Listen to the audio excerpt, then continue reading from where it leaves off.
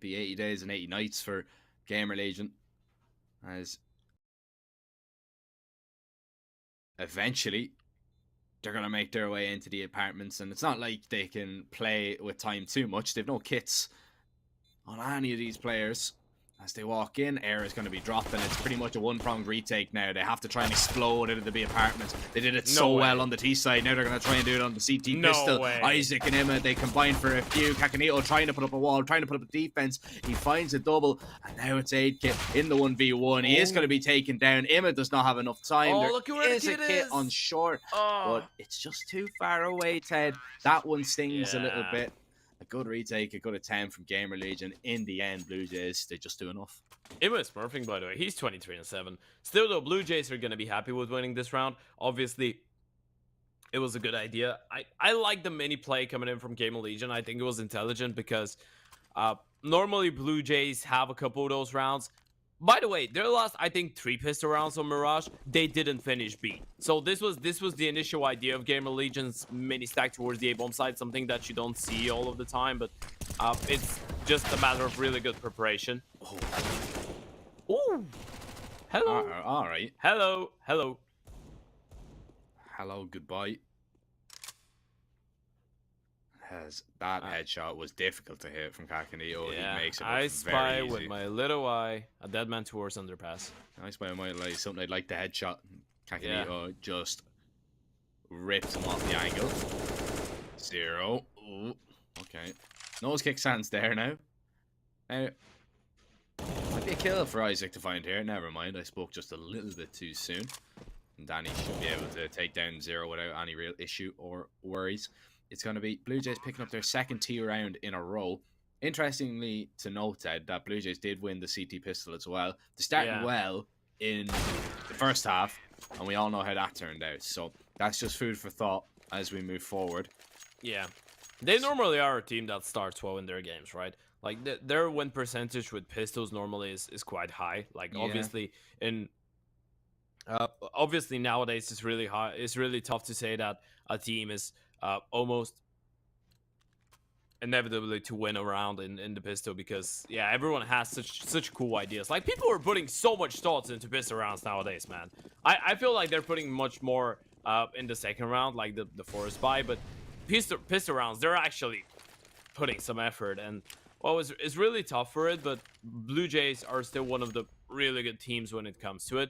The problem comes when you start struggling on the buy rounds. Obviously, you're probably gonna get that 8 as well. At least this is what we were anticipating. The problem you know that the skybox that Anders has, it actually calculates like lifetime. It can calculate the chance you have to win a round. So it updates live. So right now, Blue Jays have something around 98. 98. Yeah, rough calculations. That's very interesting. It's gonna become 99 in just a couple seconds. Oh yeah, it has already.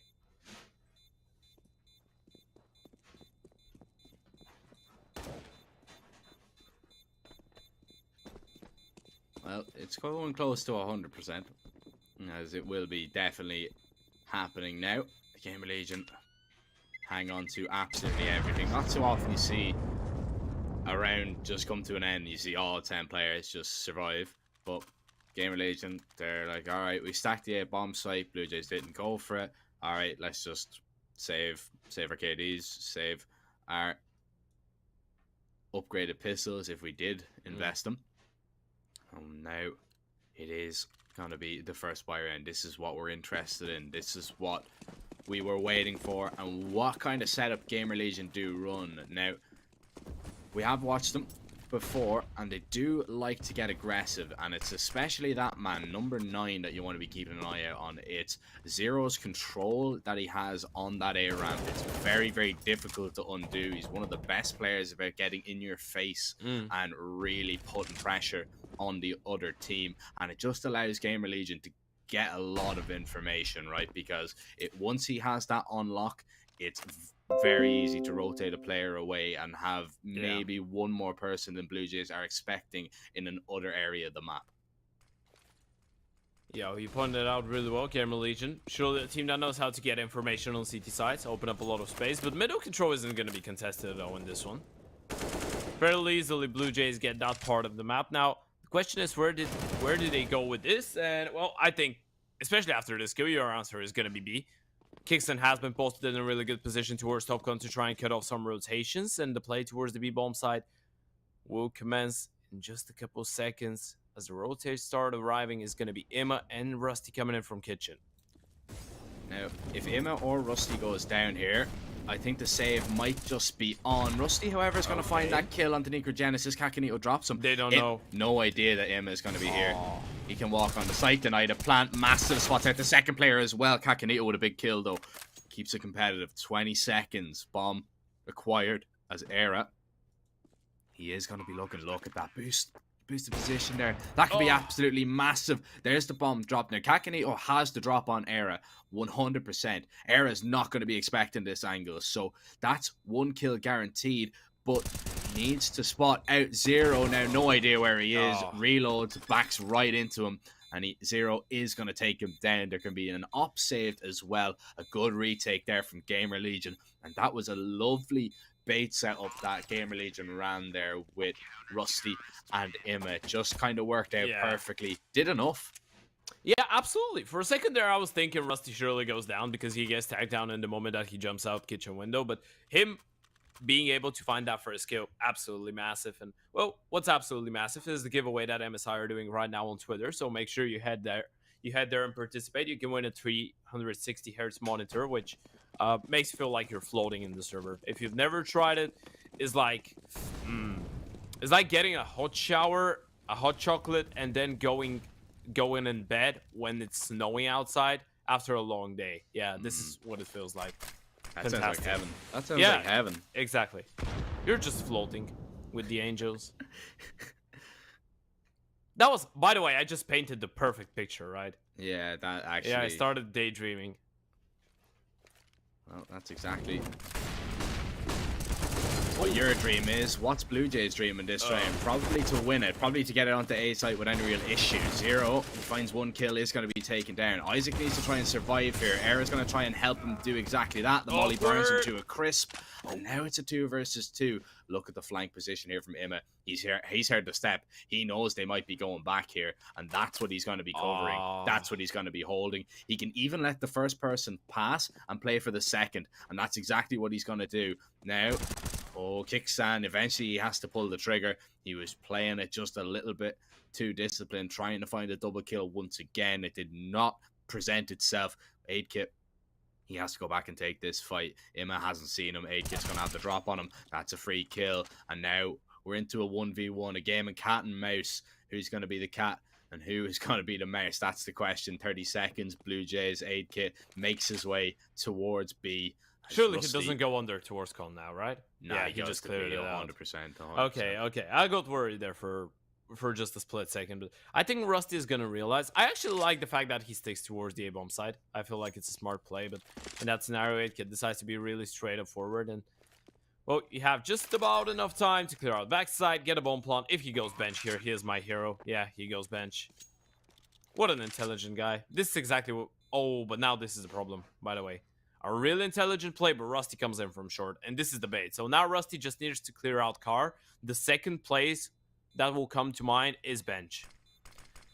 Smoke on the bomb. Oh, the dink landed onto 8-Kit as well, but it's not enough. And once again, it is going to be the AK that overpowers the M4. Pretty much the same story that we've been seeing time and time again, because we've only seen... 6 CT rounds go in the favor of the CT side. So it has been a very dominant T side from both of these teams, or rather a very dominant T side of the map. You can see the odds still in favor of GamerLegion, but only just. If you want to check them out, you can head over to Pinnacle, sign up using code CUP22 to get involved, as we are going to see an eco on this round, Ted. It's going to be a few upgraded pistols here and there. Blue Jays, this one has to be taken with caution, even though there are, there's only one armor, there's only a few upgraded pistols. There is still that threat that Rusty just showed. Okay, let me turn on the AI once again. Okay, right now the chances are 65% for Blue Jays to win the round. Yeah, see, that's a massive headshot to find. Yeah. A massive kill. Oh, and Emma does a lot 70. of damage. Oh, man. 78. Genesis, he finds that kill onto Era as now 0. He's in towards the palace. Peaks just a little bit too early. Surely that's around 99. signed, sealed, and delivered. And Rusty, he is now down on his own. And not a lot he can really do here. Yeah, just hope for a couple heads. And, well, that's going to be our here, cheese. Blue Jays, they managed to get up to double digits. You know, considering how the flow of the game was in the first half, I wasn't really ready for Blue Jays to recover so well going into their T side, but that just comes to show that their aggressive play style is a little bit more favorable on the T side. And truth be told, they are a team that's, we said it, normally really good with starting a half, but in terms of it, like, in terms of being able to kind of carry on with their momentum, they've struggled from time to time. Like, they are a team that's usually getting upset quite easily. This is maybe the way that this could backfire, having the hold back in blood, you know, from time to time. You can get a little bit annoyed by something's not going well. That's insane. That's absolutely insane.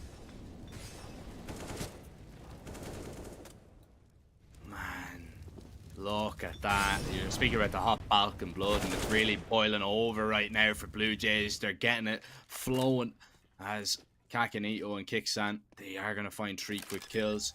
They are going to find the round for Blue Jays, and it's going to be tied up now 11-11. Now, the thing is, how much do they want to take these rifles out of GamerLegion's hands? And the answer for me right now is a lot. Look at Kakanito and Genesis here. Look at their advanced positions, man. They could easily take these down, and they'd be 2 massive kills to find. Is that him for his name, Street Sweeper? I had no idea. Sorry, I wasn't looking. think it was. Okay, so his name for a Street Sweeper. Well, he's gonna be wiping the streets with his face after going down in this one. Emma, 1 versus 5. Oh, yeah, gonna be able to hold on to the M4. That's actually huge. It's gonna allow them to at least do some damage. Obviously, it's gonna be just a half by coming in through a couple pistols, maybe to kind of trying to help him out. He's been a one-man army this game.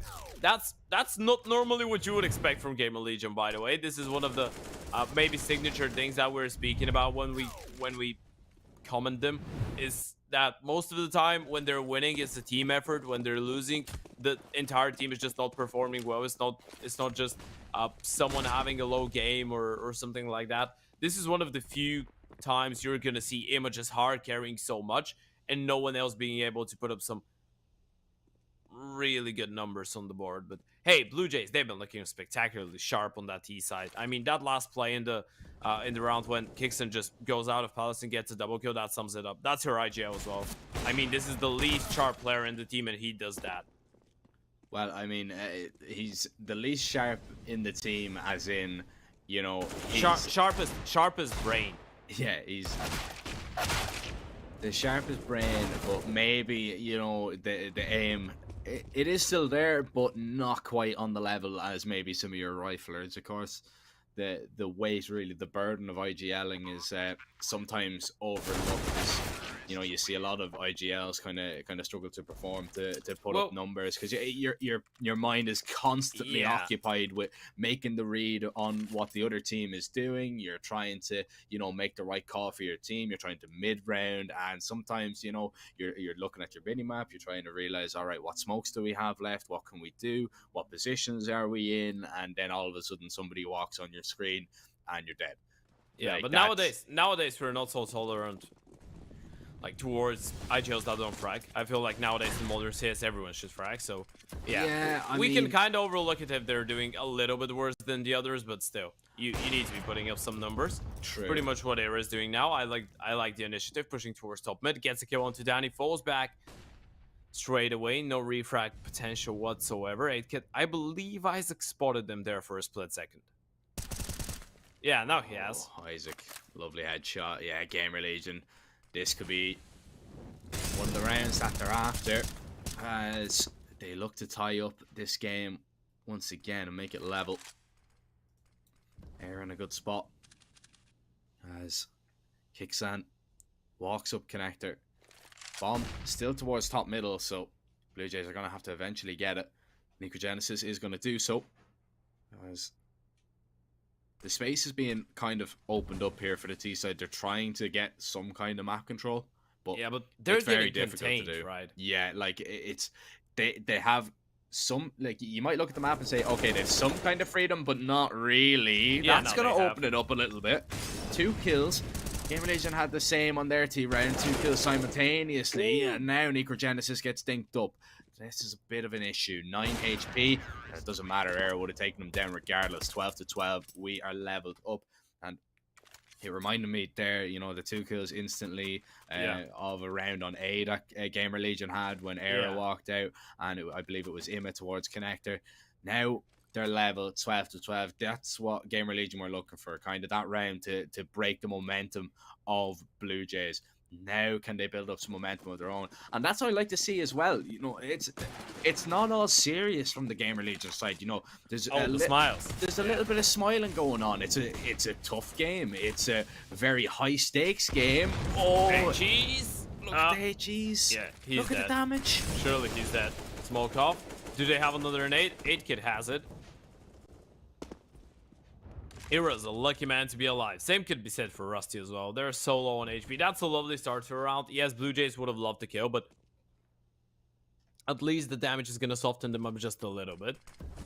Well, now, they can't really contest middle, can they? Like, your AWP has only 8 HP, which means that he needs to play safe, and that's the reason you see him go over towards Ticket, because if he stuck towards jungle and window, 1 HE is going to finish him off. Rusty, who's the guy that initiates that aggression from time to time, is down to 41, so he can't really take any freebies as well. GamerLegion, they're pretty much bound to play their defensive game in this one, but look at Imma. This is such a sneaky play. They're not gonna clear it out. Oh, that's massive. That's huge from Imma. Lovely double kill, and Blue Jays, all of a sudden, they thought they were getting away with a nice play. They thought that they had a little bit of a time in to open up some space, get set up for their little A split, but Imma has other ideas. And right now you can see Blue Jays just panicked a little bit. Flash goes high, 8 peaks a little early. 0 found Danny regardless, so he could have turned around and found a trade nearly instantaneously. 20 seconds, mollied off. Kixan doesn't really have a chance, but still has to maximize damage here. Still needs to try and take as many rifles down as he can, but I love that from 0. He pushes in towards Palace. He is not going to give him anything. Era denies him. It's a clean CT round from GamerLegion. Money still high for Blue Jays though, so this is still going to be very, very close. Another timeout call from Blue Jays. They realize the opportunity that is in front of them, and they realize, all right, a little bit of bad there, a little bit unfortunate as Imma gets his 28th and 29th kill of the game. And, well, we had complete opposites there. We had a blue screen and we had a green screen completely there. Yeah, but, yeah. maybe that's just him forgetting to turn on the effects on OBS. Yeah, maybe what we're seeing here is just an illusion. But hey, you touched upon it really well. Blue Jays is a team that knows when to go for their timeouts. This is something that Chronos brings in. You see that they lose one round, they're like, yeah, it could be a little bit of a blow off, a little bit of a just us losing our focus moment, but then they lose another one, and it's because of a silly play like that, like not clearing the right hand side. So you're like, yeah, hold on a second, we have a couple things that you need to speak about. Imma very aggressively looking for that 30 bomb early as Rusty, he heard the step. Kakani, he's not gonna look the right way. That's as easy as a kill as Rusty is gonna get, and that's a man advantage for GamerLegion. Blue Jays haven't really been very good at converting these 4v5 rounds, truth be told. Not on the T side, not in the last few rounds. If they've gone a man down, they've kind of struggled a little bit, and I wonder how much of an issue this is going to be early on in this one. Now, the good news for Blue Jays is it is not a double entry that GamerLegion have found in the past 2 rounds. Yeah, even the better news is that they still have someone alive in the round. Yeah. Well, you might have lost the player without gaining anything, but hey, you at least have 3 more now. Imma 30 bomb. 30 bomb alert. Turn on the alarm. Has time to attack 35. Does he get 40? I don't think so. You never know the way that he's playing. Tucks himself nicely in towards jungle. Kickstand's got an up connector. Oh, him a missed opportunity there. Necrogenesis. Oh, caught looking the wrong way. Kickstand gets a second, however. It is going to be competitive till the end here in this game, you feel. Down to half HP. Kickstand is low, and he's tagged down to 0 by Isaac. 8K has the bomb on his back, but only has 15 seconds to make his way to B. Rusty's still in ladder. 8K's going to try and clear him out, but he's not going to be able to do so. Taken down 14 to 12. GamerLegion now only 2 rounds away from taking their map pick and having that advantage heading over onto Inferno. Blue Jays, not a lot of economy on Kakanito and Danny, so they're going to call another attack timeout and discuss what they want to do with the money situation. Now, the risk is if they force it, they have to win it, but they can just play for overtime. But Kakanito buying up there would mean that their mind is made up. They're investing everything here. They're going to go for it. Yeah, Cash is letting you go right now. It does feel like Kickson is the only one taking the initiative, by the way. Well, he's not the only one trying to take the initiative, but the only one that's finding relative success. Obviously, Kakanito was 20 and 20, but he's been a bit of a silent killer. Even though he is high fragging, he's top fragging for his team.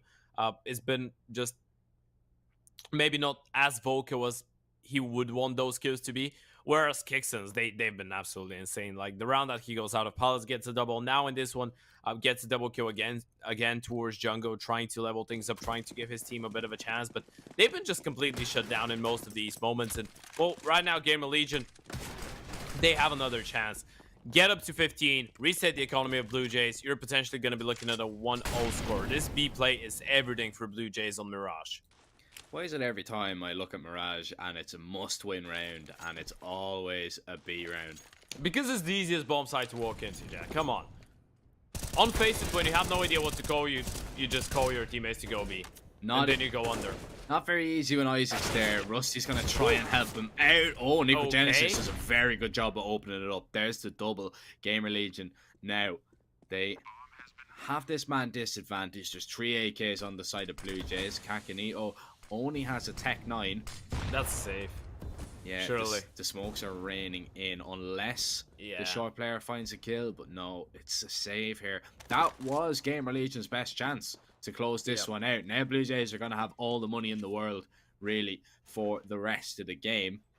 Well, no way to BP. At least that's the good news. But in terms of it, like, I like the choice of the B bomb side because you know that it's going to be really easy for you to force a save from GamerLegion if you're able to find the first couple kills. Like, obviously, if Necrogenesis goes down to either of those 2 players, the round is over because not only if you get the refrags, you're going to be really late in terms of the rotations you're going to be able to arrive, but there's probably going to be a lurk that's going to be on time. So, yeah, it's really important when you head over towards B to kind of minimize the time period in between realization of the CTs that you're playing towards B and you actually getting all the kills and clearing out the bomb side. Because if you take your time way too much and allow the communication flow to go in, there's going to be a lot of rotated players. Double up setup, by the way, for the CT side. Ira and Isaac are going to be running that one.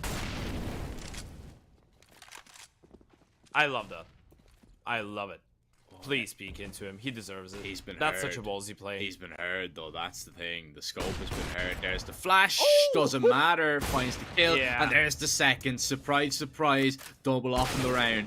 And Blue Jays, they're going to have to fight tooth and nail to get back into it. 8 gets tagged down low. But still manages to find the kill towards Connector. As now, he's going to push in towards CT. He's crossed. He's been spotted. And that's going to keep at least one player occupied. Rusty has to keep an eye out there. Bomb's going to be planted reverse default. Necrogenesis on a flank. Isaac not aware just yet. And he is going to need to be careful. Necrogenesis has a kill. Isaac's not going to turn around. Advantage to Blue Jays in this one. As Rusty still looks for this earlier spotted player. He's tucked in the corner. 8 hit 4 HP. Still wins that fight. Rusty doesn't shoot a bullet. Era has to back away. He has to save. 14-14. Already, Ted. Map number 1 of the playoffs. And we are going the distance. Era. He's going to be allowed to save as he finds that kill onto Necrogenesis. Nobody is going to be near just yet. But AK might get very close. Yeah, they want to hunt him down. They know the money is going to be alright, but just alright for the CTs. That's a massive kill. Now they can just reinvest into 1 AWP. Look at the money. You look at Isaac, Zero, Rusty, they barely have anything to work with. There's a decision that GamerLegion need to make now. You probably invest into that round, but how do you use your money? How do you spend it over everyone? You need to try and mount up the most competitive buy that you're going to be able to do. And well, a tactical timeout is the logical decision. Now, let's talk gives, buts, and maybes. Ima surely gets an M4 for himself. Era can actually drop over one M4 and still go for a glass cannon if this is what they want. So this could be all right, I guess. Zero can get a FAMAS, and then you can just let someone play with an MP9. Okay, apparently Era isn't going to drop anything, and they're just going to go for the half buy. Now, this is something I like because it kind of gives us the vibe of them having to, well, I don't want to say 2 buy rounds, but 2 rounds where they would be competitive. You still are going to be able to do some damage with the M4 and the AWP in this one, and you're going to have a proper buy round in the last round, and you're not going to just rely on a really scrapped up investment to try and take you all the way and guarantee overtime and then have no money potentially in the next one if it fails. Yeah, Ima's down to 800. He's going to get 2,900 off the loss bonus plus however many kills he picks up, and he's hoping to pick up a few more for the kill bonuses, so he's not expecting to go down without picking up at least 1 kill. Now, the issue for me here is that the op is solo towards B, and he's going to be very much tested here. Era scopes in. Necrogenesis has 100% heard that, and Danny would be wise not to test him out. Oh, eventually peeks into him. Necrogenesis will take him down, however, and Rusty, the next man to fall here for GamerLegion. The dink landed by Ima, but not the frag, and that means it's a 15th for Blue Jays. They're going to have the advantage. Now, they're going to be on map point, and, well, Zero, last player, hiding, cowering on that A bomb site. This one has not worked out so far, but luckily for GamerLegion, they did only go for that little bit of a weird buy, the op and the hero rifle. Luckily, they did go for that, because if they fully invested and lost a round, game over. Yeah. They nearly lined up, by the way, for the AWP Vera in apartments. That would have been a sick collateral, but doesn't work out in the end. 15-14 now. Blue Jays heavily in favor, according to Pinnacle. Of course, if you want to take advantage of those odds, make sure you check them out over at Pinnacle. Click the banner below the stream. Head over there and use our code CUP22 to have some fun. You need to be at least 18 years of age to be betting, though. That's the no fun part, but it's all fun if you are 18. Well, obviously, if it's not fun, you shouldn't be betting. This is the most important thing. When the fun stops, you stop as well. And well, GamerLegion, I feel like the fun has stopped for some time now, but for Blue Jays, it might be just starting. As 8kid, he's leading the charge towards the B-bomb side. Something I like, by the way, is that 8kid in recent history, like the last month maybe, has been pushed a little bit forward in the attacks of Blue Jays and given a little bit more freedom to try and explore his options early on, which right now is pretty much against the meta. Me and you discussed the transition into maybe the ops being a little bit more passive recently, a little bit more, well, passive is not the right term, like a little bit more valued. People don't want to really risk them that much, but 8kid is a guy that doesn't really care about it. He's willing to play the high risk, high reward. He is trying to make a play in this round. You can understand a big play from him in this round would probably mean that Blue Jays might have the best chance. Well, it would mean that Blue Jays would have the best chance of maybe picking up this one. Ooh. Look at that boost into window. Kicks he's isolated. Rusty. Oh, Isaac's alone here. Needs to get at least 2 here. Finds the first, looking for the second. Finds that as well. Lovely headshot landed. Now, Blue Jays, do they commit? No They're trying to find the kills. Isaac with a perfect anchor. Zero drops kicks No out. Isaac with a 4th. GamerLegion survive. They are not going to give up their map pick that easy whatsoever. Isaac makes sure of it, and it's just so impressive. When you need a big round from one of your big players, Isaac steps up. He finds 4. He makes them look easy, Ted. They were anything but that, and we're going to our first overtime of the day. That was so massive. They just couldn't take him down. That was the perfect round. They managed to get the kill towards middle. Isaac is completely isolated. There was a Blue Jays player even in jungle, so they control the rotations. No one can help out Isaac. Kicks and controls all of it. And Isaac just goes, you know what? I'm going to isolate 3 separate 1v1s, rather 4 in the end with the last kill, and get 4 kills. made it look, as you pointed out, made it look so simple, made it look so easy, and that was the game. That was the map in their hands. Blue Jays, they're gonna regret that. Obviously, a nice entry in this map. Him already taken down by the AK of Kakanito, but still, that was the prime chance, and now you have to fight overtime number 1 in map number 1 of playoff game number 1 here.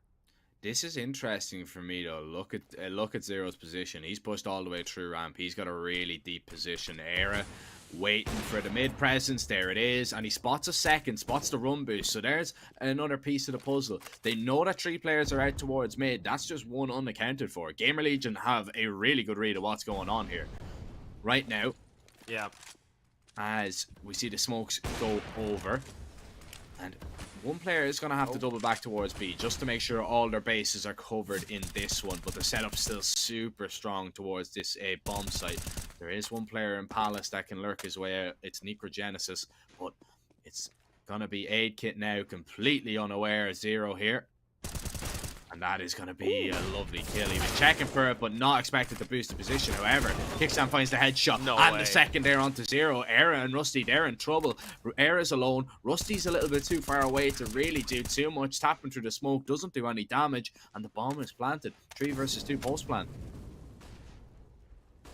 Hero AWP not going to be perfect. The fuse kits as well, but no utility left. And Rusty, he'll have to walk through that as soon as the smoke fades. That's going to be an extremely hard angle for him to clear out, and Kickstand should have this one in the back straight away. 3 kills for the IGL once again. A massive round for him, Era. Well, you don't really want to save in the first round of OT, but you will have to at least try and hold on to the big green. That was such a nice round from Blue Jays. I mean, the fact that they're able to come back after even losing the first player. I don't like that from Zero, by the way. I don't like how aggressive he is. I feel like ramp is a really powerful position, and if you just manage to stay alive and play the 3 versus 3 retake, just let them onto the bomb side, it's still gonna be doable. Well, at least more doable than what turned out to be. But hey, in the end of the day, a lot easier to speak about it. A lot tougher when you're in the moment. Yeah, it's easy to sit back here. Yeah, your blood is boiling, you know, when you're in the server in a game like that. Well, you're playing overtime in your first map of the first game of the playoffs. Obviously, there's gonna be some crazy basic plays, and normally when we go into OT, that means that most of the strats in the textbook has been just thrown out of the window, and right now you're just left with pure individual decisions. Oh, good decision from Rusty to get aggressive there. Finds the opening pick for GamerLegion. Burns a little bit for his Stays sins. in the Molotov. Yeah, burns a little bit, but he's not going to burn in hell just yet. He's that was a block. Yeah. They get caught on each other just a little bit, did they? Yeah, Kid was just blocked. Kakanito is going to be blamed for that one. Well, it could actually lure GamerLegion to go for a bit of a fight, which could be alright. They shouldn't be, though. Embracing the 5 versus 4. A nice position from Era. If Kakanito walks into it, Era should have the kill, and he does. A lovely flick shot. Bad flash, though. Yeah, it doesn't really catch him. It's really tough to catch that angle, by the way, of the Oper. Yeah. Like, normally the flash just blooms a little bit, like, it pops a little bit to the left of him, so it's kind of like the pillar on the left side next to the box protects him from it when he's so deep. Like, if he is holding it from outside top con, like the right side towards jungle, he's probably going to get flashed, but not from that position. A really good play from Mira. They've pushed through. They've cleared all of B. Oh, Emma spots out both of the players now. There's the info. Aidkit tries to get the drop on him, but not to be. Kickstand. Short jump out mid, but Era top mid with the op, and that is going to be a clean round from GamerLegion out there. Who's going to have the advantage going into the second half? That's the question. That one was very, very straightforward, but if you guys want to get the advantage in the server as well, definitely check out those MSI monitors. Some top of the line spec peripherals, as you can see there. 360 hertz. Yes, 360 hertz on some of them. There's some curve monitors in there as well. Yeah, but don't play CS on curve monitors, please. Well, you never know. So you might, no, I've never tried it. Have you tried it? No.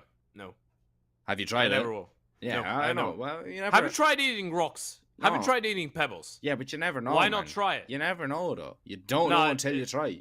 No. Actually, I probably have eaten rocks when I was a child. That explains a lot. Yeah. No, well, I mean, you know when you're a toddler, you put everything into your mouth. You're out in the garden, you know, yeah. Whoa, be careful with that. Ah, well.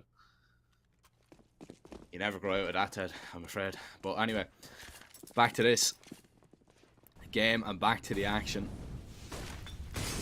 As, oh, look at that era. Opening pick found. Kicksan. He's going to be dropped. Oh, Zero. That is a little bit of a misplay there. A little bit of a panic spray. And he's going to lose that fight. Ima, however, gets the advantage back. Tag landed onto Danny. 2 players so low here for Blue Jays. Ima headshot and tag down low. Kakanito being tagged up as well. Danny's silent jumped across, but Isaac's ready. Finds that kill. There's the second. Looking for the third. Will he do it? Oh. Yes, he will. And again, a big round from Isaac towards the end of a half. He's hit a 30 bomb. GamerLegion have hit 17. 2 more now for them to take this map. And looking at the odds from Pinnacle, GamerLegion just the slight betting favourites as they look to take Mirage and head over with that advantage over on to Inferno. But double up out here on the CT side. 8kit and Danny going to be wielding them. Let's see how GamerLegion approach this as they send nobody towards A, and this looks like a B play straight off the rip, and it looks like it's going to be very quick. Yeah, leading the charge. Now they will go into a bit of a contact, waiting for the Molotov. There's a smoke. There they go. Here they come. Can Blue Jays put up a defense? Can they stop them? Zero burns down very low. Danny connects the head, or the body shot onto Isaac, excuse me. Not a headshot just yet. GamerLegion trapped. They're not really committing too heavily. Zero's out. Rusty is out. Not going to clear Kicksan out. Rusty going to go for the swing. Oh. Kicksan gets the second. In fact, it's Kakanito jumping out. Ima can only find one. Era's left alone. And this one has completely gone awry there. No scope. Headshot. Oh, 8kit will make sure that Era cannot hit a second. If he connects on that second player, then it gets a little bit sketchy. Then it gets a little bit difficult. But definitely not if you are paying online with AstroPay. That's very straightforward. That's very easy. Pay and withdraw. Of course, online, you can pay in your own currency. It's accepted on over 1,000 different websites as well, which, when you actually think about it, is a ridiculous amount of websites, but it's accepted pretty much everywhere. So make sure to head over and check out AstroPay, as we see a little bit of a breather here for the first time in a while. 17-17. This is almost like a replay of what we've seen at the end of the second half when we seen that 14-14. Now we are going to see this one. What way is it going to go? Who is going to have the advantage? Blue Jays got it last time. Can they do it again? I love the explosiveness, but in the end of the day, that was just Blue Jays being set up so well for this. They're really ready. They are ready for the fast-paced plays, but look at GamerLegion switch things up once again. Early presence towards middle. 8kit once again getting boosted up. Last time around managed to find a kill. Gonna get tested. Oh, spots a player. Decides to remain calm with his whereabouts. You don't want to spoil them what your evil plans are in this one just yet. You're just waiting for Isaac to peek into you. Oh.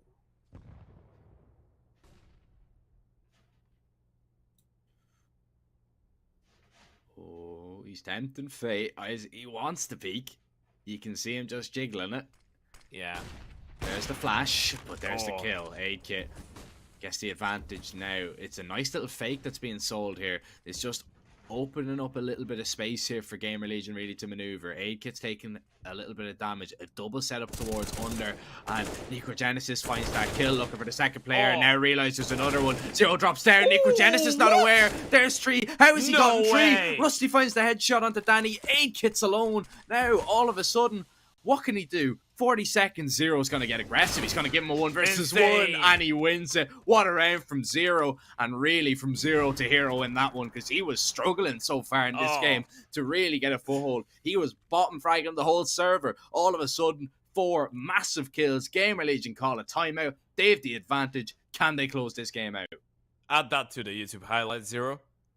That's going to be a really good clip. I'd actually love to hear what the reactions in TeamSpeak are to this one. Zero just walked out all alone. You know, Screaming. The first player walks out of Palace, he goes down, and then Zero just decides, you know what? Let's have a bit of a massacre, boys. Takes the kill into Ticket, First guy on their palace drops down, second guy goes down. No way they react to this. No way they counter it. And it's all headshots as well. It's not like they're having a bit of an off spray. It's not like someone's not able to hit him. Well, obviously, the second and the third kill, people weren't really looking his way, but that's just him playing it really well. It's just not allowing them to have the awareness, not allowing them to kind of feel the moment and be able to read the position where he's going to peek from next. But that was such a nicely played round from Zero. What a good recovery, especially after 8kid gets the entry and the damage exchange onto Era. That confirms that the bomb is towards B as well. Absolutely massive. Oh, look at that headshot to open things up. Kakanito thought he was going to swing out. Oh, but there's a refrag. It's traded right back, though. Rusty now keeps that advantage for GamerLegion. Now, a minute and 30 seconds. 8kit, he's going to try and get aggro. Era not looking the right way, and there it is. That was what they were looking for. No refrag potential now because Rusty was just a little bit too far away. 8kit deploys the smoke. Is he going to walk through it? Yes, he is. Spots out Rusty. Rusty not expecting that. 8kit, you spoke about him taking risks. How about that? Massive risk taken, and it is a big reward for Blue Jays because they might have just done enough to get themselves into a second overtime. Danny clearing out top middle. Blue Jays, they need to be expecting A here. Rusty would never be expecting that. Why would he? This is an insane play. Absolutely crazy from 8kid. But manages to get the man advantage now. Looking to force a second overtime on map number 1. Isaac and Zero against the world. And look at Danny. He is around it. Around their world. GamerLegion. This one might collapse into ashes. Oh, Danny spots the bomb, gets the kill. Zero had a spectacular play out of Palace last time. How about now? How about a 1 versus 3? Bomb dropped in no man's land. 20 seconds, times of the essence. And oh, he's being spammed through the smoke. He has been tagged, finds that kill. 14 seconds still on the clock. Needs to find Necrogenesis, who's just going to hide away towards Connector. Bomb is going to be planted. Necrogenesis swings, takes him down. Second overtime. Oh, it's coming up. It is. Wow, lovely recovery from Blue Jays. And that's all on 8kit, man. What a play from him. He took not one, but 2 massive risks there. Going for that peak over the top of the smoke to take down Era. And then pushing through the smoke to take down Rusty. What can you do if you're GamerLegion in that one? Era, it's a little bit unlucky. He was looking the wrong way. But, like, Rusty, you cannot blame him whatsoever there. I guess in that scenario, it's just 8kid being really dicey with it, and both times the dice was just favorable for him. First time around, Arrow was holding towards window. Second time, Rusty is just holding under. He's like, yeah, there is no chance someone walks out. And with the native EP as well, it's not even an M4. And look at him, he continues with the craziness, but Imma decides to counter that with some of his own. Oh, up short. Zero tried to get it a little bit too aggressive, flew a little bit too close to the sun. Era eventually takes down Danny. Now, jumping through the smoke, Blue Jays are going to try and get onto the site. That's going to be Kicksan making his way out. Oh, spots out Era. Imma has found a kill, though, as well. 8kit is going to be able to trade him out. 2 versus 2 as Rusty finds that headshot, and the bomb can be planted. Kakanito is close by. Oh, tries to get the drop on the bomb planter, but now he's pushed through. He took a risk, and that time it doesn't pay off for Blue Jays. 8kit. He had 2 massive kills in the previous round. Is not going to get the chance to get 2 even bigger kills in that one. Rusty will take him down and out. 19-18 now. GamerLegion have this advantage, and we will see this one go on a little bit longer as well. Up only on 8kit. I don't know if Danny's going to bring one out. Yes, he is. So they are going to go for that double AWP again. It kind of worked out, actually, on the CT side the first time they did it. I mean, they found the double kill, but just couldn't convert. Now, can they do it again is the question. Again, early mid presence shown by the T side. 8kid not going for any crazy plays in that round. It was about time for him to take a bit of a breather. Still gonna peek though. There's the top mid smoke, so he's gonna be safe, trying to catch someone off guard. Spots the player. Missed chance, missed opportunity, falls back. Making sure he doesn't go down. This is some great awareness. Look at that Era. He is furious now. Oh, the bomb was picked up as well. No, this is a second player. Oh, and Zero's tagged down low. 8kit, man, he is in the zone. He's not missing right now. He's locked in, locked and loaded with that big green. And making GamerLegion pay in a lot of instances. Kixan thinking about maybe going for a peek over towards mid. He will do so, but he loses his teammate in the process, but keeps that man advantage intact. That's the most important. Necrogenesis over the top of the smoke has a little bit of vision towards the ramp, but does not see Rusty whatsoever. Zero, he's low HP. As soon as he makes his way down that ladder, he's going to be in trouble. Necrogenesis drops onto the site and finds the kill regardless. Rusty needs to do an awful lot from this position. Tags Kixan down low. The nade lands right on his chin. The molly is going to force Kixan out of position, but he gets away before he burns. Necrogenesis, you need to be careful. You need to find a kill. However, 8kit makes it just a little bit cleaner. Oh, and 8kit's going to do it all. Oh, that's massive. Lovely headshot landed there. Necrogenesis, you can see the panic kind of setting in from him there with that spray onto Rusty. But yeah, he had his opper really just kind of digging him out of a hole. Well, actually, he played it well. I mean, he got spotted when he was towards the default, managed to cross under Palace. That was a good position. Pretty much wanted to finish off the round early on, so he was like, yeah, let me take that kill. Getting a little bit overzealous there, but doesn't get punished in the end. A really good recovery from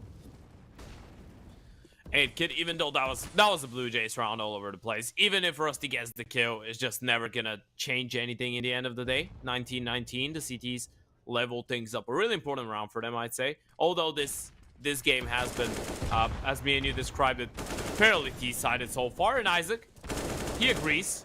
He agrees. Oh, he continues agreeing. What's going on? 1, 2, and 3. That's how you count.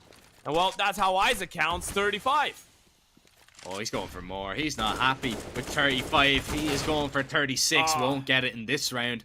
And gives away a kill for Blue Jays. Gives them just a sliver of hope in this round. Rusty holding the murder hole. That's straightforward. Well, that's why they call it that, of course. Very difficult to push through there regardless if there's somebody holding from that angle or not.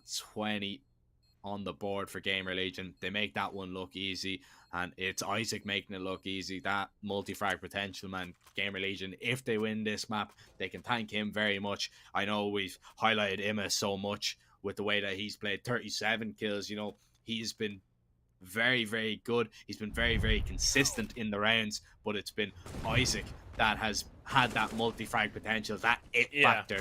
And here it is once again as he finds that one, the third one. The most impressive out of that, finding the opper. Now they swap over onto the CT side. 22 is the magic number. That's all they need. Can they find it? One up in the ranks of GamerLegion. One up on 8kit as well. They're looking for the kill. No way. What a peek from Necrogenesis. Wow, this is what you want from the highest rated player on your team, Blue Jays. What a nice opening. Do they clear him out? Surely Danny gets the kill on 0, even though he's fully flashed. What a kill. I'm still trying to process that era in his mind. Surely he gets the kill. And Necrogenesis is alone as well. It's not like anyone can refrag. It's not like he can get double peek. That's going to be an extremely tough retake. Oh, Rusty gets one. Cannot get away with his life. As Imma and Isaac, the two best players for GamerLegion so far, need one right out of the top drawer to convert this. Isaac falls, and so does Imma. What a Blue Jays round there. Just every kill as impressive as the last for the Macedonian side. It feels like they're just flipping the switch. Yeah, it feels like they're just turning it on when they really need to. 20-20, as we see now, level once again. I don't know how many times we've said that throughout this game, but it's been that close. To be honest, Head, this one could go to 8 overtimes the way that both of these teams are playing. We could be here all day, to be honest. And what's crazy is this is only the first matchup. This is only the first map as well. Imma starts things off 0. He's gonna find the headshot onto Danny as well. There's a 2-man advantage now for GamerLegion to work with. They just need to make sure that they don't throw away any player sillily. Necrogenesis baits out a shot from Era and nearly finds a kill on him, but will not be able to punish Rusty. Deploys this smoke. He's going to push in and Kixan. He found a lovely time and tries to find a little bit more, but I like the way he's being cautious about it. However, Kakanito, not so much. Yeah, they still know where Kixan was. Haven't spotted Necrogenesis yet, and Necrogenesis, he's been the Isaac of this Blue Jays team, the one to kind of step up when they need him. Well, Same could be said for the IGO. He's been having a really phenomenal game so far. Speaking of which, a nice headshot. That's gonna open up so much space though. Necrogenesis drops 0 in the meantime. He knows where the Oper is. He's gonna be challenging. Missed shot. Gonna give him a chance. Oh, gives him a little bit of space as well. Now swaps over to the M4. Of course, Ima not really known for his op and prowess. He's a little bit better on that M4. Right now, bomb tap. Necrogenesis not going to plant it as he's trying to bait out a fight here. Spots out Ima towards connector, tapping away. In 26 seconds, he's going to hightail it towards B. This is such a gamble here from Necrogenesis that there's nobody towards CT, but it's a gamble that's going to pay off. He's going to get towards the B site, he's going to get the plant, and he's going to get a lot of room to breed as well, because Ima, he is a little bit far away, and that gives him even more space. If he lands that jump, if he lands that jump, then it's a little bit more competitive, but not now.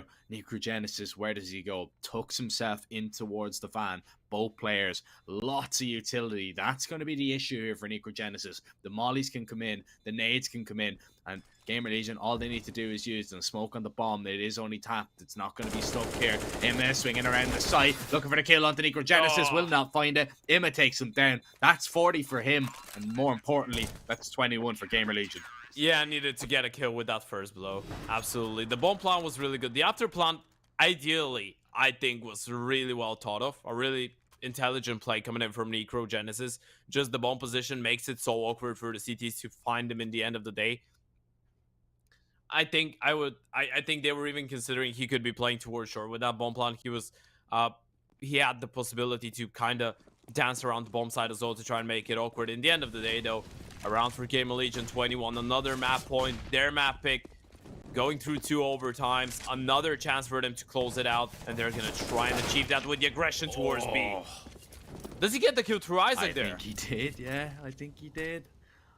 Ima looking over the top of the smoke, dodges the molly, but he's spotted trying to cross. Kixan is going to punish him for that.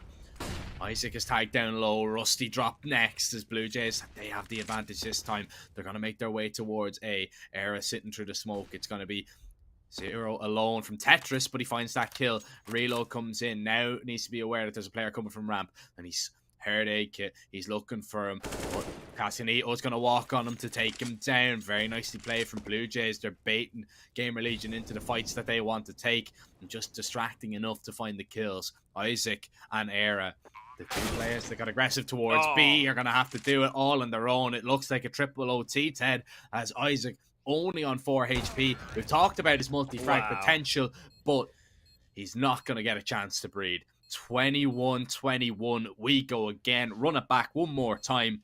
Are we going to see a winner found in this Mirage game? And I was not even in this overtime. Are we even going to find a winner in this Mirage game ever? That's my question. Yeah, he hit that, I think, the round before. Yeah, 40 bomb Ima, 35 Isaac, 35 for Kixon, by the way. He's been having a phenomenal game, and he is not the player on that team that you expect to be putting up so high numbers, right? We spoke about him being the IGL, underperforming from time to time because of it, but we're not so hard because he has a really tough role in the team. In the end of the day, though, he's been doing absolutely phenomenal. Speaking of the devil, look at him go again. Must have heard you. He's like, yeah, I'm going to show him that I can do it again. Aid kit, he drops Ima, big kill to find, but an even bigger one will be onto the Opera, that is Era, who is going to find that kill and just keep BLUEJAYS on their toes a little bit, as the molly forces Era out a little bit aggressively. No way. A gap in the smoke here that he can use. Oh, that's a missed opportunity there. Will not miss a second time. Eventually, Danny's going to have to swing to get the refrag, and it keeps the advantage now for BLUEJAYS. Isaac, though, on a flank, and are BLUEJAYS going to be expecting it? Cacanito is caught in no man's land here. This is a free kill for him. Eventually has to pull the trigger. Was thinking about playing the trigger discipline. Looking for Danny. Knows he's towards jungle. The wild card is going to be Kixan towards Palace. They don't know he's here. Smoke on the bomb. Flash goes over. They're thinking that both players are towards connector and jungle. There's the first kill landed. Rusty sticking the defuse. He spotted his legs in the smoke. He gets it though. Oh my, GamerLegion, they win that round. Kixan is going to be kicking himself that he did not get that kill in the nick of time. Just spotted his legs under the bottom of the smoke. That millisecond too late. Oh, he wasn't even fully in the smoke, Rusty. The smoke wasn't perfect. You could see him gets the first kill. Look at that. Doesn't realize it. The spray transfer had to be a little bit better. It was just milliseconds away from getting it. That's gonna hurt, especially after such a nice round coming in from Blue Jays. And Emma, he's gonna kick things off with a nice one-way. Oh, is he gonna get out here as well? Rusty's gonna try and help him, and that's some massive help there. Yeah. Rescue mission, boys. You know what? Let's take one more on the way back. Yeah, just rescue mission and the rest. Rusty, and he's still going, pushes in. Danny tried to lurk his way out ramp, gets punished for it. Necrogenesis on a little bit of lurk up connector on his own. Zero realizing what's happening, but realized it just a little bit too late. Does not get that kill. Kixan exploring the options towards B as he's got a bit of a timing though. Yeah, but I don't think it's going to matter too much because Isaac's pushed all the way deep and it doesn't matter whatsoever now because Necrogenesis has been taken down. He gets maybe one kill here. The bomb is towards top middle. Emma's low HP, so he's maybe looking for somebody just a little bit better.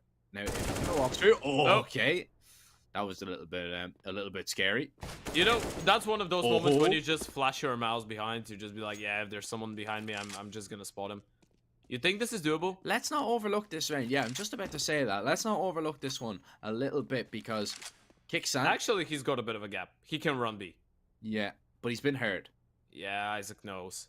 Like, if he pulls out his knife now and just sprints towards it, he might have the timing, but no, not anymore. Isaac gonna be in prime position for this one, and with 15 seconds, his position might be just a little bit overlooked by Kixan. Well, Kixan's already cleared this B site, remember? Yeah. So he's going to be expecting... Yeah, going to be just expecting run through. Yeah, he needed to be maybe holding that angle. He'd already cleared it. He was just maybe not expecting him to still be there. You know, he was just not expecting him to still be in the apartments. A little bit unfortunate. But it was a nice attempt regardless. Got the blood going. Got the blood pumping for GamerLegion, no doubt. 23-11, looking for that clean CT half, and I think that would be enough. I think if they get all three here, that is what they are really after. Now it looks like it's going to be an A setup here. Zero. We spoke about him and how aggressive he likes to be towards this ramp. Needs to find a kill. Danny passes the smoke on a little bit of a timing, and here it comes. Here is the execute. Smokes go down. Era can't connect through the smoke, and Danny is going to continue on pushing. Does he go deeper into CT? That's the question.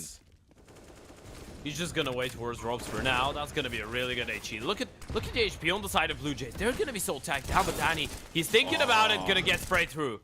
He got a little bit too aggressive. He just poked through the smoke. Now the man to watch here is Necrogenesis, who's rotated all the way around here short, and he could be a real factor in this round, especially if he can find the kills. Still a 4 versus 3 now. Rusty and Emma, they find the 2 kills. The mid pronged attack has gone down as well. Isaac off the bomb though. Kakanito can only get 1. Bomb is being stuck here. Rusty, he's on it. Here comes the swing. AK hits it. They need to get on it again. They need to hit the shot. The Tech 9 spam. He needs to connect. Can he hit the headshot? No, he can't.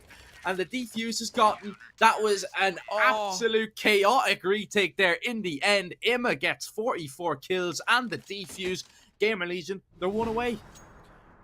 Oh, that was so unlucky. It felt extremely accurate for a shot through a smoke. Just a random shot onto a diffuser through a smoke. Lands perfectly. Manages to even hide away. I was thinking, you know what? Joper swings, takes a shot. He's going down. No matter if he hits or not, they're going to have enough time. The fact that he manages to take cover, well, obviously the second fight is going to be even harder because they were looking for the second player coming in from middle. Still insane, by the way, to me that they were expecting Necrogenesis on that play. Or rather, it was Kakanito towards middle, so... yeah, GamerLegion doing expertly, and, well, speaking of Necrogenesis, he's gonna aggress towards Palace. Takes down Zero, giving him a taste of his own medicine. The thing is about this round, or rather as this half as a whole, GamerLegion, they really don't need to rush anything, alright? Yeah. You don't... let the nerves get to Blue Jays. You do not want to interrupt your opponent while they're making a mistake. So... that's the idea behind all of these rounds. You just need to proceed with caution. Just, you know, let them play their game. Let them walk into you exactly like that. They're going to try and go for peaks. You just need to win your duels. And so far, the duels have gone in favor of Blue Jays. So they're passing that kind of test a little bit. Just making sure that they find everything. Oh, All the kills. he spotted them. Oh, the info. Yeah, Oh, he's seen them. right. Well, Aaron knows now that they know exactly what's going on. GamerLegion, we're thinking about sending it towards B. Now they have a little bit of time to just go back, and this actually might just work out in their favor. They're going to go back towards A.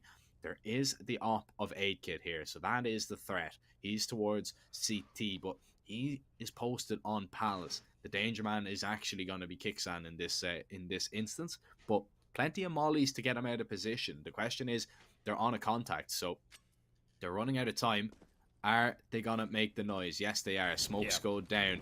Now, does Aid Kit post on a wider angle? That's the question. Kicksan, is he gonna be cleared out? Rusty is gonna do it, but loses a teammate in the process. Is there gonna be time? Needs to get on the bomb. There it is. Oh. Round done and dusted. Blue Jays have done enough. Era falls as well. Didn't need to peek into him, but they're just going for kills, just trying to pad the stats a little bit in that one. 22 for Blue Jays. They are now 2 away from sending this one to a quadruple OT.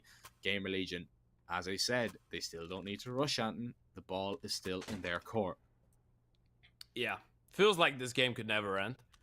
Wonder what's going on in this one. You know, the funny thing is, I think in round number 2 of overtime, I said that at this point, strats and logic within the game is just gonna be long gone and lost and forgotten. But well, now it's a fact. Like right now, it just all comes down to who's gonna be better aim-wise, who's gonna be better individually, who's gonna be able to get the kills. And well, all these aggression plays from Blue Jays, they're keeping GamerLegion at bay. They're doing pretty much what you said, just slowing down a little bit. Wait for the CTs, wait for their plays to come through, potentially punish that later on as you continue going further and further with your slower approaches. But that gives a lot of space to Blue Jays to work with, and well, they're trying to utilize it quite well, but haven't been able to find anything just yet.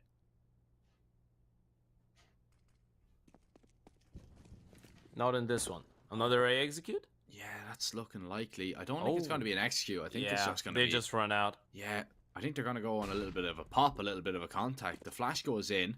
Smoke going to go down towards the ramp. Now, GamerLegion have a few players already past it. It's the mid lurk that's going to be an issue here for Blue Jays, and Necrogenesis is going to be taken down.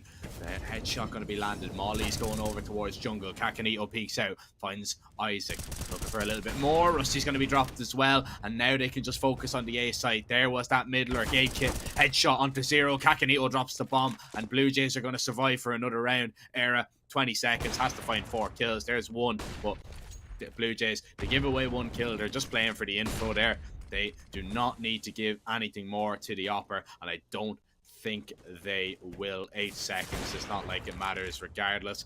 Era just going to farm some kills if he can. Wants to keep the op alive though. Needs to make sure he doesn't go down after time. He won't. It's not like it would matter too much anyway. The money is really high on the T side. I forgot it was 16k I forgot it was 16k for a moment. But you thought it was 10? Yeah, I thought it was no, what was it? No, 12? The 12 and a half. Yeah, 1250. Yeah. You know, maybe we need to return back to 1250. That's what they did recently in another event, didn't they? Yeah, they did. It makes it I think though, like the entire purpose of overtime is you get 3 buy versus buy rounds. Yeah, I understand that, but like, you know, is really a double op all the time, or you know, sometimes even, you know, a triple that's op. the Is thing. That a buy versus buy round? That's yeah, exactly, the problem. exactly. Yeah, that's the thing, I guess. But you know, I'm happy with 16. With 1600, I think it's fair. 8kid thinks it's fair as well. He's loving his AWP. Speaking of a double op, Danny has and is rocking the second one in this round, but Necrogenesis, he's gonna get tested. The flashes are absolutely perfect from Kakanito. Isaac finds that kill, him trying to drag his team into a map win. Kakanito over the top of the smoke now gives Blue Jays hope of a quadruple OT. Rusty and Isaac, they are on the site. That nade softens him up a little bit more. 18 HP on Rusty, and Blue Jays, they do not need to make a play here. They can just sit and still wait. has a Molotov, by the way. Yeah, but they just have to sit and wait for the bomb plant. It's all in GamerLegion's hands. Isaac going to be caught out in the open. Danny finds the headshot. Quad OT, our first game of the day. And Ted, this is going on to be one of the longest maps that we've ever casted. This one is gonna go to quad. And to be honest, I'm not even lying, man. I think we could see maybe like 6 or 7 OTs the way that both of these teams are playing. That was, let's not forget, that was supposed to be the end. That was the 3-0 first half for GamerLegion. Let's not forget, that was a clean CT side for both teams there. Yeah, absolutely. GamerLegion, I wonder now, mentally, can you get over that hurdle? Can you get over that barrier? Because you just won 3 rounds on the CT side, which arguably was the tougher one throughout regulation, right? It was easier for teams to win rounds on their T side. So you get a flawless CT side, you get onto the T side, the offense, you had the man advantage in 2 of those rounds, if I'm not mistaken, and then you still end up losing all of them. Blue Jays, surely, right now, carry on with the momentum. Feeling like they have everything aligned for them to pick that one up, but, well, Isaac disagrees. Gakanito. Oh, doing the damage. HE finishes it off. Oh. No. Emmett finds Kixan as well. Oh, this one is completely gone awry here for Blue Jays. This is going to be a T round for sure for GamerLegion, as the A bomb site is fallen. They know exactly where Danny is as well, and he's on a little bit of a time clock, as there is a flank behind him, but Emma just stays in position. Woo. Danny hits that shot. 1 HP. HE. Yeah. Just, that's the last thing you want to see. When you're low HP and you just actually can see the HE bouncing on your screen in front of you, you're like, oh no. It's like, you know what's the thing, what can I do? You have such a long moment of realization, so you have so much time actually being able to process the fact that you're gonna go down, and you have nothing that you can do about it. Time like, slows you can't down, really, like. yeah, you can't really prevent it in a way. But hey, that's how it works. That's why we love CS. All of its different options and interesting stuff. Oh, 24-25, GamerLegion in the charge now in round number 50 of the game. A bit of a boost going on towards top mid. 8 Kid is gonna be holding. They had something going on for them in regulation, something really similar. And, well, this is the exact same thing that happened back then. 8 Kid got a kill, went back, and no one was able to find him to try and get a refrag. And, well, Gakanito, he's going to double up. That was a really good flash from Kixon. Isaac finds Danny, and Isaac's going to look for a little bit more towards B. Oh, spots out Kixan, can't get the kill. Kixan just going to get the better of him once again, as GamerLegion are down to 2. Rusty low HP, sits in the smoke. Need for Genesis, gonna peek out. Headshot landed, it wouldn't have mattered. Rusty didn't even get a chance in that fight in 0. We've seen some multi-kills from him. Can we see one more here? It's looking a little bit unlikely, as Blue Jays are gonna make it level again if they win this round. As 4 players on 100 HP, 40 seconds. Oh baby, Shroud 1v4. Yeah, definitely. No, it's not gonna happen. I just love saying that. Like, I love thinking about the train clip. Probably gonna end in the same way. In the clip, Shroud got against the headshot. Yeah, pretty much the same. Well, not a headshot, but a body shot with the AWP. Same effect, 25-25. I'd never think that I'd say that, by the way, on the broadcast. 50 rounds of Counter-Strike, Ted. What a way to start your Sunday morning. Beautiful. Of course, man. Are we gonna try and rock the record, by the way? What's the record for the longest game? But don't even try, man. What is it? I think it's not a Faceit one. No, I think it's something ridiculous. I think it's like 36, or I think it's like 60. 36 isn't. I think it's 30, 70 round, like 70, maybe even 80 rounds. I'm not sure. Okay, because you said 36, and I'm like, yeah, that's not too much. We're not far away, but yeah, 60, 70 rounds is a lot. Like that's a lot. We might need someone to stand in for the next game if that happens, but might need a substitute. Still gets a kill, by the way. That's impressive. Nice way to open things up. Emma looking sharp, going for the 50 bomb. He might be going after some records. I know for a fact that Config had the kill for the most kills in regulation. I think the record was 47. So it's pretty much the number that Emma is standing on right now. It was in a game, I'm not sure who they played. It was when he was in Optic. I think it was Renegade, by the way. Maybe. I'm not sure, to be honest. My I my knowledge doesn't go that deep. Look I at Kakanito here, man. I think it was. Oh man, this is huge from Kakanito. Let's not overlook this Oh. play. There's one, Oh. there's two, and there's an advantage to Blue Jays. The bomb's dropped. Ima's next to fall, and Era is left standing. He's not going to be standing very tall at the end of this round. I can tell you that much for sure, unless he can take one for his team over the line. Era finds that kill, making his way into the apartments. He's making a step. Two players on the other side of the smoke. He's not going to like what he sees. KZ. And again, the KZ letting the GamerLegion side down, as the molly is going to dip behind, but the bomb is just not going to be in a recoverable spot whatsoever.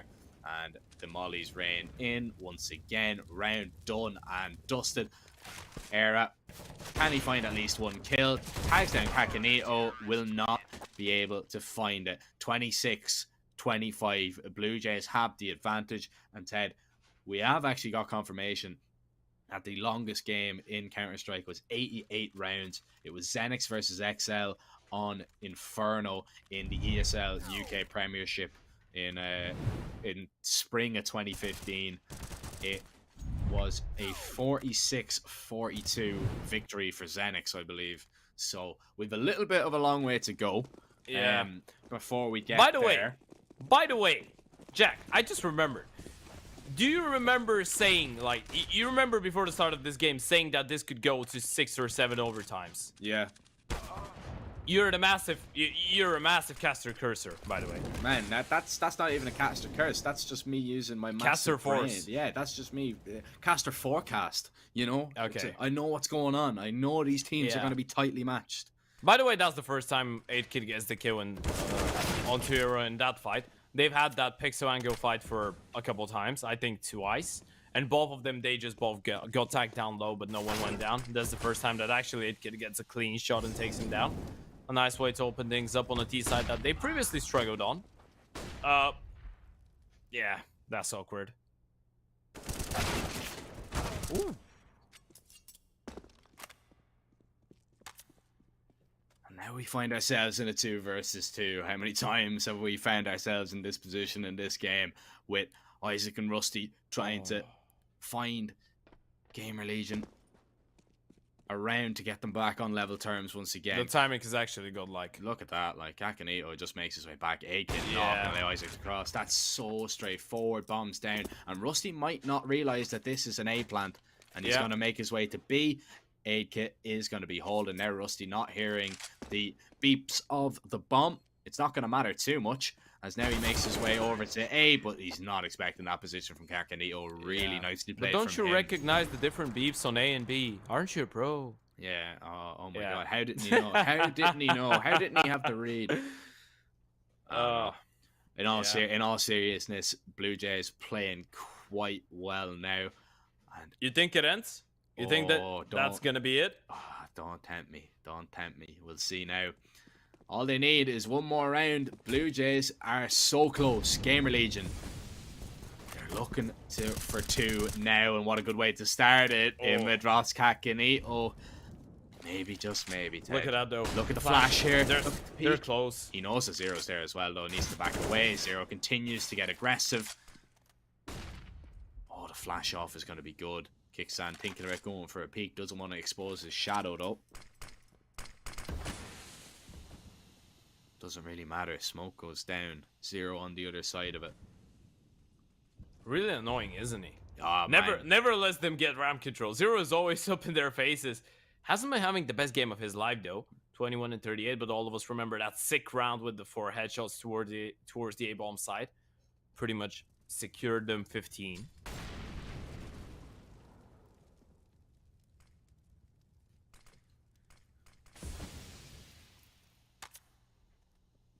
Seconds for this round to reach its conclusion. Will it be a GamerLegion round? That is it, or are we gonna see Blue Jays? By the way, that's a sick that's a sick connector smoke from this side. That's unreal. I don't think I've seen that too many times. There's the bomb dropped. Rusty with a massive kill. Era finds Kicksan as now Danny and Necrogenesis. All right, we're on B. Yeah, Yeah. that's all C4 great. though. You know, that's massive. You know, yeah, we're on the B bomb site. Nice job. Where's that? Oh yeah, where's the bomb? It's behind us. Oh, we're in trouble. Necrogenesis. He's going to be boosted up. He's forced into a fight with Rusty that he wins. Danny finds Era. It's a 1 versus 2. Okay. Necrogenesis is going to be taken down. 0 with that double. 26 for GamerLegion. And we're on the brink of Another number 5. A quintuple overtime, Ted. Oh, wow, what my. A word. Yeah. Well, Is it only me? Is it only me or a Penta OT sounds better? It sounds more epic.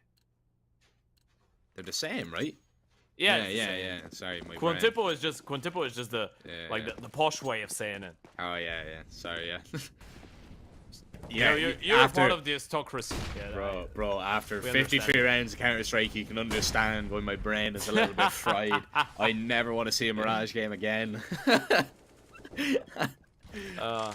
Want to face it after? No, definitely not.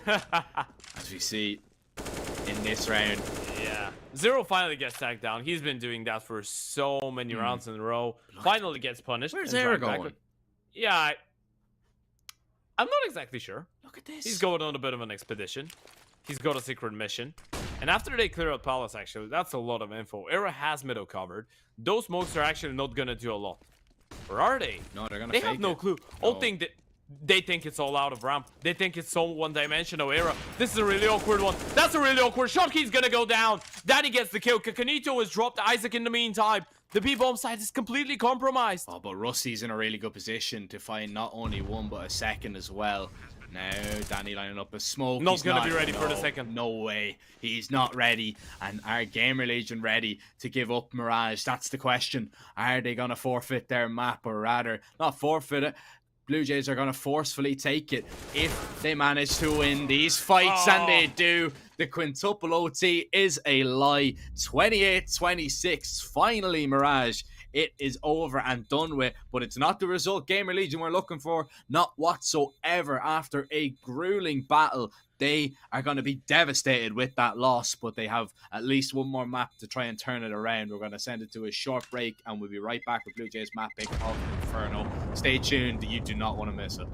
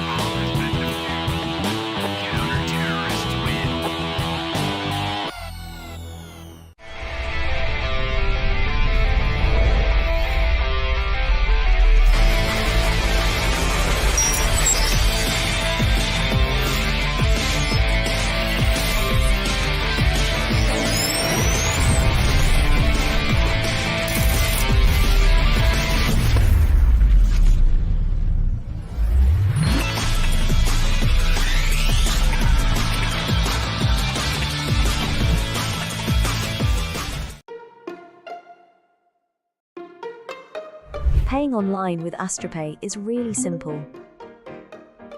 From the merchant site, choose AstroPay as your payment option. Then, type your mobile number, enter the confirmation code, and select your preferred payment method. If you choose to pay with AstroPay Wallet, good for you, select it and you are ready.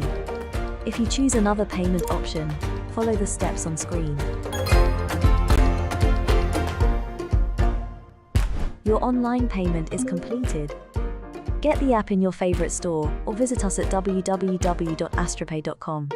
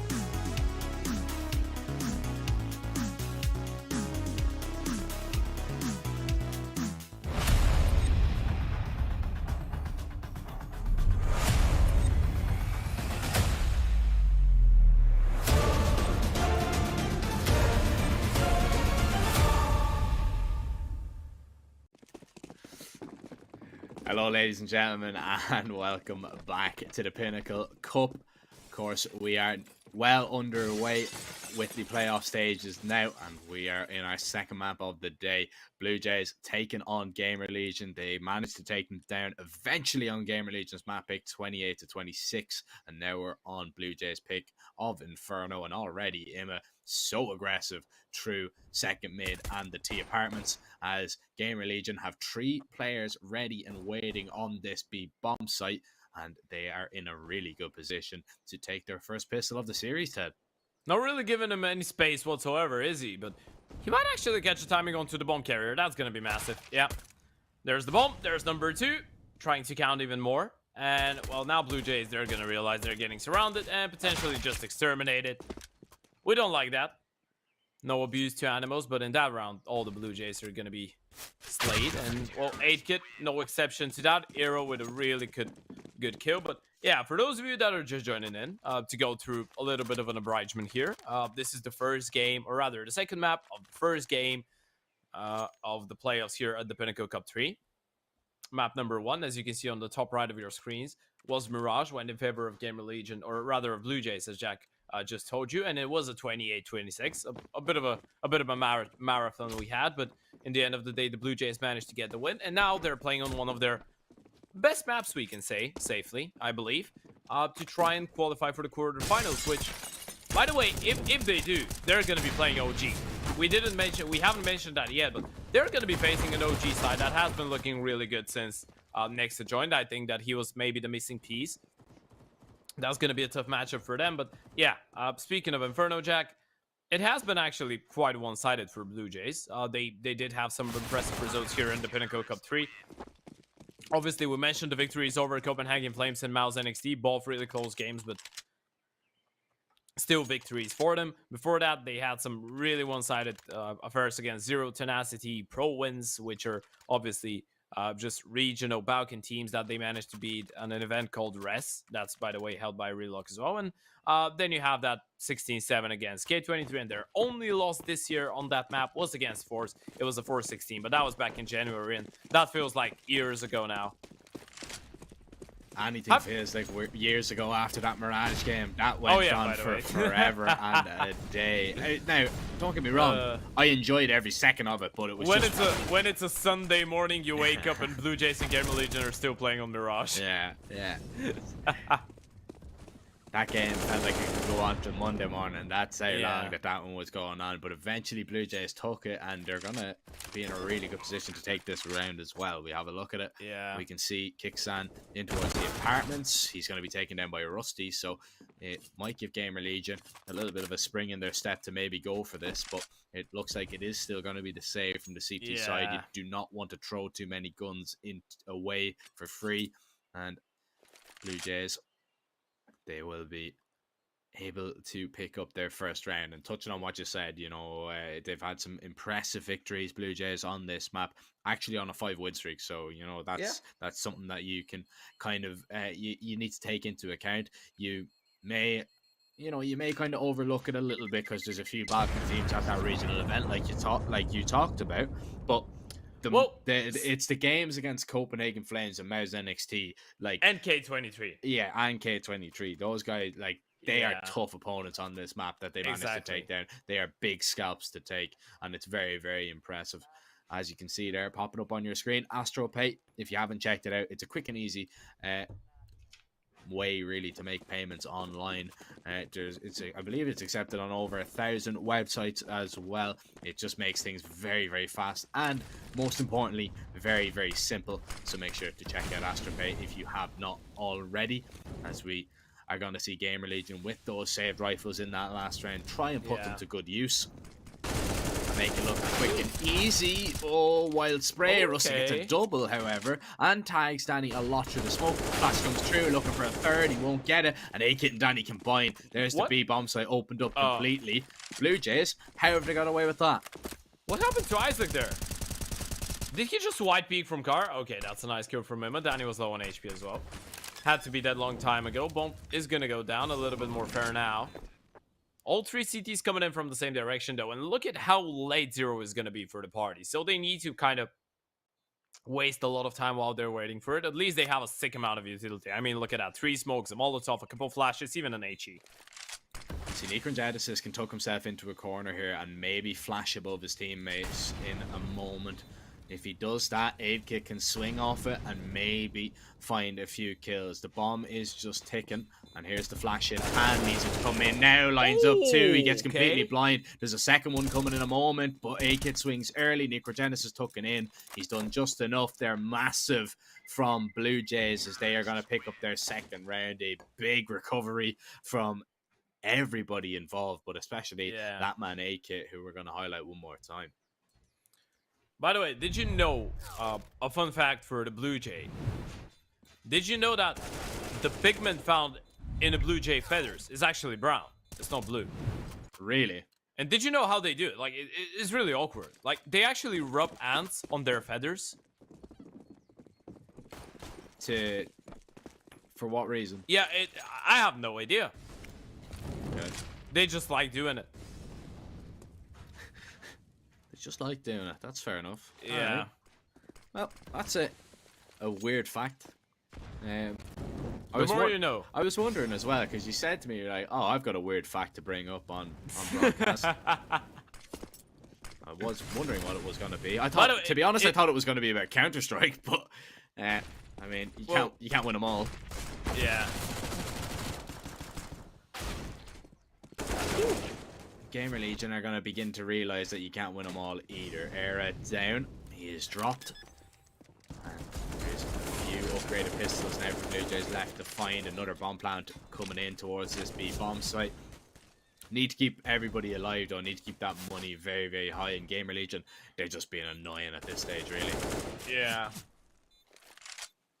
Did you know a fun fact about Counter-Strike? We have the best community in the world. Hello, guys. That's very true. Very true. Hey! Props to everyone in the chat. Big love, spread love. Well, Blue Jays aren't going to be spreading any love in this round. That's going to be a bit of a freebie. Kakanito takes down Rusty, making sure that no one goes down on the exit. Thinking about the economy. Haven't missed economics class. Did you have economics in school? Did you have such a subject? Did I have which? Sorry? Economy, like economics, economical management or something like that. Yeah. I think in Bulgaria it's called economical management. Yeah, no, yeah, I studied economics. Yeah. What was your grade? I'd rather not go into it. Okay. You haven't been... I wasn't great at economics. Let's be real. You haven't been the teacher's pet. Yeah, no, not really. Yeah, not really. You know how we called it in French? No. La chouchou de la prof. Okay. Oui. Oui, mon ami. Let's focus on round number. Yeah, that was about to be a really good rhyme. It was round about 23, but yeah. Round number 6 instead. Still good enough. First buy round. GamerLegion on the guns after you pointed out that they haven't been that fortunate with pistols yet. Well, they managed to win that one, but not as good in the buy rounds. And well, now Blue Jays are gonna get tested once again. This time from the M4. No AWP yet. That's a nice boost though for him. I'm gonna try and see someone from above.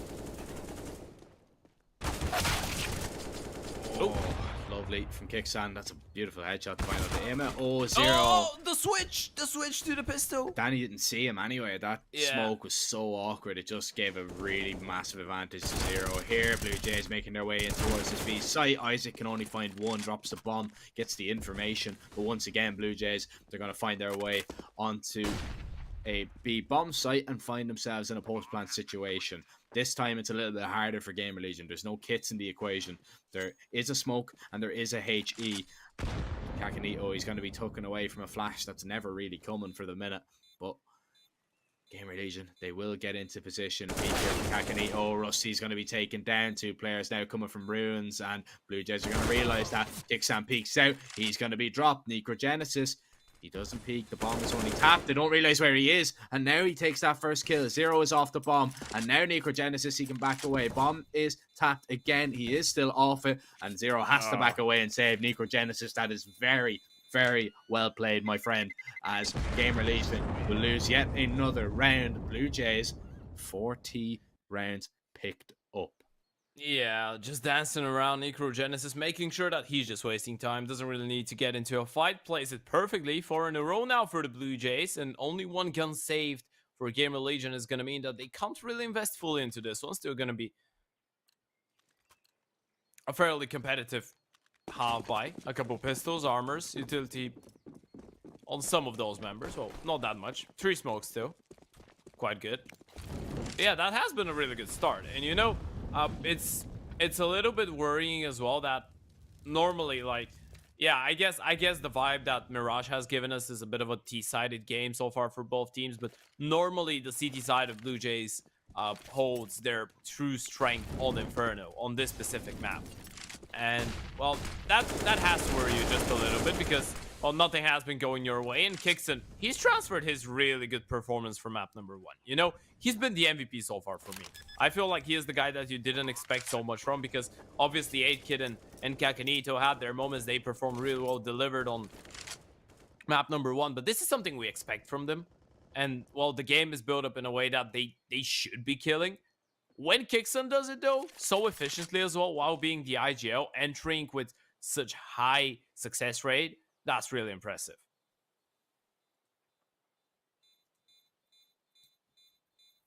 Yeah, they're having a lot of success really everywhere they go, and it's mostly that B bomb site. I actually don't think they've finished on A, right? This has just been B, B, B, B, B. There is another bomb site, Blue Jays, but they just keep going after this one. I mean, if it's not broken, don't fix it. You know, that kind of mentality. And GamerLegion, they're not going to be broken this round as they have saved. They have a lot of money now to wheel. They're going to take a timeout though because they realize, right, we've started this one a little bit slow. We need to kind of step it up a little bit. But if you don't want to start your game slow, you want to see the enemy and hit the enemy before they hit you, you can check out those MSI monitors that were on your screen there. You can click a banner down below the stream. It'll bring you right over there. There's a giveaway going on MSI socials as well to give away 2 of the 360 hertz 1 millisecond response time monitors as well. So it's a massive prizes. I believe there's 2 of them in total to be won. So yeah, make sure to go ahead and check them out. It will definitely elevate your game, I can tell you that much. Yeah, now, and if you win both of them, you get a 720 monitor. You can fusion them. Yeah, if you sellotape them together. Yeah. That would be sick though. Imagine 720. You see things before they've even happened. See around corners. Yeah, you just see through walls. So there's another way you can be doing that, but we're not gonna get into details. Yeah, I can't recommend doing that. You shouldn't be. No. Yeah. Not cool. You know what's cool though? Arrow on the AWP. This is the thing that they didn't have in the previous buy round. Might have been one of the reasons for them not to get the intended result with it, but he's gonna fall back just a little bit. Knows that there could be a player inside a boiler already. Just holding a little bit more passively. He could get rewarded for it though. we will see. The molly goes over. It's going to force him back just a little bit. Blue Jays are going to eventually test out this bomb site. And it is going to be Era put to the test. And it's a test that he fails. He misses the shot. Now he falls. Imma's a fast flank now behind. And he's actually passed somebody in the smoke. T's aren't going to realize this whatsoever. But it doesn't matter. Everybody's kind of hidden for the minute. Now, Danny is going to be the man to feel the brunt of this, you do feel. In fact, Imma actually falls. Danny is going to whip round, take him down. Isaac spotted out as A-Kit falls, but the damage is already done. The round is already over. It's a 6th for Blue Jays. Really nicely done. Rusty and Isaac, they're going to be trying to hang on to these weapons if they can. I think Necrogenesis and Kicksan, they need to make sure that they get off the bomb site. Kicksan, I think, is dead to rights regardless. And Necrogenesis is not too healthy either. I don't think he's going to be too invested in going for a refrag. Yeah. It does not matter. 6-2 now. Really good stuff for the Macedonians to attack. Whatever GamerLegion discussed, it didn't work. You know what's the thing, though? I like the switch of pace for Blue Jays, like the change of approach. GamerLegion go for a tactical timeout, so you kind of expect them to try and counter your shenanigan plays. And in most of those T-side rounds, Blue Jays have been just really multifunctional in terms of they've been split aggressing. They've always had a backstab. They've always had those splits. Even the first buy round, that was pretty straight away. Was still the split towards A that went through long. You smoke deep arch, then you smoke library, and go for the wrap towards the A bomb site. Every single time, Blue Jays have had a plan B in a round, and when GamerLegion go for a tactical timeout, Blue Jays just go, you know what, we'll just send it out. They're never going to be ready for it. That was a perfect call. Oh. By the way, that's the second time Zero gets a kill like that with that same smoke. Yeah, Blue Jays just cannot kind of counteract that just a little bit. Yeah, need to start taking that into account. Yeah, it's kind of a thing that it's happened twice now. They know about it. Like it's kind of unforgivable if they die from it again, because they should be just ready or even pre-firing it, just in case. Yeah, that's the thing. Maybe the first time could have been a failed one, but now you know it's intentional, and he's gonna get mollied off. Now you know for sure that Zero doesn't have a smoke because of the first play. Yeah, that was a really good re-aggression play. Isaac, though, on the AWP recovered by Era, is going to show us how good he is with it. That's his second kill of the round. Yeah, he's going to stay aggressive here, and I don't know how much I like it. Now, the problem is Blue Jays are probably not expecting him to be tucked in the corner, and Isaac has played that really well. The Opera usually falls back towards CT. There's a flash going to be perfect for Necrogenesis to eventually take him down. Smoke dropped, and he's going to hightail it now back towards middle, where there will be Imma ready and waiting. Oh, but Necrogenesis wins the fight. 2 dangerous. HP. Man, 2 HP though. That's very, very low. Rusty expecting Necrogenesis to go back, but it's not going to be. He can be anywhere from this post plant situation as well. So Necrogenesis, he can do an awful lot. Does he realize where Rusty is coming from? Jumps into the apartments, and Rusty has not got the timing. So Necrogenesis is going to walk right behind him, and I don't know if Rusty is going to be expecting this.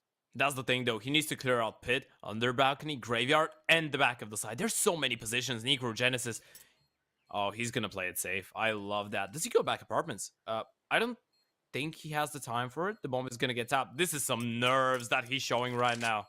Oh, realizing he's not sticking it. Now he's going to peek out, takes him down. What a play, Necrogenesis. Man, take a bow. These are just nerves of steel. Take a bow. Oh my. Yeah. He's put on a clinic there. Yeah, just spell confidence. Such a risk, though. That's such a risk that he doesn't stick it. And he's just like, you know what? You're not sticking it. There's no way you're sticking it. Yeah, that's the thing. And he even taps it. I think he tapped it one more time beforehand. And Necrogenesis cleared it out. And he's like, yeah, there's no way you're going to insta-stick it now as well. Like, you're just trying to bait me out. Surely. I think the low HP is a factor in that as well. Rusty finds a headshot as well as the Mag 7. Rusty swings out, won't get any more. Blue Jays are just sending it into this B bomb site now. GamerLegion, what can they do with only these pistols? The Mag 7 pretty standard Antico, by the way. Yeah. Guys, they have low money. How about probably Rush B? Yeah, Rush B. That's wild. That is wild from Blue Jays. But I mean, if it works, it works. Yeah, you know another fun fact for a Blue Jay. They mimic Hawks. Okay. So they did that right now. They just attacked. Zero. It's a nice headshot to find. The spray is wild from AK. This is a little bit panicky. Nice control though. Just Love the one tap. Yeah, just to kind of set himself and hit that one tap was a nice little touch from AK. 8-2.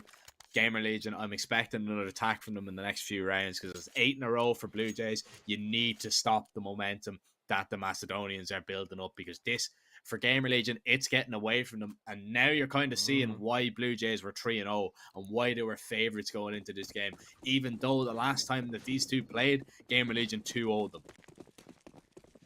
Yeah, but it's been a long time since then, and I believe that both Blue Jays and 4glory, they've been just working a lot behind closed curtains, just not playing that many officials, but putting a lot of hours in the server offline, a lot of hours in practice. And well, this is the different faces that they're showing us on this tournament that they initially wanted to in the beginning of the year. And well, I feel like it's been working out, and we can safely say that they've been grinding a lot, even though they haven't played that many officials so far. Oh, look at Era, just continuing to get aggressive. Eventually, he's going to be dropped, but he'll take 2 to the grave with him. In towards Pit. Zero flashed off the angle. Oh, that's beautiful. Kakanito finds that kill. Well, it's on the cards, Ted. Let's not write it off. 2v2 now.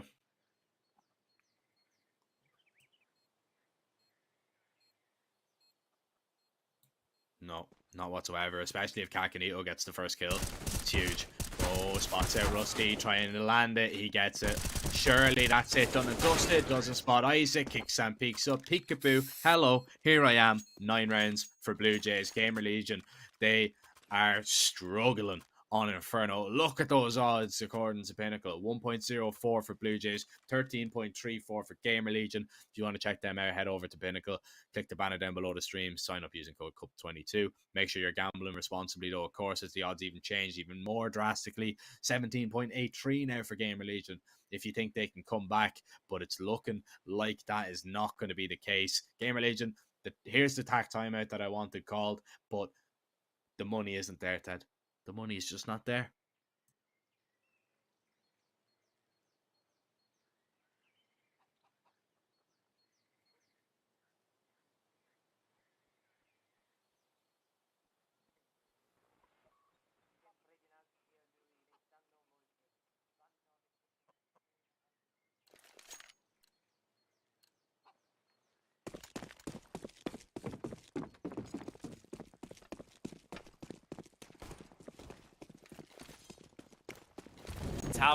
Have the choice to start on the CT side if they wanted to on the map pick of their opponents.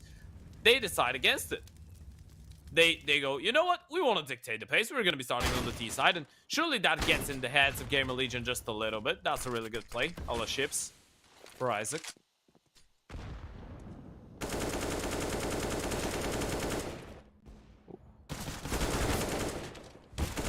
Genesis. Whoa. Finds that kill. Zero with the refrag, and now this is looking a lot more doable here for GamerLegion. There's 2 players towards mid that Blue Jays need to find. Danny already out of the apartments towards the hay bale. Era not going to be ready. He's taken down. Now, does Zero push through this smoke? He's going to sit in it and wait for it to clear, but he's not going to see an awful lot. Kixan's already past him. Now, Kixan needs to kind of get a move on through the apartments. Doesn't want to go rushing into a pistol, which he knows could be waiting on the other side. And that's why he's just being a little bit cautious about clearing this out while he goes down towards short and allows him to cross to get that bomb plant down. Now, are they expecting Zero to be this quick up the apartments? Surely not. Danny is. Lovely headshot. What a way to start it off. Now we're into a 2 versus 2 again. Blue Jays, they very rarely lost in the clutch in this scenario. No bait setup this time. Both players split, one towards Pit, and GamerLegion know that. Other player unaccounted for. Kixan on the site as the peek comes in from Danny. Rusty is down. Isaac tries to get away, will be able to do so. Rattles off a shot, but it is gonna be a 10th for Blue Jays. They're already in double figures, Ted, and GamerLegion, they are really in deep water now. Yeah, that's the frustration starting to get installed in you just a little bit after losing the second 4 versus 2. Yes, I guess that wasn't a full investment. So still, when you draw the line, it's going to be all right that you had only the pistols and the Max 7 going into this one, and you get yourself out with 3 kills and and an AWP saved, but still, it's a 4 versus 2 once again. And you have rifles recovered at one point, and once again, you lose a round like that. These are the rounds that are meant to keep the half a little bit humble, right? These are the rounds that are meant to keep it a little bit closer than that. When you lose them, it looks really one-sided, whereas in fact GamerLegion, they've been really close to converting in some of those rounds. But in the end of the day, if you don't get the finishing blow, it doesn't really matter how close you've been, how much damage you've done, especially when you're on the CT side. It's really tough to try and keep the T side economy at bay, and GamerLegion, they have to do just one better. Flash goes in, Zero trying to put up a defense there. The bomb is dropped, and now Blue Jays, they're finally stopped for a minute, but it's only for an instance. As Kakanito finds that headshot, kickstand drops him, and again, Blue Jays, they force their way onto his site. Wow. They take the fights, they win them. Bomb's going to be planted. Rusty rains a nade over. Molly is difficult. Kakanito is caught between a lot of flames. Eventually gets out of there to a little bit of safety, but he's low HP. Smoke goes down. GamerLegion both on the other side of it. So do they want to push through it, or do they want to back away? Eventually, that's painful. Eventually you have to start taking risks, though, you know what I mean? You know, eventually this is going to get away from you, and I think this is the turning point now. This next round, you know, well, I mean, I would have risked it in this one a little bit. I mean, the smokes were down.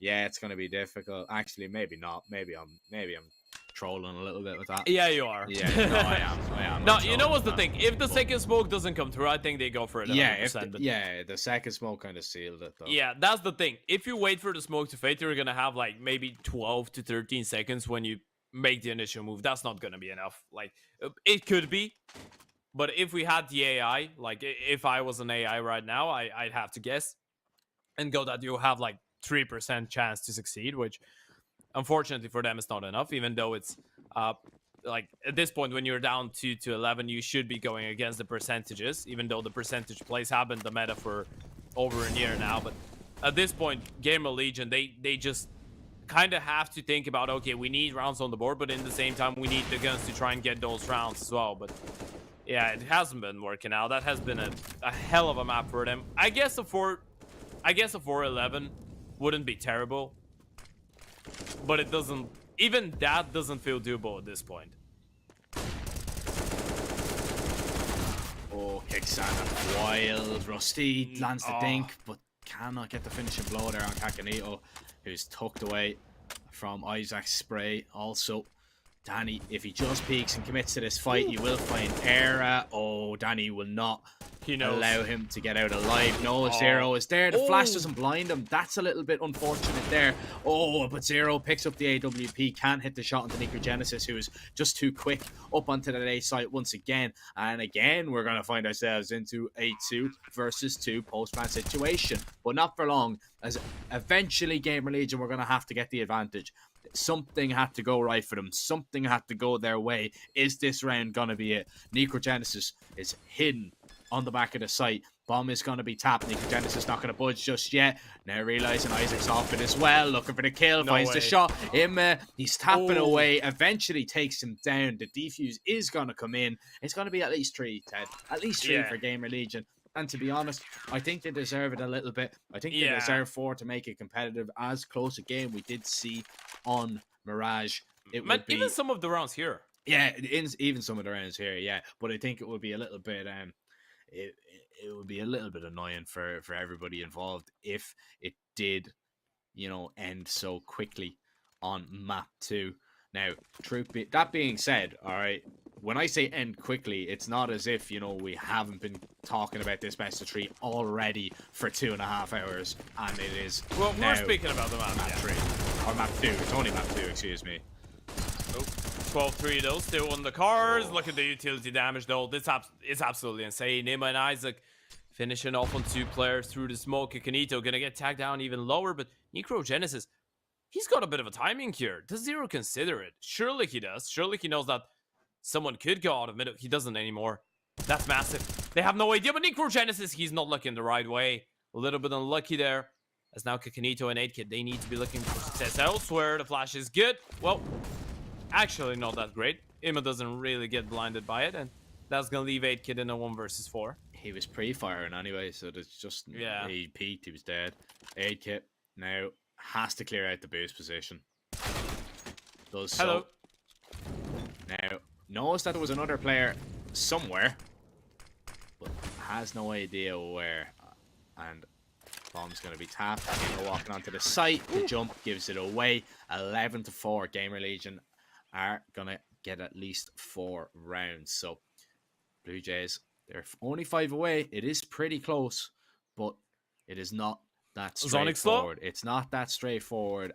Not like playing with AstroPay. AstroPay is very straightforward. It's very easy to do. Simple, fast, effective. Exactly what you want when you're making payments online. Check out AstroPay today as we get into this CT pistol. And you know what's funny? GamerLegion actually won the first 2 rounds and the last 2 rounds of the half. And everything in between was Blue Jays. Yeah, it's been a blue game so far on Inferno, and as Blue Jays swap over onto the blue of the CT side, I'm expecting a little bit of the same. They've won 2 pistols already in this series. Can they get a third?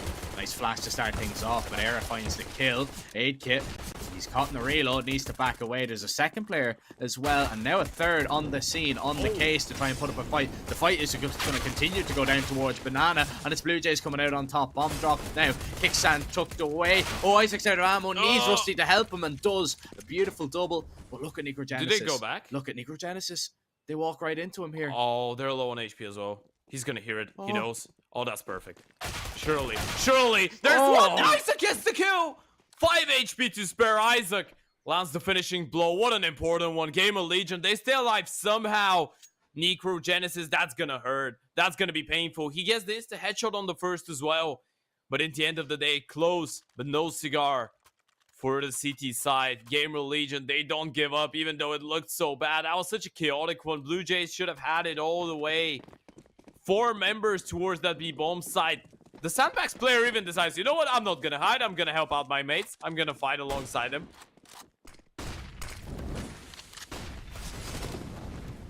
How GamerLegion won that round, I'm still scratching my head, Ted, to be honest. Well, after all the 2v4s that they lost in the, like the 4v2s rather, that they lost in the first half, I feel like they deserved it. Oh, 100% they deserve that, but still. The odds were just so stacked against them there. Yeah. And there was a world where Necrogenesis just shoots 2 bullets and gets both of them. But not in this reality. As now. They have 3 tours B, by the way. Yeah. And the scout. Yeah, that's what I was just going to say. It's the more stacked of the 2. And the execute's going to come in shortly. Danny still has a smoke as well. He can extinguish the molly and create a lot of space for himself towards the middle of the site. That's exactly what he will do. Oh, what a headshot. Oh! Takes him down, kickstand. Oh, there's the double. How has he got that? No. Oh, Blue Jays, they have the stack bomb site and it's paid off. Era's the last player standing. Danny eventually is going to be taken down. He only gets 1, and Era has to find 4. There's so many players scattered upon the bomb site. Nade chips down Era to exactly half HP, and 8kid headshots him. What a round. What a force from Blue Jays. GamerLegion, they have to force back. Surely, Ted, surely now you're thinking that this one could be done and dusted, because if Blue Jays win this next round, I mean, GamerLegion, they have to force regardless. They're on a double eco. But Blue Jays have a perfect opportunity to get 13 and then 14, and then they're only 2 away from taking the map and the series in very convincing fashion on Inferno. Look at that. That's impressive. Kingston. Not even dropping. Normally you would see the player drop straight after the first kill, right? He decides, you know what? I'm gonna commit to it. I'm gonna commit. If I'm going for a fight, I will. Okay, Isaac. Hello. I mean, if Necrogenesis goes down here, okay, he decides against it. 8kid is gonna pick up another. Oh, hello. We are being treated Man, with the Deagles. what's going on with Deagles? Yeah, we are being treated today, Ted. Everyone's been playing a lot of DM, a lot of headshot. You know what? You know what's alpha male mentality, Jack? What's that? Pistol headshot only deathmatch with a Deagle. Not even gun. Like you're not even going guns headshot only and playing with a Deagle. Pistols only. So everyone's gonna be running with 10,000 kilometers per hour. And you need to hit him. That's what they've been playing. Looking insane. Really sharp. Oh. Now 50 seconds and Era. He's going to be held here. This is the issue. Look at this. Kakanito so clued in. And that, now they know. That should give it away. Yeah. Isaac's going to cross. Has the deagle in hand. That goes a little too deep. And Kakanito loses his life because of it. Now, Isaac, he can plant, but he's going to tap the bomb, force Danny into a fight. And it's a fight that Danny wins. It's 13-5 for Blue Jays. And it means no money for GamerLegion now. It's only Glocks. They have to put all their eggs into this next buy round or hope for a Glock miracle, Ted. Yeah. I mean, how many times have we seen a Glock miracle? Very little, but this is the playoffs of the Pinnacle Cup. Anything can happen. Anything can happen. GamerLegion, they have to hope that it does, as it could be just too little, too late. Rusty, does he have the drop on? Kicks and he does, but just too many bullets. That MB9 just shoots way too fast. Yeah, farming the cash. You can call him Kick Some Mayweather. And yeah, you heard that, kick some, because he's been kicking some. Doing really, really well today. By the way, if we had to name an MVP for Blue Jays for today's matchup, it would be Kickson, Yeah, right? 100%. Yeah, 100%. surely it would be him. Pinnacle, you heard that? I'm going to be checking out Twitter later on. Hope it's Kickson's names. I see. Has to be. Recognize the man. He's had a really good series. Speaking of good series, pretty much the opposite of what GamerLegion are experiencing right now after an extremely close matchup. They've been struggling on Inferno. Of course, the eco, not gonna have too much depth to it. Should be a fairly easy one. A couple of annoying tap with the Glocks, but in the end of the day, it's not gonna work out. 14-5, Blue Jays 2 away from qualifying for the next stage and facing off against OG in the quarterfinals. That's gonna be an interesting matchup. Yeah. OG are looking hot. That's going to be one of the biggest tests that Blue Jays have ever had if they do get there. And well, I think it's going to be the biggest one they've ever had. I think, yeah, yeah, I think so too. This is going to be a big test for GamerLegion, considering they only have 3 flashes in their ranks. Like, utility is not great. So it is going to be difficult to get into a bomb site. Yes, you have the smokes to do so. Yeah, you're going to use one smoke to try and get a little bit of banana presence, but it's about conserving those flashes. Really, flashes go high. Danny gets a refrag and gets out alive as well. Tag down low, but very important, he found that kill. Just that would have been an opening that GamerLegion were looking for to get into this one. Now, yeah, they're down to 2 flashes again. I'm going to highlight that one more time because it could come into effect later on, and down to even 1. 1 flash into a bomb site, Ted. Ugh. Yeah, really tough. Especially if there is an AWP. Now, this is the only silver lining. There's no hope for the CTs, because if you have to dry peek into it, most of the time you're going to be going down. But still, there is a problem. And that is that there is 3 players towards the A bomb site currently for Blue Jays. And if you don't manage to force out a rotation somehow, which you're trying to do right now, this could actually be really problematic to deal with. Now, this is just the bait. They don't really want to go into CT. The target is to walk through the smoke and try and fight with Danny. Just make sure that he's going to be occupied with CT and he can't really focus on that area of the map. Danny has no idea that they're walking behind him, though. That's an issue. Yeah. And he's He low should be a freak, though. 25 seconds, Isaac takes him down, and now they're going to wrap on the site. 8Kit doesn't know where to look for the moment. Necrogenesis needs to find a kill from Pit, not able to do so. Surely 8Kit is going to be found shortly. He gets 1, but it's a 1 and done. Era finds the headshot. Kakanito is close by, but has to find 3. What around this would be if he can pull it off. Gets the first. The nade onto the site is going to tag him down. He spots out the player towards Graveyard as Isaac is going to think about swinging him. Oh, he's running out of ammo. Needs to get back away and reload. Drops out the pistol. Imma's pushing close, and Imma wins that fight. It was a little bit chaotic as it reached its conclusion, but GamerLegion are going to be thanking their lucky stars to take it 6. Look at those odds, Ted. Oh my. 91.48. That's a massive. I don't think I've ever seen them that high. Ever. That is ridiculous. Of course, if you think that is good value for money, you can head over to Pinnacle and you can Imagine sign up using you code bet 22. You bet a $5. Yeah, you get man. out there with 450. Yeah, to be honest, man, I think if you bet a $5 on that game, I think you're losing the $5. That's just my opinion on it. But GamerLegion, they do have the talent in their ranks to bring this one back. It's just not looking likely. I mean, so many rounds in a row that they have to be nearly perfect on, and that is not a perfect start. Isaac down for more. 8K. Great flash, doesn't pull the trigger. Zero gets the better of him. He wanted to try no scope, just pulls out the knife. Well, it's happened to everyone, even the best.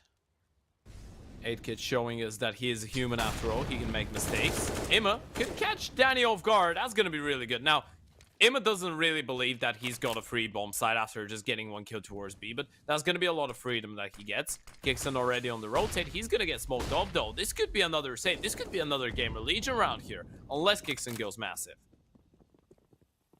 Well, Blue Jays don't need to rush this, right? That's the thing. They don't need to really throw all these guns into this retake. They can save here. That's no problem. They need to keep the money high. Like, all right, you let GamerLegion get a 7th round. There's just 7 rounds behind you. You know, there's that's the thing. A massive gap in between the two teams. So all Blue Jays need to do is just keep their composure, because again, it's coming back to that. You do not want to interrupt GamerLegion if they make a mistake. You do not want to, you want to put them under enough pressure to maybe make a mistake, like leaving the bomb site. Not like this. Finds the kill, taps the bomb. Oh, 0. You know what? I rate it so much. Like, he's never gonna get it because they're so close, but I rate the play so much. You know, if he actually doesn't tap the bomb and just continues to walk behind everyone, he can line them up. He gets so many there. Yeah. He can actually line them up and maybe get through. And as well, if he talks to Necrogenesis to go in for a peek, he can kind of help him out, because he was close by. It's not as if he, like, I think he was at the well at that time. You know, he can go for a peek, maybe cause a little bit of a distraction. You know, ifs, buts, and maybes, Ted. I'm a dreamer, to be honest, thinking about that. Yeah. But no, he's going to be playing later today. He's playing MOUZNXT, I'm pretty sure. Oh, yeah. Nice. Oh, okay. All right. Danny gets out of there. I thought he was in grave danger there. I thought Rusty was going to just rip him off that retreat. But not to Finally, they put the economy of Blue Jays in the bin, by the way. Yeah. They can have a bit of a breather. Well, I say a bit of a breather. There's still the M4 of Cognito and the AWP in the hands of Necrogenesis to be dealt with, but the rest, not as powerful. Is the AWP actually here? Yeah, the AWP is towards the B-bomb side. This could actually get a little bit dicey. I assume he's going to get smoked off quite efficiently as well. They have a lot of flashes, plenty of mollies, but he's going to move a little bit closer towards the bomb side. Genesis scoped in, watches his teammate burn to a crisp. Oh, nearly line up for him as he gets only one. Boosted up Kakanito, 0 takes him off that. Now the spam goes through. Kixan not going to take any damage. He hadn't peaked, but he cannot recover the M4, which is what he's looking for in the smoke. But it's a little bit out of reach, and this round is getting very out of reach for Blue Jays. Yeah, this is the best chance that they're going to get in a round like that, though. It's still a good attempt, right? You get the right call. You have the stack towards the B-bomb side. AWP towards Dark gets the first kill. M4 boosted up. So in that scenario, you're trying your best. It was just GamerLegion doing a really good B execute. Just not giving you a lot of space, a lot of possibilities. And that's the thing. Like, when they use, I believe there was like 2 or 3 Molotov towards the B-bomb side when the flashes are good. You know that if there is an AWP, he doesn't really have a lot of places on the bomb side where he could be. And after he fires the first shot, it's really tough to find the guy that has already crossed towards Poo and is finding you on the headshot angle. So, yeah, really well played by GamerLegion. 14-8. By the way, Jack, when do we start considering a comeback? Potentially. Talk to me when we're at 11. 14, 11, 12? Yeah, 11. Yeah, I guess. It's round by round now for GamerLegion. That's all they need to do, but they need to try and make sure that they don't make any mistakes, and that is a little bit of a mistake there, giving away that opening pick. Look at the damage done to Era. Necrogenesis walks out, wins that fight onto Isaac, and now it's looking like this might be impossible for GamerLegion. That play was everything. Yeah. You have to take risks. I understand that, but that risk does not work in the way it was intended. 0. He's going to be getting up close and personal with A-Kit in just a moment. I wonder, is he going to be able to find the kill? Necrogenesis is holding for his mate, of course. And the drop now off the balcony might entice Zero to go for a little bit of a peek. But instead, he sits and waits. GamerLegion. Oh. They're just containing them right now. BLUEJAYS not giving them anything. And I love that up front position from the Oper. They won't be able to flash him off. They're going to use the flash to try and set up the two players going out of apartments. Necrogenesis, he just needs to get one. If he gets one, 8kid gets a free kill. 8kit. Oh, he gets a free kill anyway. Rusty not ready. Necrogenesis now peaks. Zero's down. 15 seconds. Era's alone. And not for long. He'll be joining his teammates in spawn for the beginning of the next round. And it could be the final round that GamerLegion play in the Pinnacle Cup. They're on the brink of elimination. The odds are massively stacked against them. Not only in the server, but over on Pinnacle as well. You want to check them out, you can head over by clicking the banner down below the stream. Sign up using code CUP22. But, Ted, is this what BLUEJAYS are looking for after a grueling match that was like two heavyweights going at it? 28-26, it finally went in their favor. They took away the map pick. They're looking to get their 6th win in a row on an Inferno. Madness. And look at this from 8kit. That's lunacy. That is absolute lunacy, and I'm so glad it was punished. You do not deserve to be rewarded for that. However, Necrogenesis, that's a little bit harsh. I think he should have been rewarded for that play. That was a nice bit of aggression from him. Yeah, that's just confidence from 8kit. That's just him showing us that he's feeling himself right now. He's feeling really good. We can't really blame him. 7 rounds ahead. They just need one to close it out and book a spot for themselves in the quarterfinals, where they're going to be facing off OG, if you didn't know, if you've just joined in. Yes, BLUEJAYS will be trying to take down one of our invited teams. In a really big name as well. Like, BLUEJAYS need to be playing like they are right now on Inferno against OG tomorrow if they want to find any success whatsoever. But that's going to be an interesting fight for me. You know, it's always really intriguing when some of the most dangerous and sharp tier 2 teams face off against tier 1, just to see what the difference in the level actually is. And normally tier 1 teams actually struggle against tier 2 big time. So yeah, that's going to be interesting to see though. But what's interesting to see is, can BLUEJAYS close this one out? Can they close out this round? They're stacked towards B. Necrogenesis is going to rotate over. They're expecting it, but they're not seeing anything else. That's the thing. Necrogenesis is going to try and get onto the site. There goes the flash, and Emma finds the kill. Now, BLUEJAYS, how much do they want to commit? How much do they want to go for the retake? That might entice them to go for it just a little bit more. That can eat up dropping Rusty, but yeah, I think you just save it. Yeah. The B players haven't moved the muscle really, so I think the only way that, or rather the only reason that they would kind of consider going for this is if Coconito gets maybe 2 or 3. That would be only chance, only case scenario. Otherwise, you're just not gonna move around. You pointed out they have a pretty massive lead. Money is actually not looking bad for the CT side either, so it's not like Necrogenesis and 8kit don't have anything saved up in the bank. They've been going through Christmas safely. Haven't spent everything, so they're gonna be able to reinvest into this one. Even if they wanted to, they could go for a half buy, make sure you can do the damage, and you never get reset. So right now, BLUEJAYS have all the freedom, all the time in the world. We can see they can drop rifles without any problems. GamerLegion are actually in touching distance of leveling things up though. Like, it's not like it's 14-4 or 14-3. They're actually quite close, right? 15-9. Face Clan fans, if there's any in chat, remember this scoreline from Boston. They know that this could go horribly wrong, or horribly right if you're an OG Cloud9 fan. I'm sorry for bringing back such painful memories. How dare you? Oh! What a painful HE. Oh, yeah. Considered the favor returned onto Rusty. He's down to 10 HP. So, actually, BLUEJAYS have a little bit of an advantage on that. They've given up Banana, though. They've actually relinquished the control. They don't have too much information towards brackets. And look at Rusty now, by the way, now. Yeah. Down to 10 HP. Yeah. Not ideal. BLUEJAYS, though, they decided to take your advice, Jack. Let GamerLegion outplay themselves. Give them all the freedom in the world. Play a little bit more passive. Don't give them those early engagements. Because right now, GamerLegion would like the game to go on fast tempo, right? They would like to carry on with the momentum and continue building it up. But when you just give them some time to kind of overthink it, well, they could get lost in their own thoughts. The mind is a complex thing, and what is it going to entice GamerLegion to do? It looks like it's going to be a B play, but they're going to have to do it with only 3 and 40 seconds now left on the clock. 2 players left standing on this B bomb site to defend for BLUEJAYS. They are within touching distance from the quarterfinals. And is this going to be the round? Flash goes high. Kicksan gets ready. As now he deploys a flash of his own. Im is so blind, and he's going to be taken down. The HE can take down Rusty. It lands right on his feet. Takes him out of the round. Air is the last player. 1v4. 12 seconds.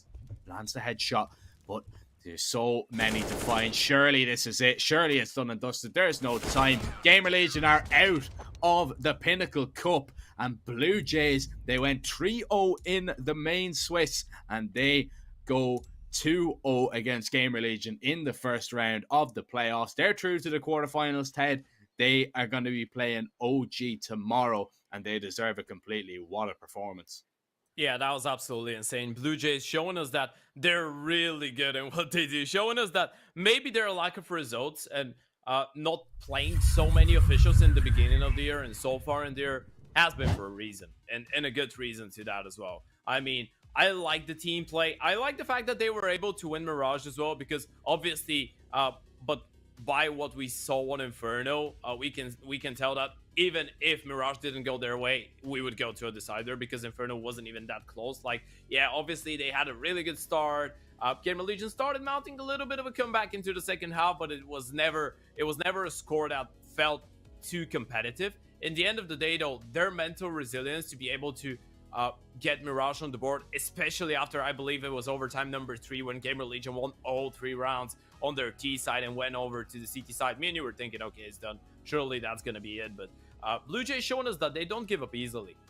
No, not whatsoever. And on Inferno, man, it was just that first half was just so dominant for BLUEJAYS. GamerLegion were, you know, a little bit unfortunate in some of the clutch situations, but BLUEJAYS, they played them really, really well, and it could have been closed out a little bit sooner if the pistol went the way of BLUEJAYS. You know, that was just so close. So there's 2 sides to the coin as always, but man, BLUEJAYS look so good. And I think OG, you know, it's going to be a tough game, but I think they might just shock a few people. Of course, they might have shocked a few people to be here already. They might shock a few people to be in with that scoreline as we see that bracket. 28-26, man. I still can't believe that absolute showstopper we had on Mirage. But man, what a performance. And that's only our first best of 3 of the day as well. Yeah, absolutely. We have one more to go. I'm not sure if we're going to be jumping in for an interview, Jack. I guess we should be. Yeah, it's gonna be soon. We're gonna have a word with someone from BLUEJAYS. We still don't know with whom, but it's gonna be interesting. But you put it out. There's one more matchup for me and you to cast today, and 3 more in total. So we're gonna be playing all the first round of playoffs today. All the teams that went through from the main Swiss. Of course, we're gonna have some time to speak about it later on. But hey, we're ready for an interview. Okay, Kakanito. First of all, want to do a quick sound check. Do you hear me? Yeah, I hear you. Perfect. Okay, perfect. Congratulations on your victory, first of all, my friend. You played a wonderful best of 3. What are your first thoughts after it? How do you feel? Yeah, thank you so much. And it was quite hard on Mirage. We had some crucial mistakes that, I don't know. But I think we played good overall. We played our game and just focused on our things. And I think we played great. Okay, so talk me through what happened on Mirage, because Inferno, I think it was pretty straightforward that you were just a better team, but what happened on Mirage? And I want to ask you, what was going through your head when you were down after, I think it was OT number 3, when you lost the first half 0-3 when they were on the T side? What was going through your head back then? I don't know. We were just like never give up, you know, and it was like quite hard. We missed some timings, we missed some crucial rounds. It was like there was also a miscommunication, and I think we managed to come back and we just never give up, you know, and just Yeah. win the game. But they played really good. They had some good timings, and yeah. Okay, so another thing I wanted to ask you. You guys have been working a lot behind the curtains for the past couple of months, right? Not playing that many officials, not having that much success. Do you feel like that now with the addition of NecroGenesis, you're kind of starting to find the right formula? Because you surprised a lot of people walking into that tournament. Yeah, we are like working so hard. We are practicing a lot, and we want to have like good strats and focus on our communication. And I think NecroGenesis is like a really good player, and we are trying to adapt as fast as we can with him. And it's going pretty good. We are just playing our game, focusing on our things, and I think it's gonna be better in the future. Yeah, I am sure of it. Okay, final thoughts. You're going to be facing OG tomorrow. One of the biggest matchups you've played, guys, as a team. How do you feel going into it? Are you confident that you can upset them? Yeah, of course. I think we can upset, to be honest, every team. And we are feeling very confident. I know that they are a good team and they are high on the rankings. But we are just going to still play our game and do our best and try to win and go to the finals and semifinals. Congratulations again. Thank you a lot for the words, and I wish you the best of luck in your endeavors tomorrow. Thank you so much. See you guys. Wow. Okay. Well, yeah, lovely interview. You know, you can see the confidence kind of brimming from him there. He's not shy to make a little bit of a prediction as well. You know, Doesn't seem nervous, by the way. It's like I asked him, "How do you feel you're gonna be playing me tomorrow?" He's like, "Yeah, I'm gonna play my game." Yeah, no, he's that's what you want though. You want the confidence brimming, and I mean, you know, they've no reason not to be confident, man. They've been playing so good, dominating so far, and that matchup is going to be absolutely insane tomorrow. But Ted, we can't really dwell on that too much anymore because we have to send it to a short little break. But we do have our second playoff game coming up. It is going to be our second best of 3 of the day, where 4glory, unbeaten so far in this event, are going to be taking on Tricked, who they struggled a little bit through the main Swiss to get here, but they got here, and that's all that matters. We've got that matchup coming up very, very shortly, so make sure you stick around. We'll be back very soon.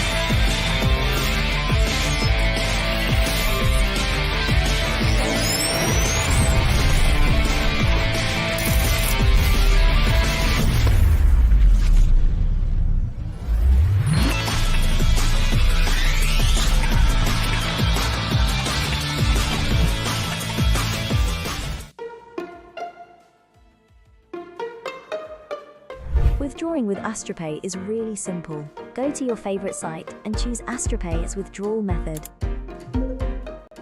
Then type the amount that you want to withdraw, type your mobile number, and click on the Confirm button. Now, enter your wallet with your usual credentials and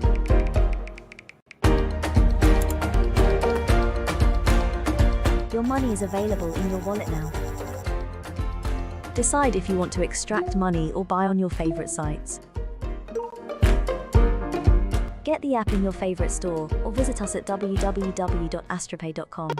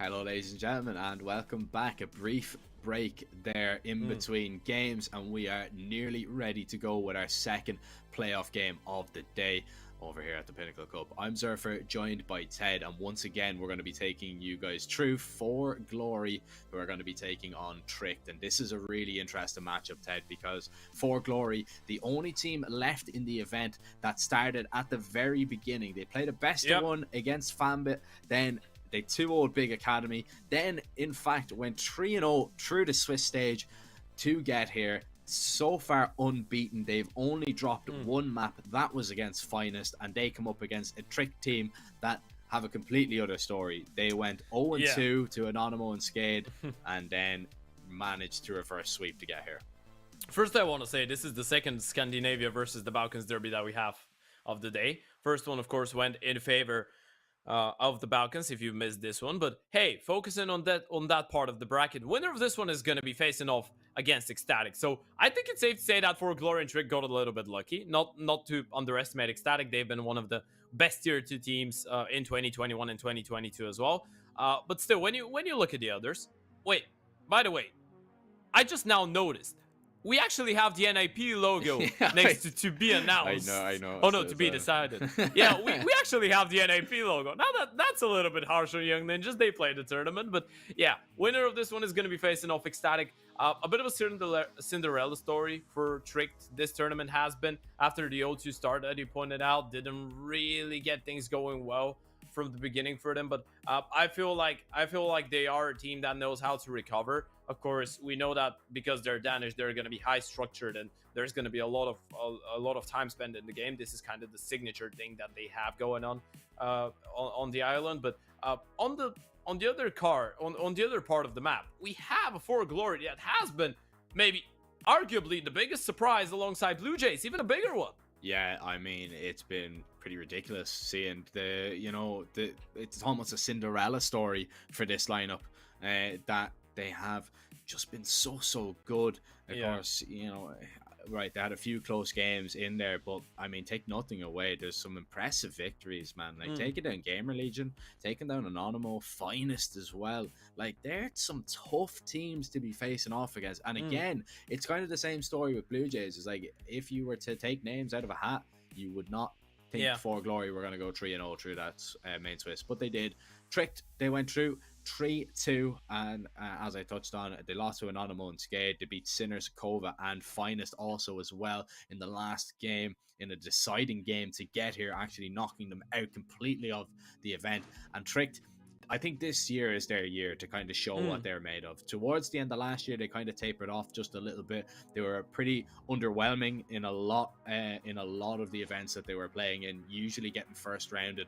Now, this is kind of just showing that all their hard work is kind of paying off, because they're in a playoffs. They're coming up against a 4glory team, which, on paper, it's not the toughest opponent that you could have got in this bracket. Let's be real here. It's not, the standout name, but they are still going to be a very tough task. And what's interesting to me straight off the mark, Ted, is that we are going to see that dust ban from Tricked, because usually they go ahead and they remove Ancient, but they're going to let it through, and it's actually going to be picked against them. I'm really intrigued. I like that from Trick, though. I like the idea. It's a good plan. You really wanted to touch upon the dust to an Ancient. I feel like this is the thing that they go for last second when they actually see that they get to pick first. And then is the map pick of their opponents, because they know, okay, 4glory pick into Ancient, we're going to be starting on the CT side. What I'm really intrigued in is that they go for Nuke. I mean, yes, it's standardly a really good map for Danes. It's a good map for them as well. A fun fact, by the way, in the main Swiss, they picked 3 maps over in total. Nuke, Overpass, and Vertigo. Vertigo was picked in the final one. Against Finest that they went 2-1. Okay. Nuke they picked against both Anonymo and SKADEvs. These were the games that they lost 0-2. Then they pick Overpass, and they win both games against Sinners and Kova when they do pick Overpass. So there's a bit of a tendency with Nuke. It has been a little bit unlucky for them, but potentially hoping to get a quick W here on Nuke and start on the CT side of Ancient. This could be the game plan for Tricked Esports, but hey, 4glory, they've been going against the wind. Yeah, 4glory really trying to make this Cinderella story a reality, and starting things off well in the pistol. Iceberg, the last player standing for Tricked, and he only has 2 low HP players to find. Both of them, in fact, were on 24 HP a moment ago, but came to a tie down to 2, and Iceberg is gonna be a little bit annoyed that he didn't actually take him down. He had to find a finishing blow. Only hitting him for 22 was sadly not enough. CT pistol goes in favor of 4glory, and that's an interesting thing that you brought up, Ted, that I'm just going to come back to. Is that when Tricked start on their T side has been pretty disappointing, to say the least, so far in this event. Their T side has really let them down. Now, on Nuke, yes. Excuse me. Sorry, let me correct myself. Thank you very much. Yeah, because Overpass T side, their Overpass T side I like. Yeah. No, on this map, they've struggled. They really have. And now, is that something that 4glory can take advantage of? I'm not sure, because 4glory, they're pretty much, I want to say, they're not very much tested on Nuke. In the last 3 months, they've only played it against like tier 2, tier 3 competition. You know what's the thing, though? You know what's the thing? I got some inside info because happen to have a really good friend that's a part of the Serbian scene, and what he's told me, his name is Choiv, by the way. He's playing in Nine Nation right now. Choiv told me that 4glory, not only because on HOTV they've upped with 100 places, right? Like that's huge. But he told me that they've been living together since the beginning of the year in a house, and they've spent every second together since the beginning of this year.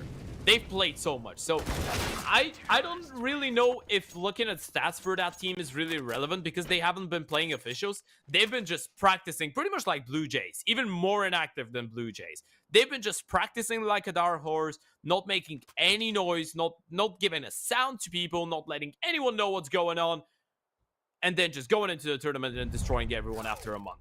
So I guess with them, it's really hard to predict what to expect. And I think that this is the best 4glory we've ever seen. I feel like everyone individually is on point.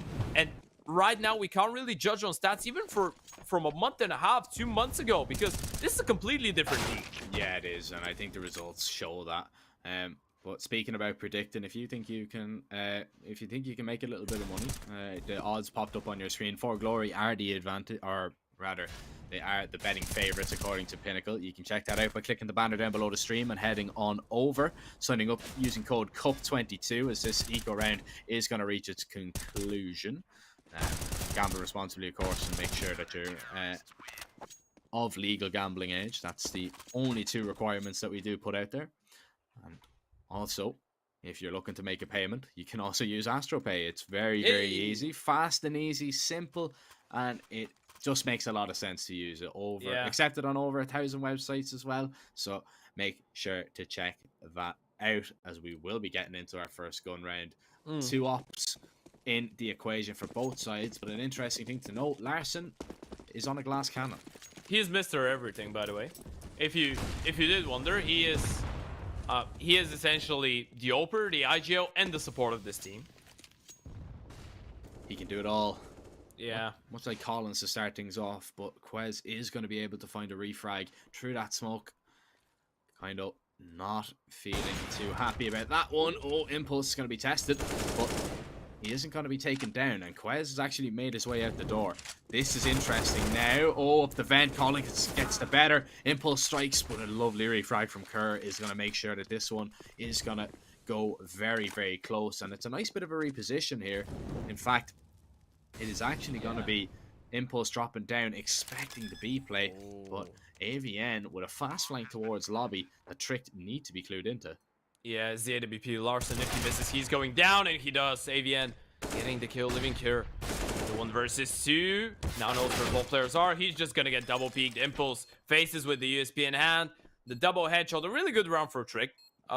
I guess after losing the opening kill and the miss shot from Impulse, it gave us the vibe of, okay, 4glory are just going to continue containing them, but they managed to find a couple refrags in the mix, getting the bomb down, making sure that you can still go for another reinvestment after this one, and trying to keep the CT side economy at bay. But what hasn't been going that well for you is Impulse's AWP, because he is currently 7-0, even though he missed that shot.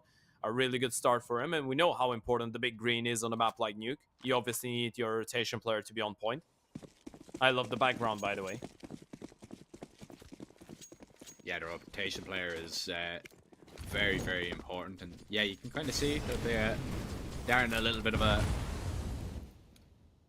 boot camp setting. Well, they are in the same house in the same area, so yeah, that helps a lot. I mean, okay, so what I got is they're living in the same house. I don't think like they're in the same room all of the time, and they have an office that they can play from. So that's really cool. Yeah, but that's really cool. Yeah, the thing is, maybe they're just playing from their separate rooms, but they just live together, you know? Yeah. Some team building. That always helps. Like, it's just... Oh, it's a massive game changer. Like, you know, alright, yeah, talking online, you know, with people that you maybe have never met in a team setting, you are playing online Counter-Strike. Yeah, that's fine, but when you're together, you can have a little bit of a laugh and a joke. You can sort out things when issues come available, and they've been sorting out Trick right now. But here's a little bit of an issue that they need to consider. Because Trick, they find 2 refrags. Kerr finds them, connects. AVN from heaven can only get 1, as Kerr is going to refrag him out. Impulse in the same position, now knows that there's 1 more player towards. Man, the taps are beautiful. 4glory are going for all the glory. 5 to 0 now on the CT side of Nuke and Tricked. Just when you think they're getting back into a round, just when you think it's getting competitive for Glory, like, you know what? No. This is why we're the betting favorites according to Pinnacle, because we can do things like that. If you want to check it out, click the banner down below the stream and sign up using code CUP22. Okay, WinSpy has something that he wants to say after a round like that. And you know, this is a timeout that has the purpose of just calming Trick down a little bit, because you're obviously going to get a little bit annoyed after losing such a clutch. And well, that was such a good recovery from Trick. You know, I wanted to praise him so hard for this, because they lose the first 2 openings. They're in a 3 versus 5. They managed to find all the kills in the end, but Impulse, what an insane clutch from him. Manages to isolate 2-1 versus 1s. I believe the main player was just reloading, so there couldn't have been a swing even if he wanted to. Well, that's going to be a little bit of a devastating start for Trick. Of course, we've spoken about their problems on the T side, so it's not like they haven't been in that situation before. It's not like they haven't been in that position before.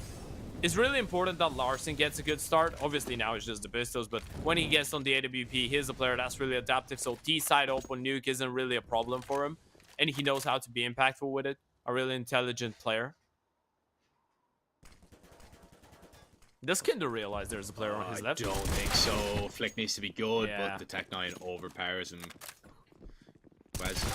Quite good at finding the opening pick for his team, just finding the space. AVN gets a refrag. Rotations coming down here as the bomb is going to be planted for 4glory. The Eagles need to connect, and Larson cannot connect with that one. Nade will land on default and tag Prime just a little bit. Not an awful lot, but something to just consider. Now there's a gap in that door, and Collins knows that Iceberg is going to try and play around it. Has sight on the bomb as well. Smoke goes down. Iceberg's actually forced out, so if they just take the fights, they might just win them. Impulse with a nice refrag. The swings come from both sides. Impulse with a second. Prime, now the last player standing. The defuse needs to be stuck. Tag down low. He's not going to get him off. It has to reload. Collins will get it. So close. And Prime goes down as well. 6-0 for Glory. Continue on their perfect start on Nuke.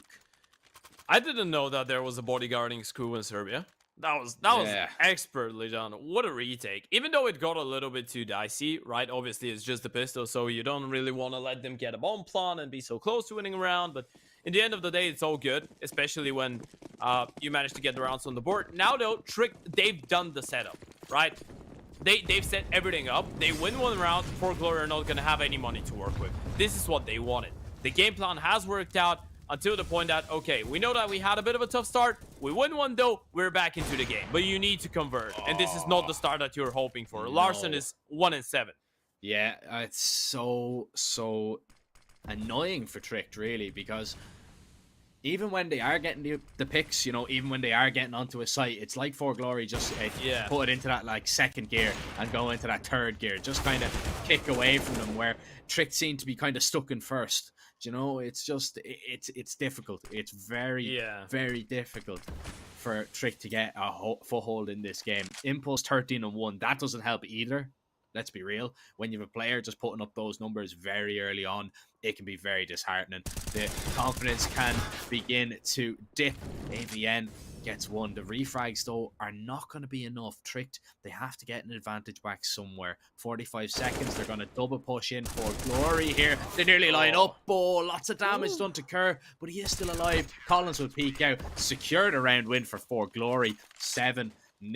This is dominant, and you can understand why 4glory have only dropped one map so far. Maybe they're using those MSI monitors. They are seeing Trick 360 first, and they are hitting them first. If you want to check those out, click the banner down below the stream. There are some of the 360 hertz monitors to be given away on the MSI socials, so make sure to go ahead and get involved in that. You never know, could be you could be very lucky and be one of the lucky recipients of 2. Of course, MSI were very nice enough to give away 2 monitors. So not nice enough to allow us to participate in the giveaway. That's the only thing. Sadly not. Would be unfair. Not. Oh, well, 4glory, they're probably not going to get a chance to participate in this round.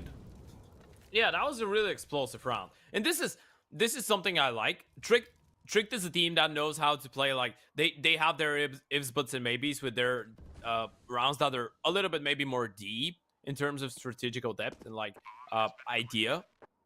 But when that doesn't work out, when the slow and methodical, like I love calling it like mini achievement round. Like when you know that you have little tasks that you want to do around the map, and then you scrap it up as an entirely 1-1. But when that doesn't work out, you just simplify it. And the simplicity is, from time to time, the most efficient way to get around on the board, right? You just send it out A, it's a really good execute, a pretty standard one, all the grenades that you need, you molly top HUD, you molly heaven, you get the flashes, smoke out main, molly second vent, not a lot of places where the T's could be, and when the flashes are good, you're essentially going to get most of the kills, unless someone goes for a bit of a Jurassic Park play through the smoke of main and just jumps out, or through the molly in heaven, but nothing crazy happening this round. And you can see that 4glory were really quick on making that decision for the save. That's because of all the damage that Tricked have been able to do in the rounds prior to this one. So yeah, solid stuff from the Danes. I like it. Yeah, that's what I was just gonna say, right? So, okay, hear me out, right? 7-1, terrible position for Trick to be in, right? Actually, not great for 4glory either. No, that's what I was just about to say. Their money is terrible. So this is Trick's chance to get back in. This is it. Now, it's going to be a fast play from 4glory to get Kindo in an aggressive towards HUD. However, the brunt of the T push has been towards outside, and they're making their way down secret. Collins is going to rotate down the vent.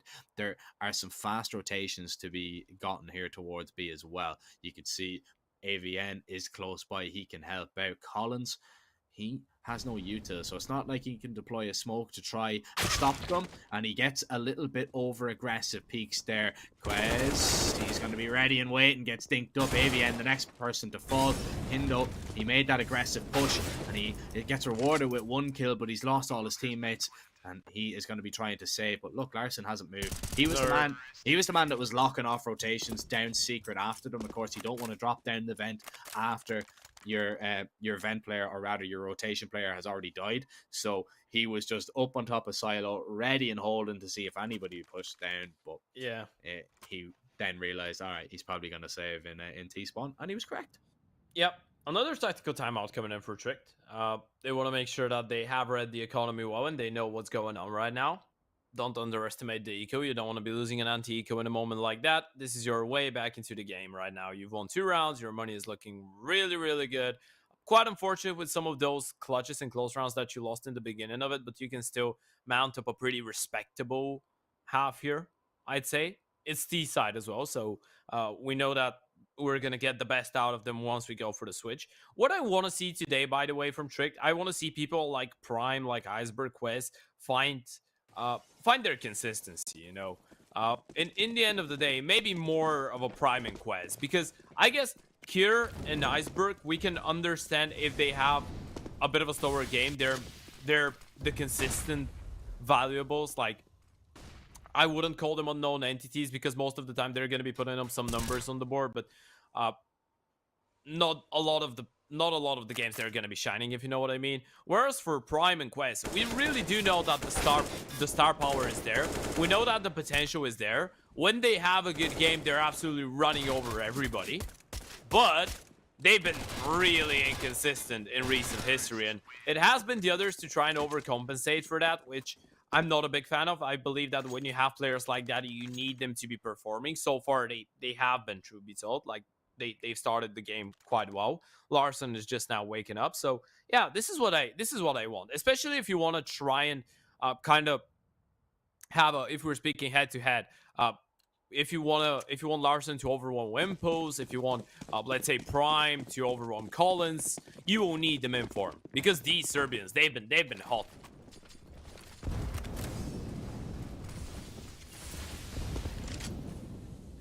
Now, 4glory, big chance now to get back on the board and find their form once again.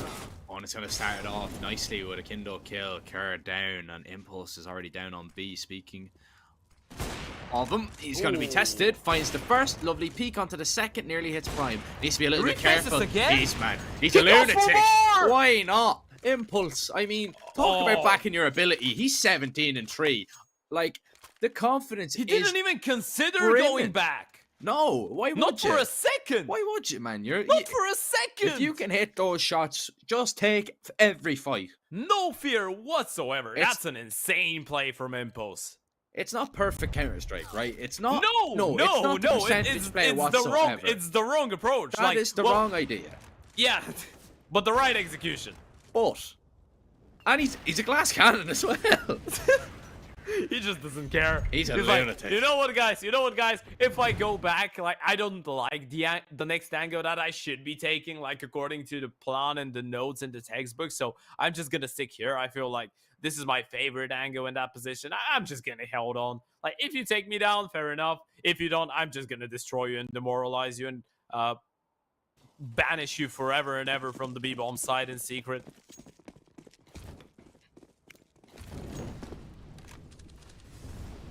Oh man, this has got a crazy game already. And you know that Trickter upset after a thing like that. You know that what Trickter gonna be saying is, why is he repeaking? Yeah, why does he continue on? Yeah, why is he going on more? Yeah, that's just one that you get annoyed at a little bit. But you can't let it affect your mentality too much. Yeah. That's the problem here. Like that, you cannot let that get into your head an awful lot. So just forget about it, move on with this next round. And that's exactly what they've decided to do. Quez, once again, very impactful at finding the entries. And, I mean, the door player has had his work cut out for him. Let's just be real. Like, Quez has not made it very easy at the start of this so far. Iceberg's going to walk through the smoke in towards Garage to open up a little bit of space, but Collins is going to be right after him, and that's a problem for Iceberg. Oh, Collins made steps. Iceberg can walk behind him. Doesn't matter. He might actually beat him through the smoke here. He's pushed right through. Oh, he's no idea what's going on here. If he's in no man's land right now. That's really awkward. Okay. He's seen nothing on A. They're waiting for Iceberg. Even more awkward now. Imagine they drop down the vent. Yeah, it'll be right on top. No, they won't. This one on the site. AVN only gets one. Collins up the vent now, and Quez is holding. Nice shot from Impulse. Save the KD. Do you think he's gonna go and reface again? No, I don't think so. Not this time. He values his hope. Yeah. As you would. Oh, Quez is gonna boost Prime up here, so they want him. Yeah, hunt him. They want to hunt him down. Payback time. Oh, never mind, actually. Oh, I had to get off of. Yeah. Maybe they have respect after the last round. They're like, you know what? We are crazy. We have a little bit of crazy in us, but this guy is mad. We don't have enough craziness in us. So let's go and save. There's kind of a point where you're like, all right, who's like, it's like, all right, we've won the round. To peek into him. Yeah, we've won the round. Press tab. Who's left alive? Impulse 18-3. Like, all right. Yeah, let's leave him alone. Explains why we won the round. Yeah. We avoided him. That's good. Yeah, by the way, let's do that again. we're joking about it, but this is the thing that you want to be doing. Like, especially on a map like Nuke, you know that the AWP could have massive impact. And well, a really good example, essentially in the entire second half of 2021 for that was Simple, when Na'Vi was the best Nuke team in the world.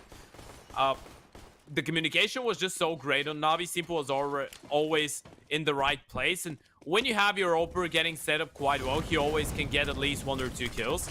And this is the thing that has the most impact on the CT side of Nuke. Yes, utility is important, aggression is important, communication, your M1s need to be on point, but your OP, when your comms are good, your OP is going to be moving really well. And Nuke is a map where if the OP has the right picture, he can post himself in plenty of different angles that give him the advantage going into a fight. So being able to avoid that and isolate it is always going to play to your advantage.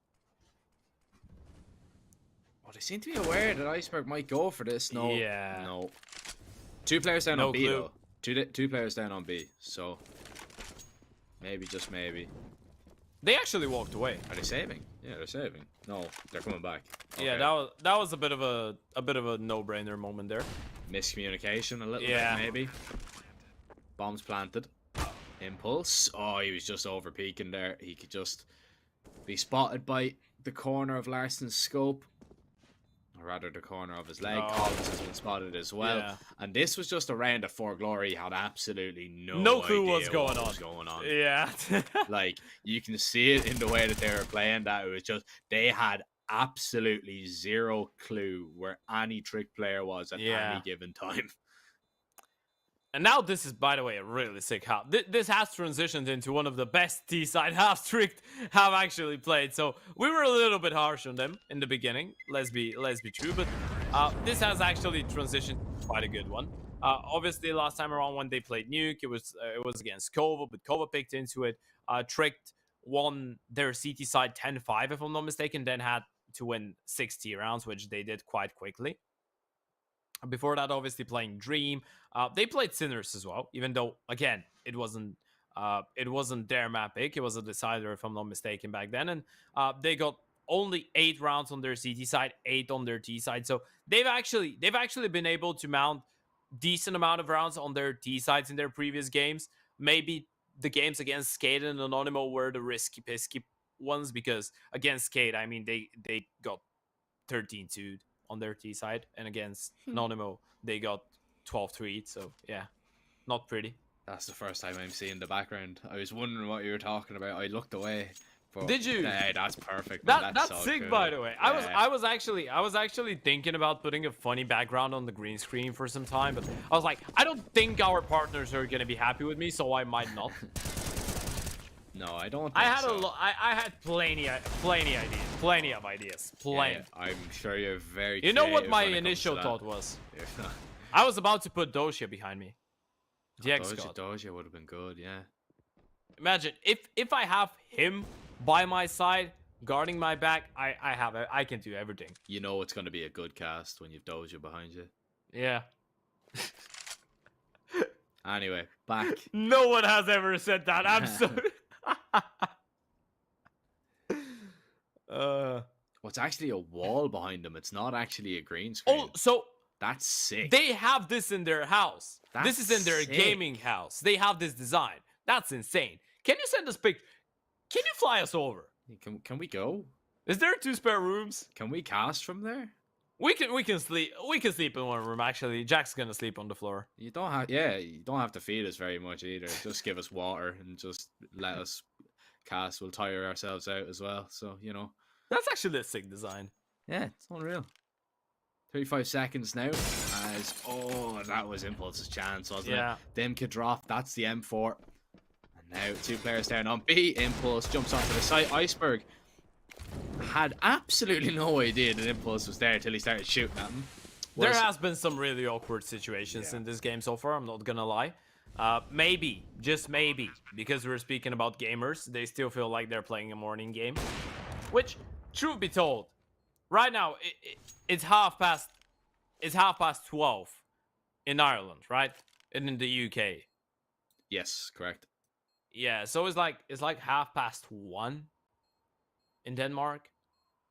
Same for Serbia, I believe. So yeah, maybe because they're gamers, you know, gamers like sleeping and staying up all night. So yeah, maybe it's still a morning thing.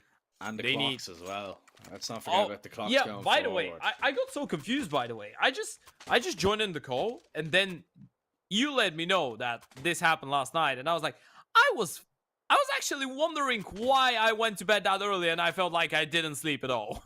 Yeah, it really messed me up as well. Yeah. Last round of the half, though. Another bye. Tricked half. What started as a 7-0 lead for 4glory is now an 8-6. So I think it's safe to say that Tricked have been, or rather will be, the happier side after the end of this first half, no matter how this round turns out.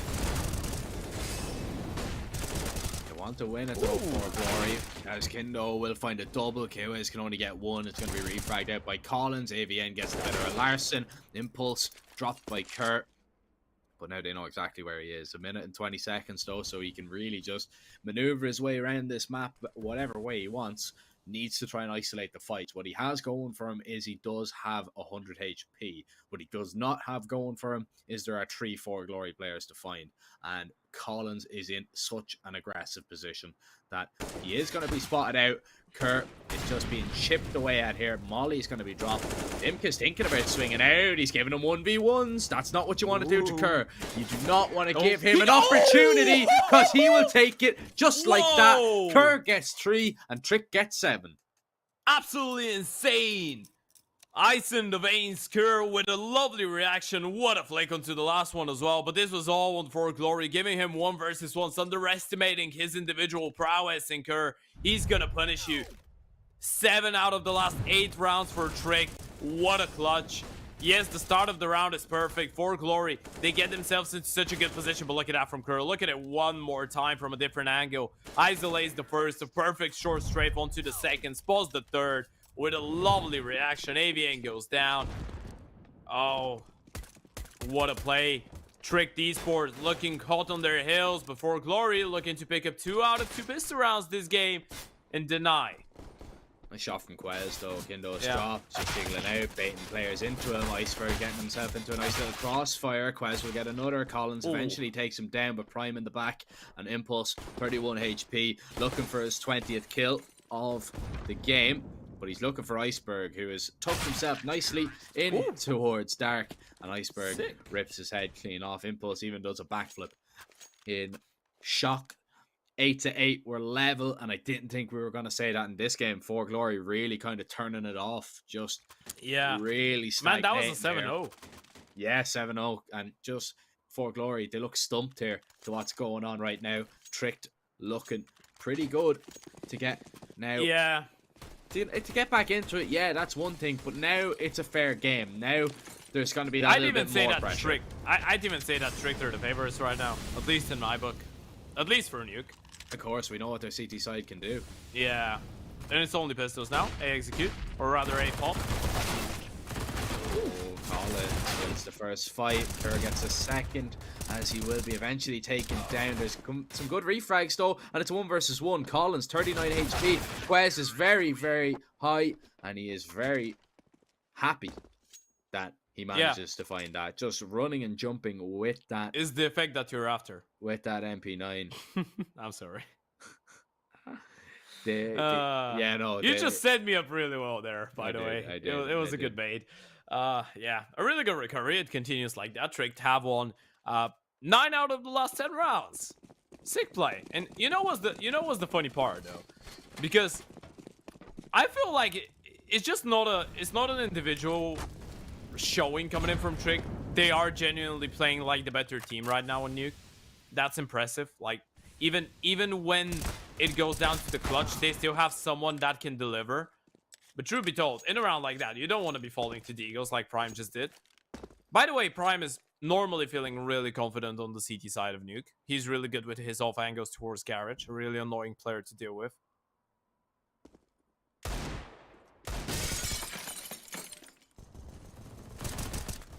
Larson, he's going to start things off with a double. And the Deagle's not having the intended effect. Yeah, can we stop speaking about intended effects? I'm just thinking of the same old joke.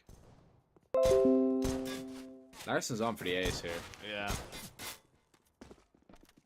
Oh. And he's going to get it. He's going to be allowed to get it. 10, Look at him. 8. They're being nice teammates right now. You see how no one tried to get that kill? They were even baiting him, toying with him. Yeah, we're containing him. He's here. He's here. Just come and get the ace. That's really good. Obviously, you wanna up the confidence of Larson. Right now, he's nearly top of the server. I was about to say he's top ranking, but there's actually 3 people in the server that have 16 kills, and Impulse is still up to 19. Let's not forget he had a bit of a nice start, if nice is the right way to put it. But hey, another buy round for 4glory. Now they've lost 10 out of the last 11 rounds. I'm gonna continue counting, and it's gonna continue looking even worse. Unless they win, that is.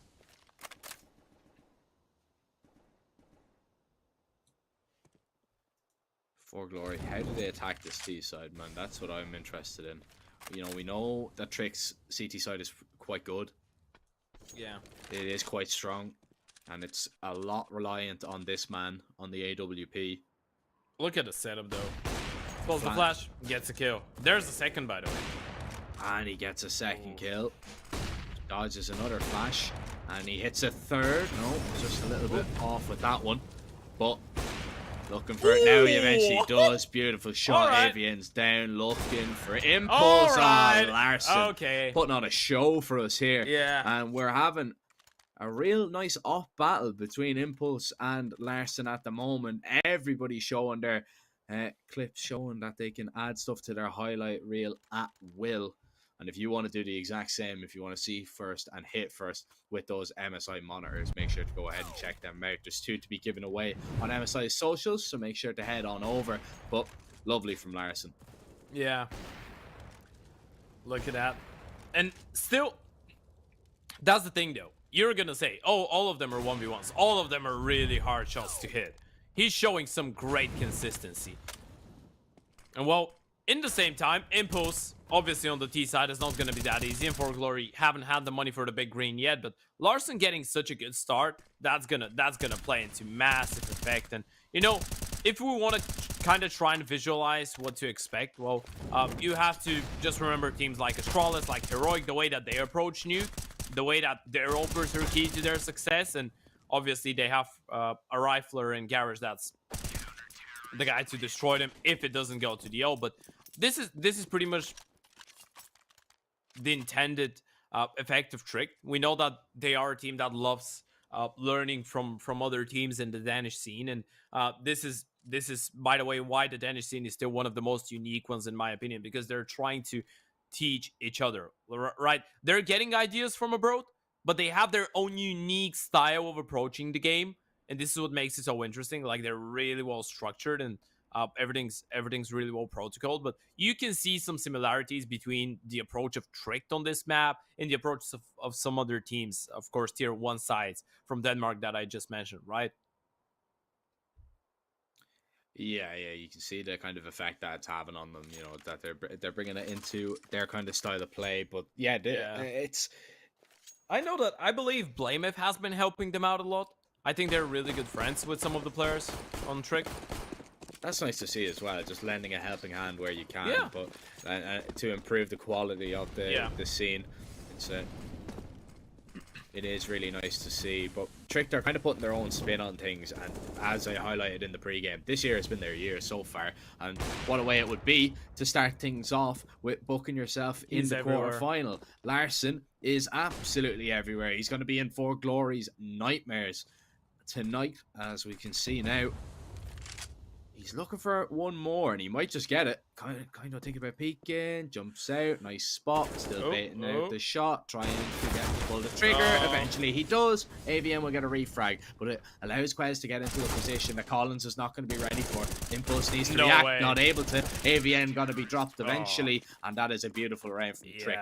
Look at this. 4glory still yet to win a T round, and we spoke about Trick having, you know, a little bit of a questionable T side. At the very beginning of this game, we completely overlooked 4glory having a little bit of a questionable T side. Yeah, that's the thing though. 4glory they are still a bit of a dark horse, even though they've played a couple of games in the Pinnacle. They're still a dark horse in terms of them not having played Nuke. You mentioned it.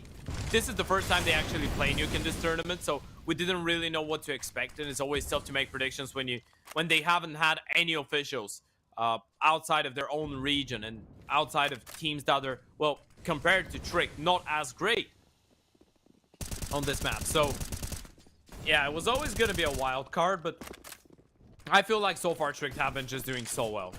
It's not even... Yeah, 4glory obviously aren't going to be the best T-side team, but look at that.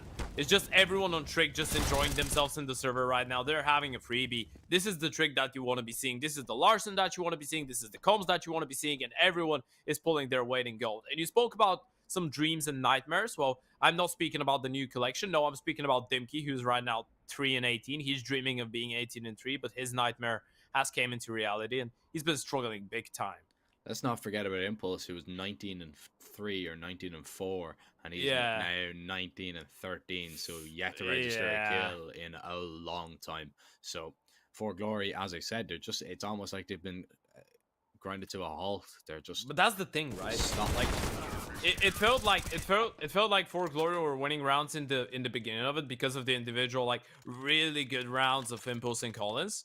And for Trick, it's not like that. Like, for Trick, if they win, they're going to win because the entire system is working and the team is performing well. If they lose, it's going to be the same. It's because of the team, not because of one person. And 4glory is a bit of a different gravy to that.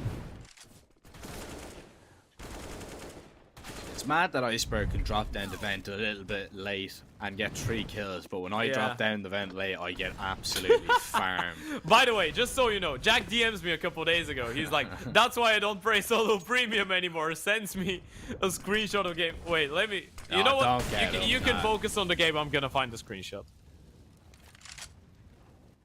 Well, we will focus on the game. An important round coming up, as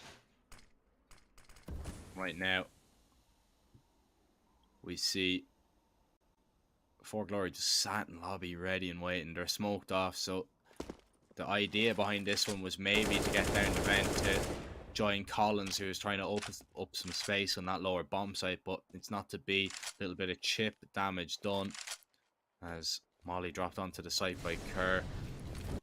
And it is going to be dropped towards the door now. It just keeps 4glory penned in and penned back. They can't go anywhere at the minute. Iceberg, he's gonna get tested. The thing is, he gets the first kill. They're alright.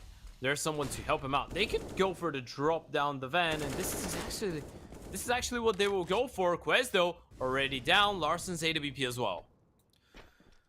Quest finds that kill. Larsen rotating now, but he is going to be mollied back. So plant the possibility that wallbang wasn't a million miles away, but the plant is going to be down regardless. Now, B bomb site notoriously hard to retake, regardless of how many players that you do have. As right now we see the 2 T's peek towards Secret. Iceberg and Primer down and out. Yeah, that is going to be the save. Finally, Yeah. 4glory, they register a round on the board. And Yeah. Tricked, they are going to be feeling a little bit hard done by. They did a really good job, actually, just keeping 4glory in lobby for so long. I like the play towards Secret, by the way, as well. I feel like, I think it was AVN that was just jiggling from downstairs, and he just waited out for his teammate to come close by vent. And when he was close enough, AVN just peeks alone, just to spot them out, just to kind of bait them in, so they can spot only him, and then goes for the re-peek with the swing coming in from vent. So you knew for sure that the vent player gets 1 kill guaranteed, and when you peek from the headshot angle, you're still gonna have the chance to drop 1 more. So yeah, they kind of forced Trick to get into a really uncomfortable and really awkward fight, but that's only 1 round, Jack. That's 1 round. Prior to this 1 round, I don't want to remind you when was the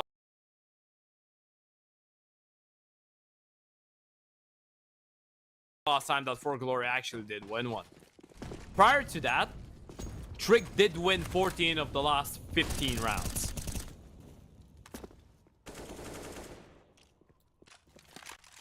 That's it. Like, it's ridiculous. Sounds It is. scary. Yeah, it's terrifying. It's a terrifying prospect.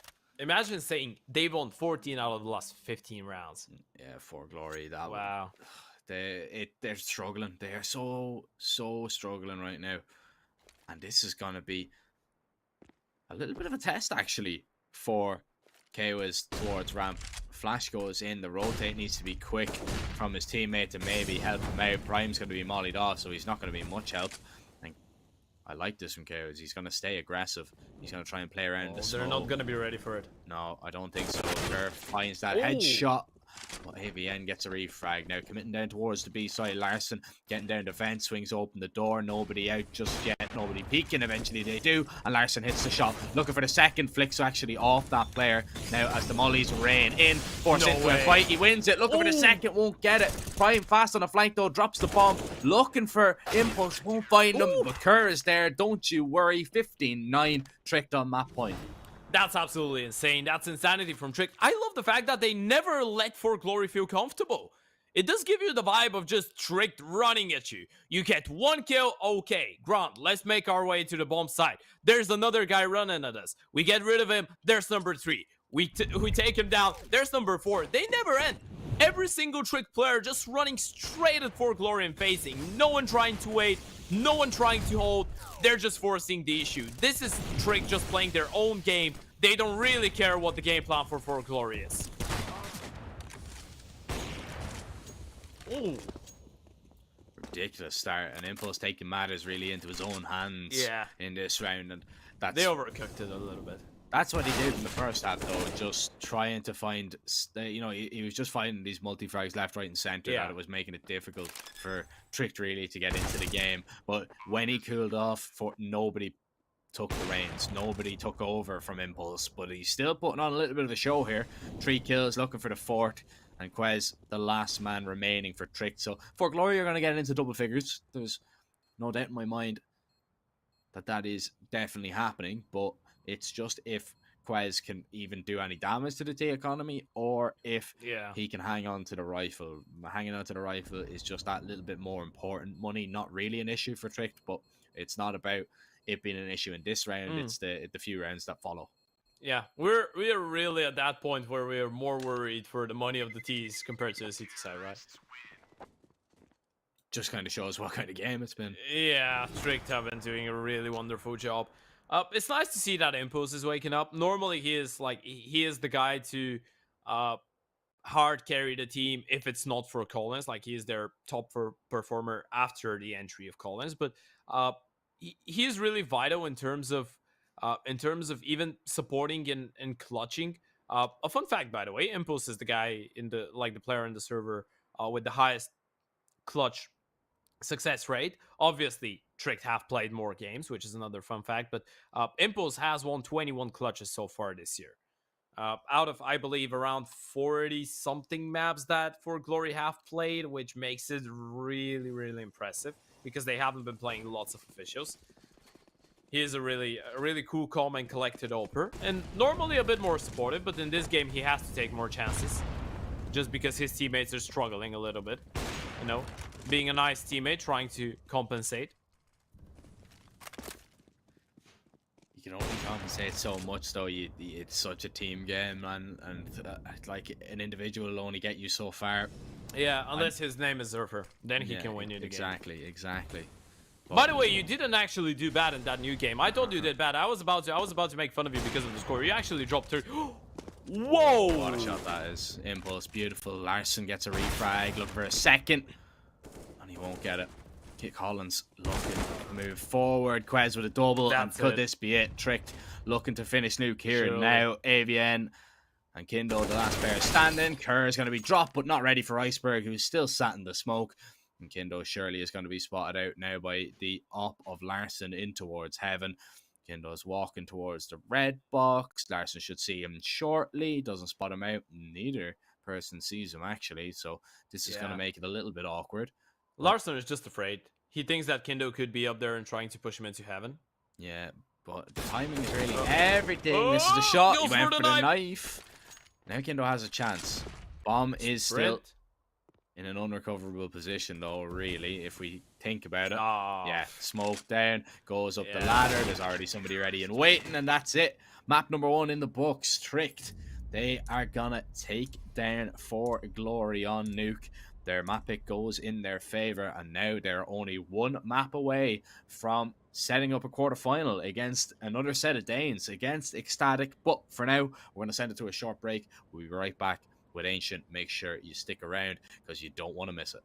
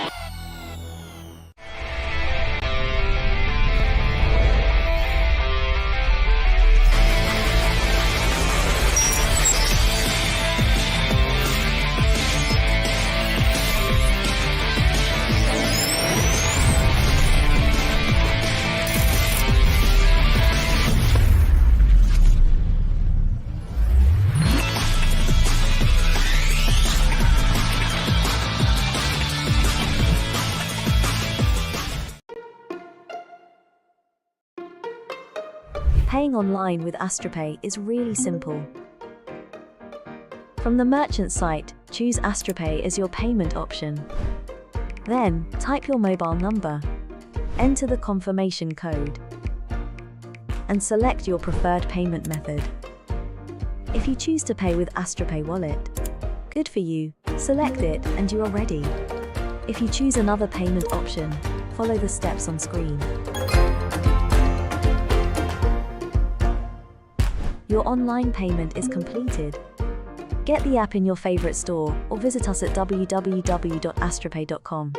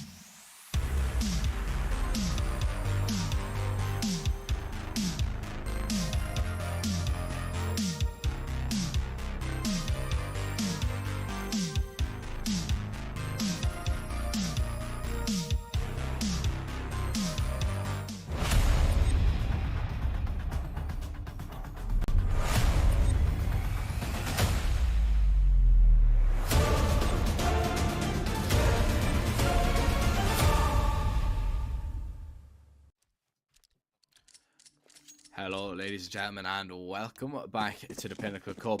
Welcome back to the playoff stages. Now, we are going to be jumping into action on Ancient. Tricked managed to take their map pick 16-10, very convincing in the second half, after it looked like 4glory were going to take it the way that they played after the first 7 rounds, but it was not to be. Now, we will see what they can do on Ancient. Starting things off, 4glory have started it quite well, but they jumped right through a smoke. Rollins does anyway. Larson will take him down. Dimka makes his way out and gets a double. Larson over towards B. He has to try and defend, but the bomb is planted and he is all alone. A little bit unlucky for him, still. Maybe could find a couple cheeky one taps. Well, never mind. The E-House and Cowboy Impulse is going to be styling on you.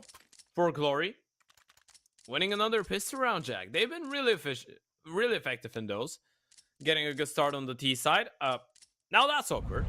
Not something that you see most of the time. A tactical timeout on the back of winning a pistol round. Maybe a couple things that they want to speak about going into round number 2. Want to make sure you don't lose to the force buy that could come through for Tricked, even though I'm not going to get surprised if we see an eco.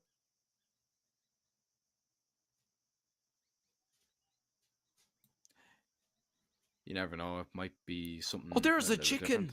Yeah, the chicken. Oh, he's holding the chicken. That's sweet. You think they ate it after the picture? Definitely not. Yeah, they're vegetarians. They could have had a better knife than a gut knife on that picture, though. Surely. You know what, Jack? I'm starting to like you, man. It only took, what, a year and a half? Yeah. No, that's good. I feel like finally I'm actually starting to teach you some things about life. Lesson number 1. You need to admit that the good knife is the ugliest knife in this game. Well, maybe the Shadow Daggers and Navaja have something to say in that matter, but yeah. Yeah, you're not happy with them, are you? No. Colin's not going to be really happy with the return on his Mach 10 investment, as he only gets 1 kill. Oh, it's a nice control, and actually Prime helping him out a little bit with the USB as well. Yeah. So it is going to be a 2-0 start for 4glory, and the odds are still in Trick's favour, of course, after taking map number 1. If you want to head over to Pinnacle and check them out, you can sign up using code CUP22 as well. Make sure you're gambling responsibly, and you have to be 18 years of age or over, of course. As we will see, of course, our first buy round coming up next. We just are going to get a nice little replay of the Galil overpowering the unarmored USPs. Yeah. A good start on the T side, truth be told. First buy round now for Trick. 4glory, by the way, a little bit more information on them and Ancient, obviously, that we have. They've played actually 3 times so far in the tournament, and they're yet to drop a map. They did beat Fambit in the first one, as pointed out, 16-13, then going over to beat GamerLegion and Finest. Well, we're seeing that the entries are looking really hot. That's a really good start. Kindo with a nice opener. Reaggression. Are they going to be ready for it? Well, not accounted in this one. Yeah, they've beaten some good teams on it, to be honest, that we have seen already in this event.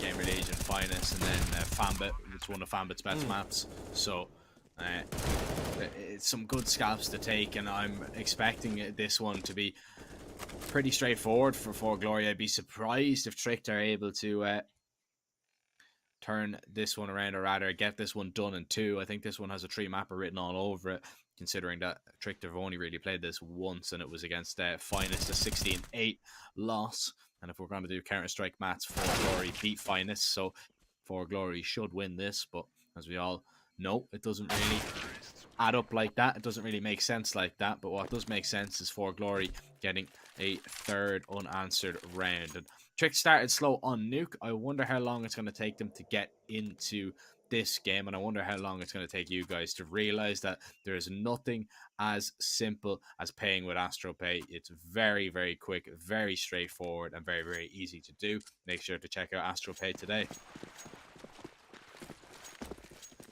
Nothing as simple. Well, maybe the running out is a pretty simple thing, but they're not going to do that. A little bit more depth. There's pistols on the other side. You don't want to risk it too much. Quest is gonna attempt some early aggression, but Kindo is there to punish him. Overall, by the way, 4 rounds in a row to kick things off with the first buy.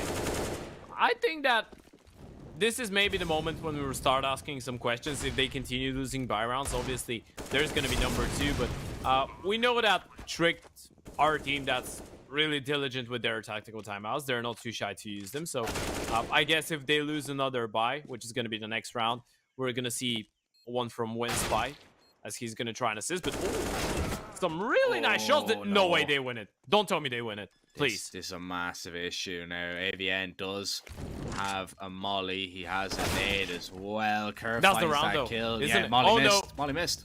Oh, no. Okay, Jack, how come every single time we start speaking about the next round, whether it will go good for them or bad for them, because this one is obviously a Nico. They've lost the first 2 kills. They've lost the A-bomb side. And they win it. Every single time. Every single time. Every single time the Eco team wins it. Yeah, it's ridiculous. It's The caster curse is an insane thing, you know, guys. I don't know if you don't realize how powerful that makes us feel from time to time. It's absolutely insane. But what an amazing round for Trick to pick up. That is, like, from a mental point of view as well. This is massive.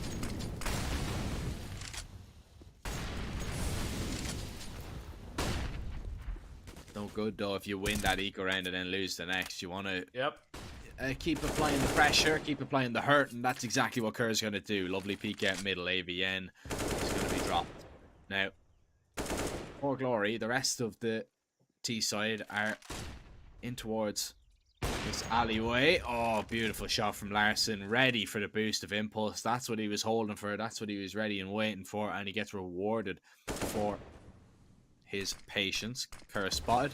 Dimka is going to try and cross towards mid-house, and now one player on alert here isn't going to really do too much. I feel he's going to need to maybe join his team, and that's exactly what's going to happen. Oh, what? He lined up the shot. So there's a lineup that you can do there that you actually sit back and you aim at a spot on the wall, and you literally just peek and pre-fire the opera holding that angle. It's really sick. It is really, really cool to do. But it's going to open up the site here for 4glory. Prime finds that headshot into Kindle. Bomb's going to be stopped for a minute. It's not going to be put in just yet. Trick, they're thinking about swinging, but they want to have the odds in their favor, and that will help. Prime finds a headshot on the Collins. Flash goes high. Dimka is going to be taken down. Trick win another round, and they keep 4 players alive as well. Yeah, still a little bit shocked by the way that Larson went down, or rather by the speed that that shot was fired with. But have you not seen that? No. Yeah. It's like no, I have. Like I've even done it, but the thing is, like, I have been on the receiving end as well. Yeah, but that was that has been maybe like that was maybe one of the quickest ones I've seen, because Larson didn't really move a muscle, and he's a quick guy, you know.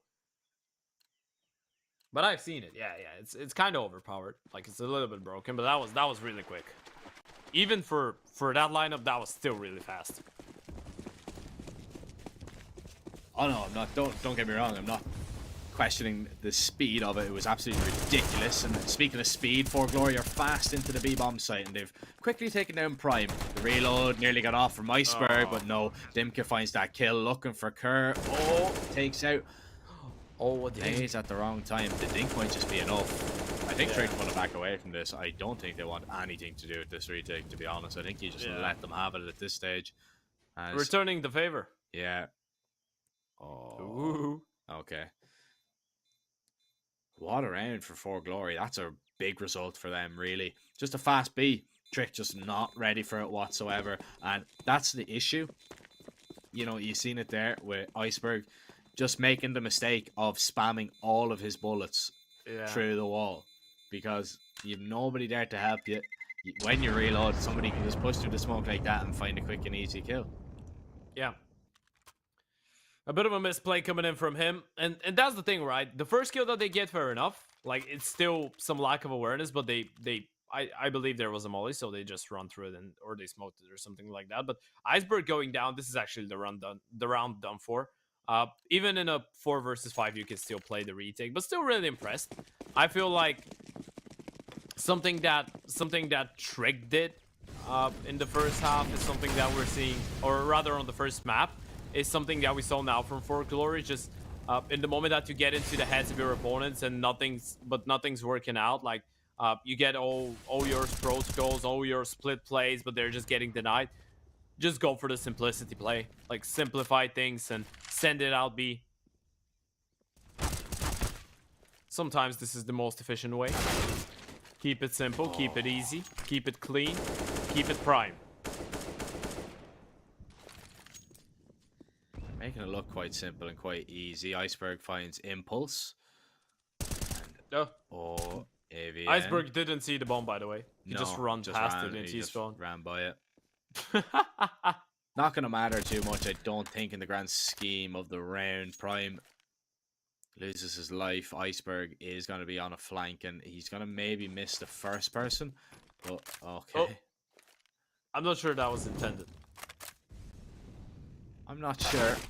Oh, AVN clued in. What a headshot onto Iceberg there, that he's even considering that position.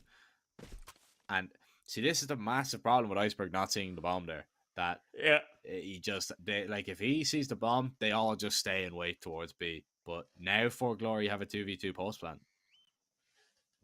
Yeah, never should have been that close to 2 versus 4 with the drop bump into his opponent. Somehow they managed to get out of there and get away with the plant. Now Larson and Quest starting to move closer and closer. The few skits are there. AWP not going to be ideal, but Quest, this kid, he gets that. They have a chance. What a nice headshot. Once again, pre-firing AVN. Able to clear him out, and now it's Dimka in the clutch. He had a really tough game on Nuke. This one, though, could be enough to atone for his sins. And, barely. Lovely from Quez.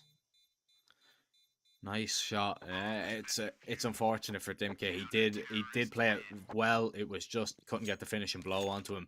And Quez will just get the better of him. As even though Dimka did see him and hit him first, Quez was just quicker on the react, hitting the headshot. But if you want to see your enemy first, hit them first. Check out those MSI monitors and check out MSI's socials if you want to get involved in a giveaway to win one of them as well.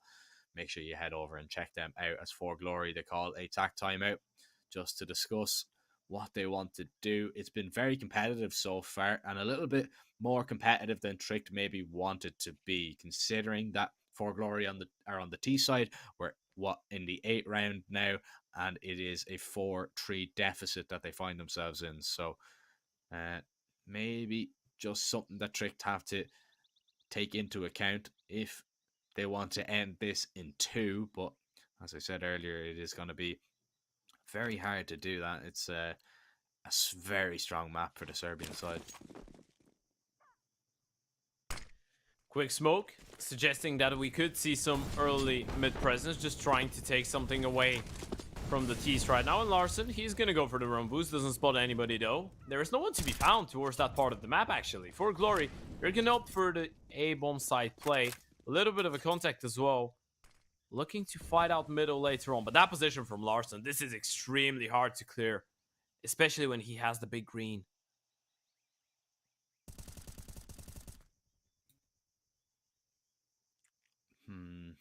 Now, depends really if the flash is going to be good, if they flash out middle at all, but they dry peek, and that's exactly what the op wants. But Collins wants a re-peek, and he gets it from Larson.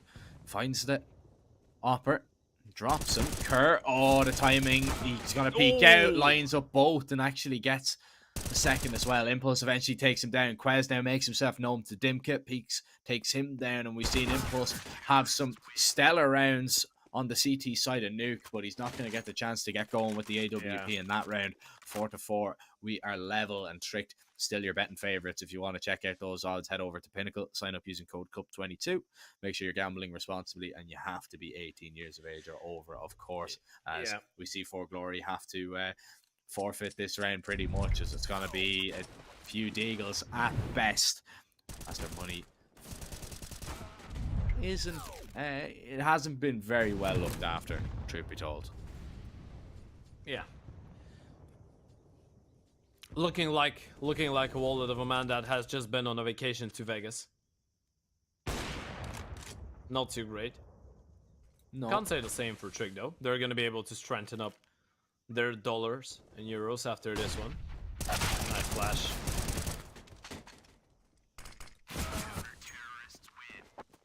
Very straightforward. Yeah, a good clean round. Done. Not even a single point of HP lost, by the way, from Yeah. Trick. That's gonna be great for the confidence. Now they've won. By the way, Jack, that's gonna be a bit of a flashback, I guess. Trick have won 5 out of the last 6 rounds. You know where I'm going with this? This looks really similar to what happened in Nuke. Yes, I get it. It's D-side for Glory, so they're still gonna be happy, and it has been a little bit more competitive. But once again, it feels like once Trick get the guns, they just get rolling. It's really hard to stop them. It's a different story, isn't it? It's a different team almost. And Kerr starts things off nicely. The nade damage, the molly damage, AVN was dead to rights regardless. Prime, isolating that fight. Headshot. Really good movement around the smoke, and he got a nice timing as well. He literally just dodged the first player. Kindo tried to look for him early on, but just didn't see him. Larson a bit shaky there, wasn't he? Dimkid punishes him for that. Quez not gonna be as shaky, as the shake actually kind of works in his favor. Flicks onto the head. Kirby. Now, 4glory find themselves against 4 CTs. Kerr is one of them. Oh, this is gonna walk right into him, and Kerr takes him down. Kindle in donut. Thinks about advancing towards that ace site, but he's not gonna. And look at the position from Tricked as well. They've pushed through. They have all of the B alleyway on lock. You can see Kerr's rotated back to make sure that he can't flank his way through CT and go towards B. All the bases are covered right now for Tricked. Really good positions, and I don't think Kindle finds his way out onto any bomb site. Wes is going to spot him. There's the dink. That's enough. Regardless of what happens, 10 HP. There's no way he wins the round like this. Iceberg, he might have just spotted him out there. Off he picked up. Tries to throw that away, but it falls down. Will they get it? It's going to be close. No, nope. They don't. So he actually's done enough to just keep the op out of reach. But I actually think that's going to be more of a hindrance than it is going to be a help for they're going to have 3 4glory, AKs. because they've got 3 AKs. Larson's going to buy one anyways, or Larson's going to be dropped over one. Never mind. If Larson went for an M4 there or something, you know, like it's only Deagles. It's only going to be a little bit of a half buy from 4glory, so it might have worked out, but money's still quite high on the CT side, so the investment is perfectly fine. Yeah, a really good thing that Trick have been doing is just keep 4glory away from the bomb sites, and well, that makes it pretty much impossible for them to go for consecutive reinvestments in that scenario.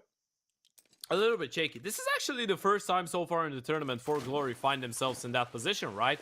1 map down, 1 map away from elimination, and they are in deficit right now on this map as well. So they'll have to show some character, show some mentality. Maybe not in this round because it's only the pistols, although Kira gets dinged down, but Quest, he's been really, really solid towards the A-bomb side, and that's actually a lot of dinks going for Glory, but no kills found just yet.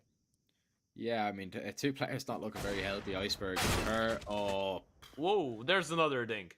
Yeah. But with that pistol, a dink is 100 HP. A dink is more than enough. AVN. Pocket up. Now, has he caught a nice timing? He has. Iceberg hasn't pushed to try and take him down. That's because of probably the HP. So AVN is going to go back and look for him. He's made sound, and AVN, he's going to be taken down. Tricked 7-4 right now, and look at the odds. They're just shrinking right now for 4glory. It's been a little bit sad to see, to be honest, because we expected so much from 4glory coming into this going unbeaten. They're still the only team left in the event from the very first round, not one of the invited teams. The 4glory are the last hope, and right now it has been all tricks. It's been all trick. That's all. That's as simple as that. Nothing has gone their way so far in the last few rounds. Larson thinking about going for a peek. Flash is going to be good. Now this is a little bit better. Collins nearly gets the double, but Iceberg will get a refrag before he's taken down. I like this play from Prime, though. He's standing in the smoke. He's going to push straight after. But Impulse opening up the distance, he realizes there could be someone in the smoke and they're gonna have the advantage. Prime goes on, and that's the bomb. Big kill. That's so much information. Massive kill indeed. There is no one to collect that. Actually, Kendo is close enough, but that's the thing. He's going to be really afraid, and that's going to give it up. Surely, now they just stick with 2 towards the B-bomb side, and you can see that Quest is even considering going over towards middle so they can have 2B. They can play the A-bomb side on the retake. They know the bomb was in front of B. They know they're going to waste some time in trying to recover that, so they're just going to gamble it. 2 bodies towards that B-bomb side. Prime finds one. This is round done. Here's the 40 HP player as well. And Kier, they have nothing to smoke him off with. Smoke can go down. It's just extended onto the site. Just makes it a little bit hectic here for 4glory as they make their way forward. Kerr gets one. Dimka trades him down. Now, bomb picked up. Molly goes down. Makes it awkward for the plant. No spam coming in just yet. Both 4glory players are very low. Prime peaks. There's a nice headshot. It's all on AVN, and he does have the element of surprise. That's the only thing going for him, really, as the odds are not stacked in his favor. He makes his way to clear his flank, and now this is getting very undoable. I can even see where he is lining up the shot that is not going to be on the plant whatsoever. Nade goes out. Now they realize spam is completely off and no hope whatsoever. Even goes down through the smoke afterwards. Tricked will get an 8 round, and they'll open up a 4 round lead as well. Even insulting to injure with the kill in the end. That was a good attempt from 4glory, but still Trick played the round expertly. I spoke about it right there, and now they've won 8 out of the last 9 rounds. They continue on with those streaks. It does feel like Trick are just showing us that they can bounce back into games quite easily. Well, I don't want to say quite easily, but quite effectively, because some of those rounds have been close, but they don't seem to crumble under pressure. More than that, it feels like when there is pressure, they're playing better, because they know that they could get tested, they could get upset, so they get into that killer mentality. And well, killer mentality is the definition of what we're seeing right now from them.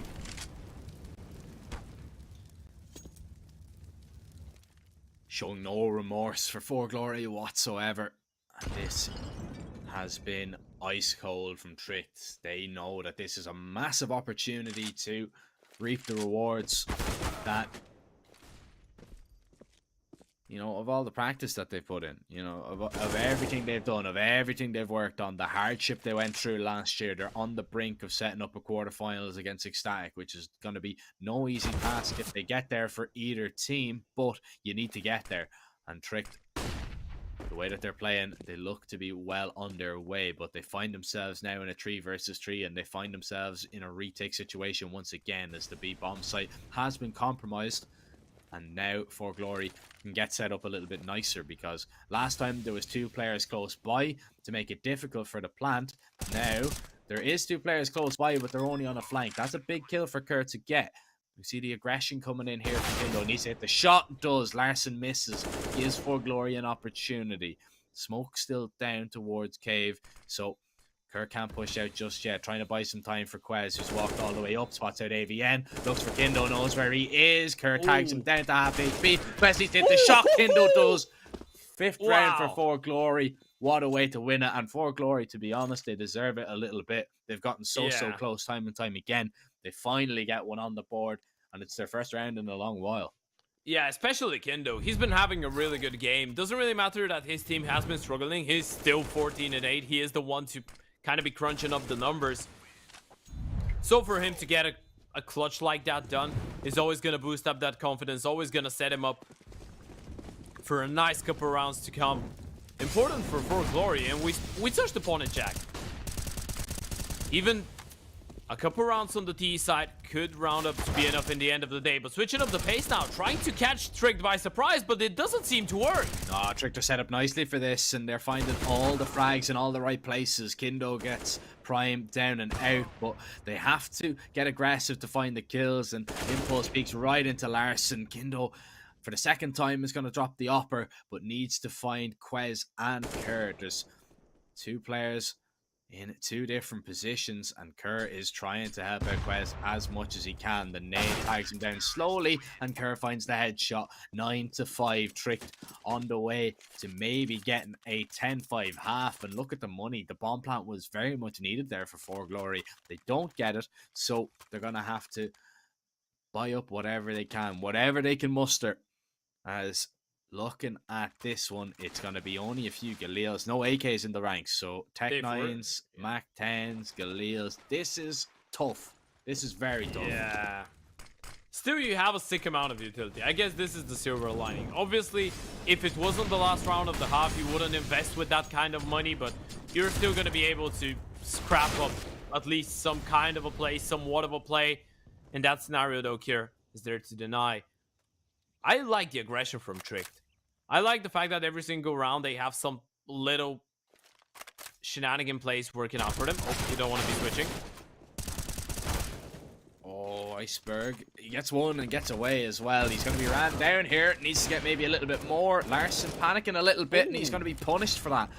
Still only a Mac 10 and Galil, though, as now AK and M4, or rather, an op is picked up by Dimke. AK and M4 close in on the site. Kerr walks forward. Kindo's dropped, and it's on Dimke. He had a 1 versus 2 that he came very close to winning. Can he clutch this one out in a massive round for 4glory? It would secure them 6 for this half, but 2 players holding the same angle. He's on an AWP. Oh, it can be difficult. Failed molly, doesn't matter. Headshot landed. Kerr takes him down. 20 kills for him and 10 rounds for Tricked. You heard that right, Ted. 20 kills for Kerr in that first half. Yeah. Making it look straightforward, much Man, like AstroPay. His moves have been insane. Oh, yeah, AstroPay is insane as well, you know? Easiest way to withdraw and deposit money. And I think it works on over 1,000 sites. So make sure you click the banner below the stream, head over to our lovely partners, and yeah, tell them that we sent you. They're gonna treat you nice with the respect that you deserve. A couple smiles there on the faces of the Trick guys. Obviously, no surprises. Just 6 rounds away from booking yourselves to Danish Derby in the quarterfinals against Ecstatic. No nerfs. Why wouldn't you be happy? I mean, they've first half did not go their way on. It's really sunny in Denmark today. Yeah, isn't it? That's not normal. Maybe that's why they're so happy. They're like, guys, the stars have aligned. It's sunny in Denmark for the 2nd time this year. We're gonna win it for sure. Well, that's why they want to get it done as quick as possible. They can go outside so they can go outside and enjoy it. Much like myself, because it's very nice outside, and I want to go out and just sit and relax for the day after we get done. But Jack is the only guy that you're gonna hear tell you, I want to go out and sit. Sit in the sun and relax, man. Yeah. I get it. You get a nice towel. You just go into a park, lay on the grass, fall asleep. Birds singing. I'm just going into the back garden, man. Just get to the back garden, lie down on a chair. Yeah, I don't live in a house, so I don't have that luxury. Oh, okay. Sure. But you know, in Bulgaria, it's that's the thing. Like, parks are really full of people doing that. Like, we have really nice parks, but not a lot of houses. Not in the big cities. Like, not in my city.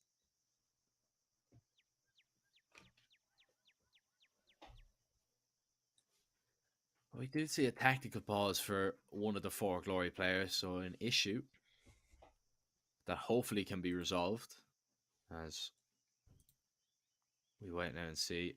I think it is. It's just a restart of the PC, so reboot it. Make sure that the FPS is going well.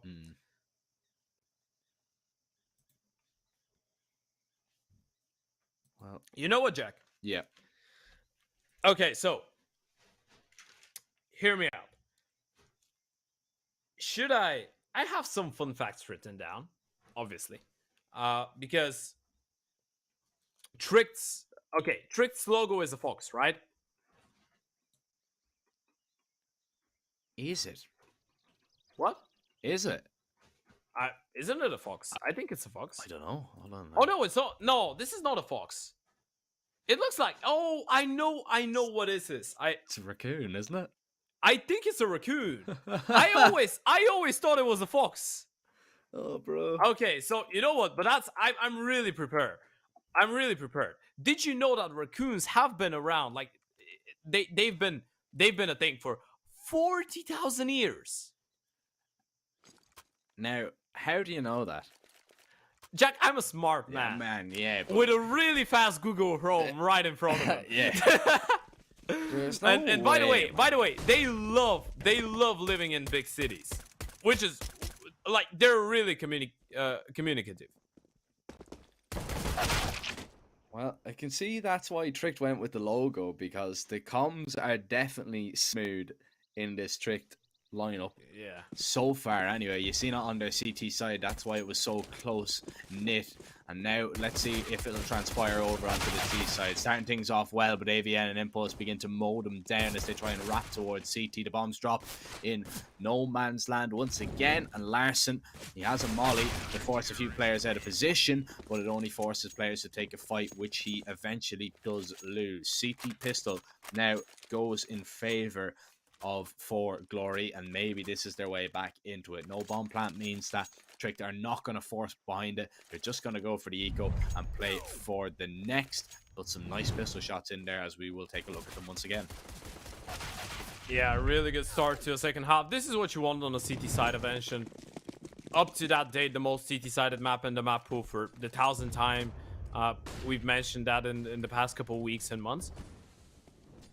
So getting the pistol in the second round conversion here is really, really important. Still, you will have to win the first buy, and we don't really know what to expect from the T side of Trick, by the way. That's really intriguing. This is only the second time that they played it, and they lost their first matchup. And I did take a look at it. Didn't really see anything significant, but I know for a fact that they've been working on it. And the entire decision to kind of leave Ancient in the veto because you're going to be starting on the CT side, I liked it. Now, my only worry is whether they actually had something planned for the T side, or they were like, yeah, we're going to destroy them so hard on nuke, we're going to demoralize them, and then we start on the CT side of Ancient. We're going to have such a massive lead that we just need the pistol and the conversions to close out Ancient. Because if that was the game plan, ideally, well, I think it's already a little bit done for. It's already out of the window. But hey, first buy round. Let's see if it's going to be the case or not. Maybe they have a couple aces up their sleeve. I definitely do not think that is going to be they definitely have put thought into this T side. I think like there's no way that they're just going to gamble on that. So it is just to see if they can counteract what 4glory do throw at them. And starting things off, Iceberg is already burnt to a crisp, so not the ideal start to life on a gun round, but they're going to just send it fast towards A. Now, the early warning signs are there, of course. AVN towards Donut, he's hearing all the steps, but Ancient's so difficult to get a bomb plant down when you've no utility, and especially when you've no smoke towards Donut. So you actually have to swing and try and take a fight here, as the bomb is going to be tapped to force AVN to peek, but he is not going to do so. And the longer he waits, the more time is going to be bought for 4glory to get into position. The smokes are going to clear. Flash is going to be good. KOS gets one, won't get a second. Impulse takes him down. Prime and Larson left standing, not for long, as Prime is left alone. A 1v4. They're swarming the bomb site. Smoke will go down. AVN not spotted. There's a double for Prime. Now it's doable. Nearly gets the third. Impulse will drop him, but there is some good damage done there. The bomb plant is going to help Tricked, of course, but 4glory continue their perfect CT run. Ooh, that got sketchy there for a second. I mean, Prime is the last guy that you want to be facing off in a clutch like that. After finding the second kill, I got a little bit worried, but in the end of the day, they close it out. Not gonna be so happy that they lost so many players, but around on the board is around on the board. Especially when you're on the CT side, you won 3 in a row now. Truth be told, 4glory have been the best in the opening rounds of a half. Normally, Trick start kicking things off once they get on the guns, once they start exploring their options. They fail once or twice, and then they can show us that they're really adaptive and reactive to what's going on in the server.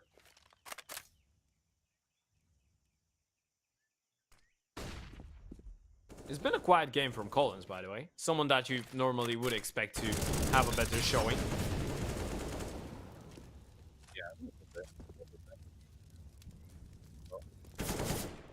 CT side to really show what he can do.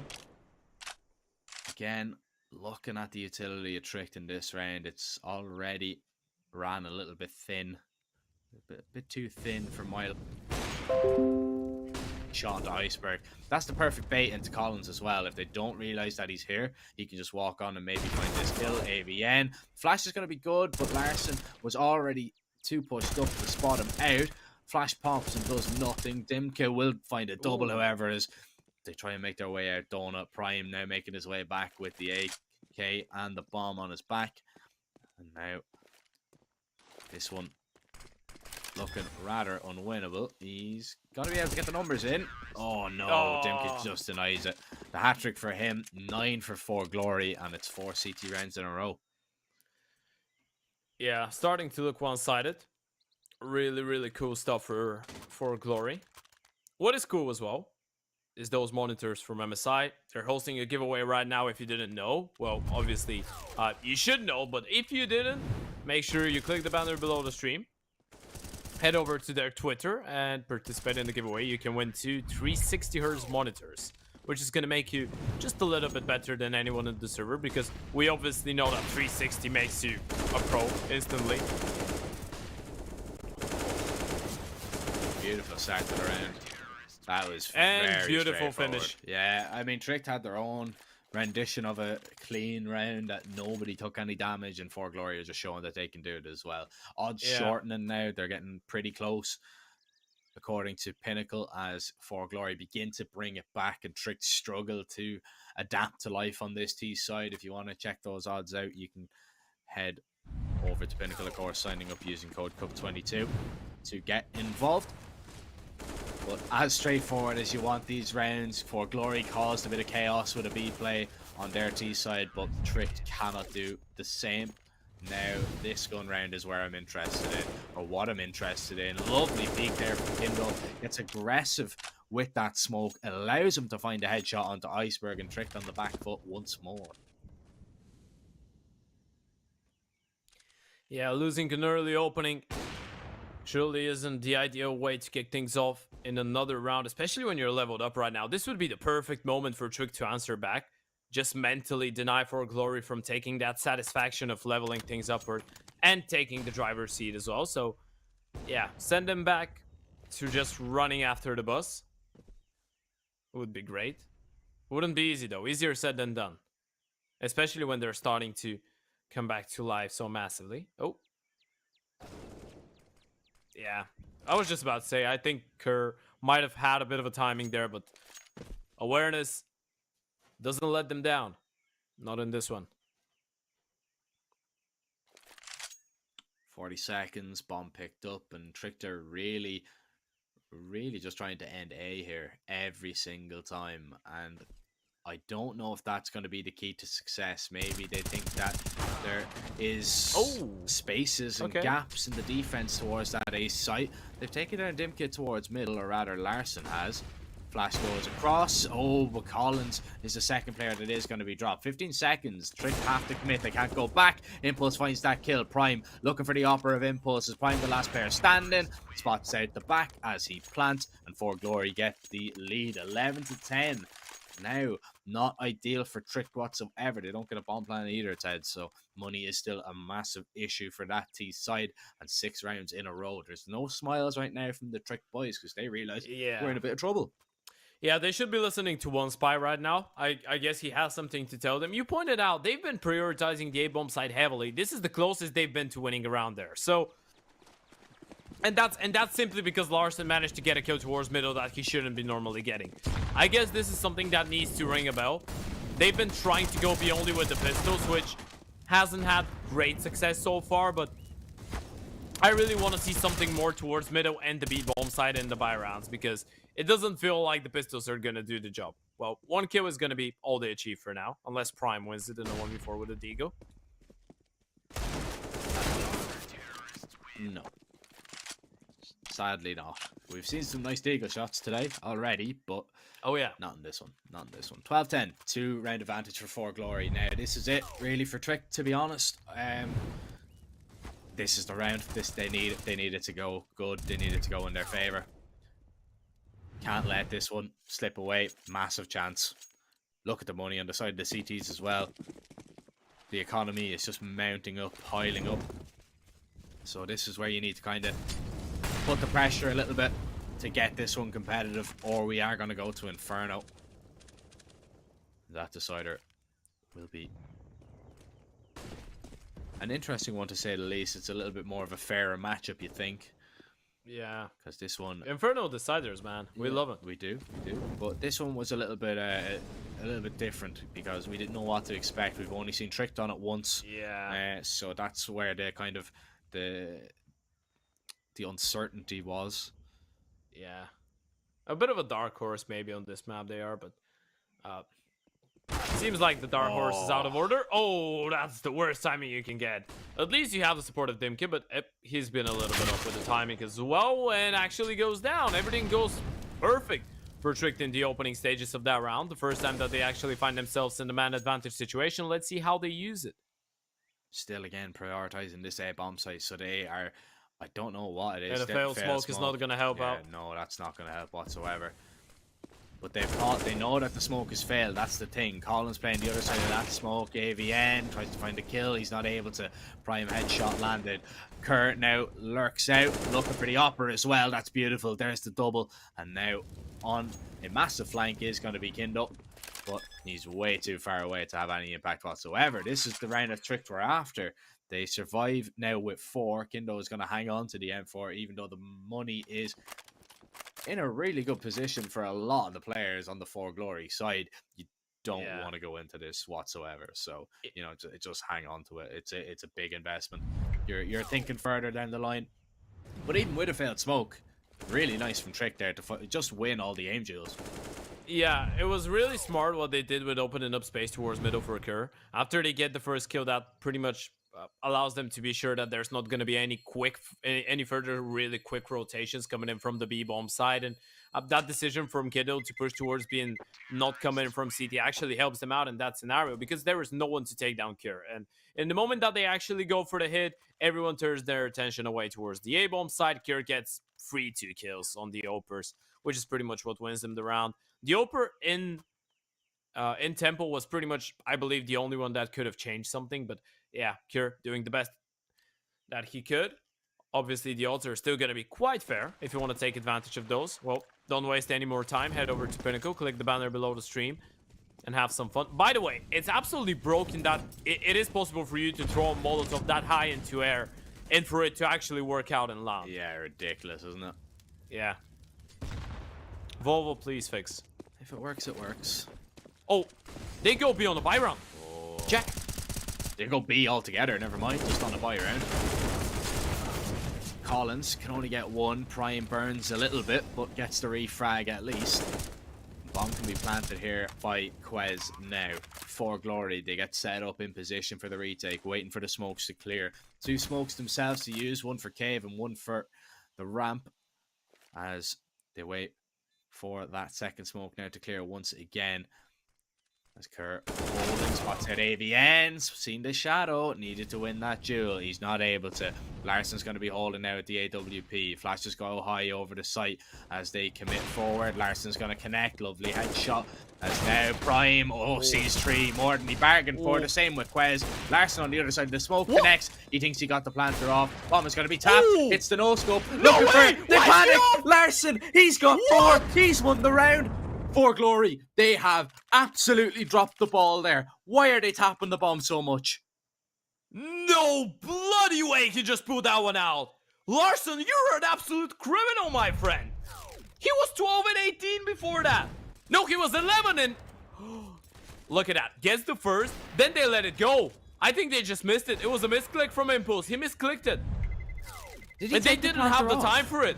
They didn't even... Yeah, he killed the other guy. And Impulse just stopped defusing. I think he misclicked it. He killed the first diffuser, did he? He killed the first diffuser. Sorry. Did he? I think he did. I think the first player that he killed Yeah, was but Impulse diffusing. let it go after that. Yeah, he did. Yeah, sorry. Oh. That was so chaotic, man. My eyes were nearly deceiving me The there. 3 of them were lined up, by the way. It's a miracle he doesn't get a collateral, but this is an insane round. This is massive. He even gets smoked off. They know where he is as well. He gets the first kill on lane. Drops the flash as well for the peek through the smoke. He is in a 1v3 behind the smoke with an AWP. 1 shot. They know where he is. Lands it. Second shot. Lands the non-scope. Because if he goes down to the second player, they're still going to get the defuse, right? They had enough time. They didn't have enough time in the moment that Impulse lets it go the second time. Oh, what a round that is for Trick. From a mental point of view as well, to win a clutch like that, I wouldn't be surprised. Like, obviously, we have a technical timeout and they're going to cool off. I wouldn't be surprised if they went for a tactical one just to make sure that everyone stays cool, calm, and collected after a round like that. Man, this is insane. 12-12. We are leveled up once again, Jack. This game doesn't feel like an easy one, doesn't feel like a steady one. You know, I love comparing easy games to a nice walk by the beach, a pina colada in hand, ocean drive in the background. This one looks like a skillet song.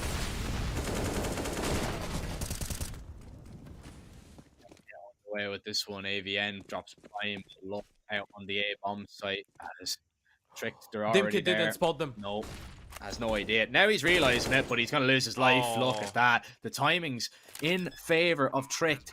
Impulse going for the peak. The op was gonna win that duel every day of the week. Iceberg couldn't see the head, and that is not the angle you want to be sitting on. So it's gonna be a 3 versus 3. How can they hold on? There's gonna be a flank coming in here. Kerr is looking for Collins, and he's going to miss him on a little bit of a timing. That's going to be difficult. He's going to walk out. Who sees who first? Kerr gets the better, and now there's only 2 players left to fight for 4glory. Impulse is retreating. He's going to go save. Larson's going to be dropped. Kindo only gets 1. It's 13-12. Tricked. They are looking pretty good now, and 4glory's massive amount of money. Where's it gone, Ted? It's gone to the Shadow Realm. I'm sorry, I'm just taking a breather. Jack. Yeah, it's you and me both, brother.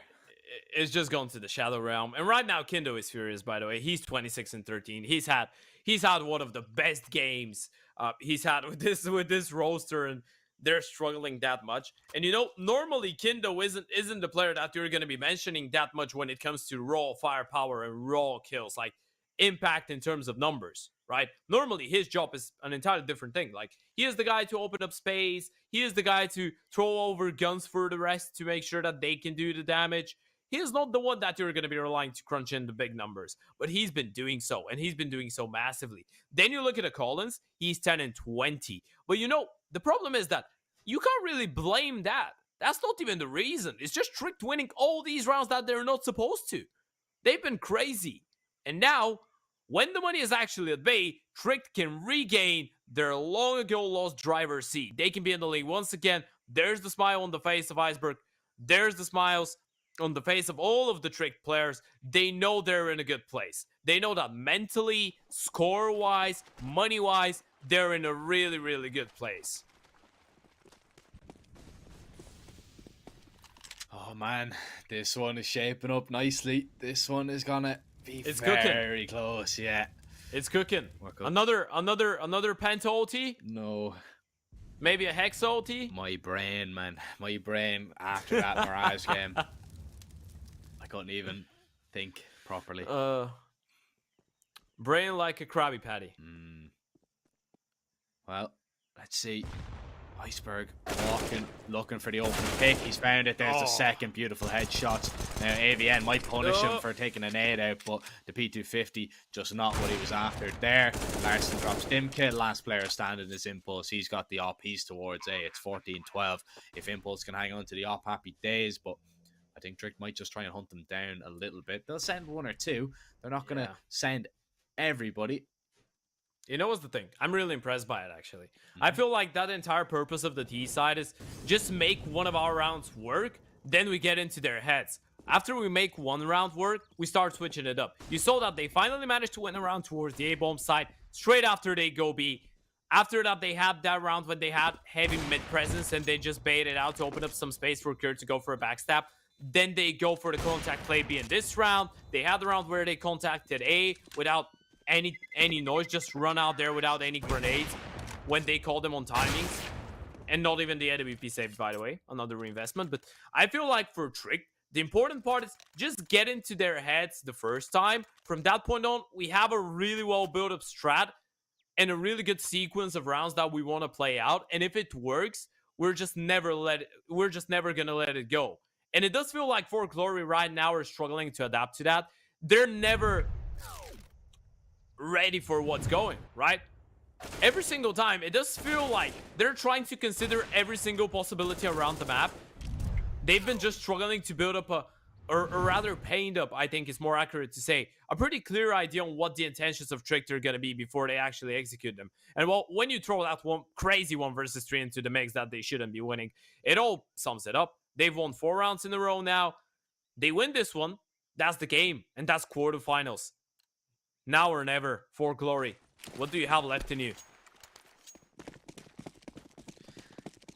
This is it. This is where you need to show what you're made of, because right now you're being put to the test. You're being put to the limit, no less on your map pick as well. Oh, how about that though? What a way to start it off. Collins with a double. Prime gets a refrag onto Impulse, and Quez drops AVN. So you think it's starting well for 4glory, and Trick, they're like, no, we're going to find 2 quick kills. We're going to refrag them back. We're going to go again.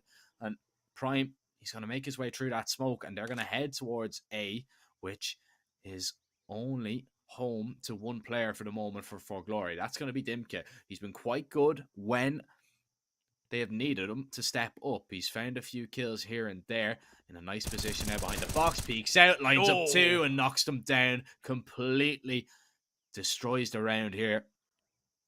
And Tricked with a 1 versus 3. A Prime in not a very prime position. But we have seen 1v3s go in Trick's favour before. Prime just needs to do it again.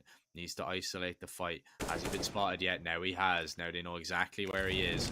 Molly forces Collins out. He wins the fight, but down to 22 HP. And Dimka has the drop on a hat-trick for him. It's 13 for 4glory. And now Tricked, they have to call a little bit of a timeout. And I'm going to discuss this a little bit, because they invested so much in trying to take the op out of the hands. Was it AVN or was it Impulse? I believe it might have been Impulse. Yeah. In the previous round when he was trying to save it. The round that got them onto 14. Yeah, it doesn't really make a difference. Yeah. No, I got the point. It didn't make a difference. Yeah. They lost 3 or 4 players just sillily doing it. All right, you send 1 person, that's fine. They invested so much in the hunt, and now look at their money after they buy. Yeah. Look, if Iceberg on a Galil, they've nothing. If they'll get reset here.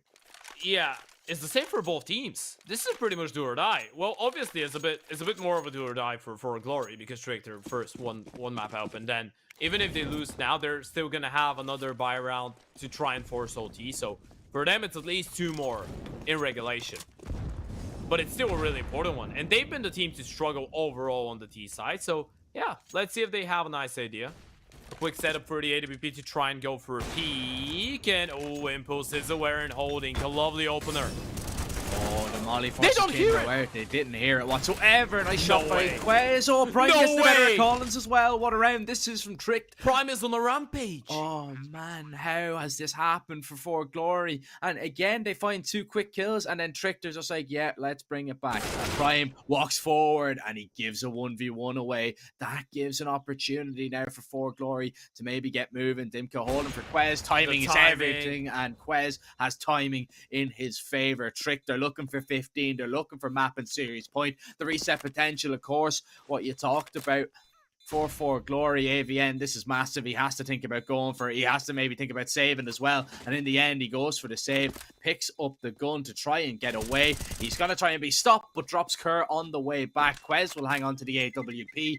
Tricked, they get onto 15. The money is just not there for 4glory. But Tricked's not looking too good either. That's the issue. Yeah, that's the thing though, right? They get a bomb plant, which is going to help it out. Of course, winning the round does add on to that cash, but it's still not going to be a prime buy coming in for the side of Trick. You still have the Mac 10 in the mix. You have 2 Mac 10s actually, and a Galil. That's not ideal. And still, if you lose that round, you're going to be left with nothing. Yeah, but look at this. 4glory still have a chance, but their buy is just not ideal. Far from it. And the AWP is gone, by the way. But look at the head armor. There's 4 people without head armor. The Mac 10s will rip them to shreds. That's the only thing that I'm looking at now. And the Galil as well will have that kind of power, because Collins just instantly one-tapped. He's not going to be dinked. He's just going to be taken down. Kerr might find Kindo. Prime with a refrag. Now advantage Trick. Do they just commit onto the B site where there's only 1 player residing at the moment? That's going to be Impulse. He's got a FAMAS, but Trick decide to slow it down, which I'm a fan of, because they're not rushing anything. They're waiting for 4glory to peek into them, but it's not coming. It's not happening just yet. Yeah, they slow it down. What a diligent approach. They just wait, and what they're waiting for is a peek. Larson punishes Impulse. A 4 versus 2 now. Dimke and AVN on the other side, and still Trick. They're just holding on for it. They want that aggression, and they're ready to welcome it with opened arms. All down onto that man, Dimka. He has an MP9 only to do it as well. Quez is jump spotting him out once he sees him. The information will be relayed. Actually, he's got a nice timing here to cross. Prime is head to right here. Surely he will go down. 1 versus 3 now, but Iceberg does not allow it. 4glory. It was a Cinderella story to get them into the playoffs, but the Cinderella story is no more. They've been tricked, they have been conned, and they have been knocked out of the Pinnacle Cup as Tricked take the map and the series now 2-0. And what a performance from them. A massive comeback, showed a lot of resilience on Nuke. They were barely put a foot wrong in their CT side, and then even on Ancient as well. It was a real barn burner. Went very, very close to the very end. And Tricked, they're going to get their wish. They're going to get a Danish Derby versus Ecstatic tomorrow. Absolutely, and they look prepared for it as well. Tactically, they went into that game really strong. I almost can't wait to hear why they actually let Ancient. Well, we saw why they left it, but what was the preparation like? Because that was a really impressive Ancient from a team that normally we're used to seeing. Well, I don't want to say get demoralized. I don't want to go that far because they've only played it once and they did lose it. But we're not used to seeing that from them on this map. This is normally the map that they usually avoided for the biggest part of it in the beginning of the season. So them showing us that they have that depth and they have that upset potential and that surprise potential, well, that's good enough for me. I think they deserved it. Yeah, 100%. I really do think so as well. I think, you know, Tricked, they have looked a little bit shaky in the past. Let's call a spade here. But this year, man, they've been so good. 4glory, they had a really good event. They looked like they were going to be a team that were going to cause a few people's problems. Maybe a team that a few people may have looked over, kind of looked past, as if, you know, oh, well, we should get a result against them. 4glory caught a lot of people by surprise, but Tricked went into that. They were well prepared for everything that 4glory really threw at them, and they are going to advance, of course, now into the quarterfinals. As we can see there, Tricked, they're going to take on Ecstatic, as that is the next part of the bracket. Still 2 more games today to go. MOUZNXT is the very late game, and then Copenhagen Flames and Endpoint is coming up shortly. But I believe you will be jumping into an interview very, very shortly with one of the Tricked players. Yeah, we will. Obviously, Jack, that was just halfway through. This day has been really exciting so far, but we're ready to jump in an interview. Okay, Prime, hello. First of all, we're gonna do a quick check. Do you hear me? Yes, I hear you. Perfect. Congratulations on your victory. Really, really well played. You managed to beat the only team that has been unbeaten in this tournament, and they started from the first stage as well. And this is your 4th victory in a row. I mean, you started the main Swiss in an 0-2 fashion. How does that victory feel, and how did you find the mental resilience to go all the way like that? It's a pretty important victory in our book. It's the first time we hit playoffs. All the other times we have kind of choked in the Swiss stage, which is really sadly. But now, like, we are into the playoffs and we are happy about it. Of course, it was an important victory today. Also good to get our first win on Ancient after we changed up some stuff. I wanted to ask you about that, right? Well, like, talk me through the veto a little bit. We got a little bit interested when you left Ancient in it. I feel like maybe a lot of us thought that it was because you thought that you would get that extra boost starting on the CT side, but what's going through your minds right now? Are you maybe thinking about a 7-map veto? We're actually working pretty hard at the moment to get a map pool, which is 7 maps, which we also have practiced a lot the last week. So yeah, we are definitely looking forward to have like 7 maps so we can kind of control the map veto. Yeah, okay, so I want to focus now a little bit on you and the team in general. You've been playing really well lately. You've been maybe one of the outstanding performers, but since Larsen and Iceberg have arrived, this has looked like one of the best, if not the best, Tricked iteration we've ever had. How do you feel standing in this team, and what is the impact that those 2 players, as well as the coach Winspy, have on you? It's definitely the best Tricked lineup we have had since even when I joined Tricked at least. And Larsen and Iceberg brings a lot to the communication wise. And after they joined, we switched up some roles where I got some more important CT positions and some more map control on T side. So I'm working a lot with Iceberg especially, and on CT side I'm staying a lot with Larsen, which is controlling me. Yes. So that's pretty much the reason I've performed so well after they joined. I think that they're helping me a lot.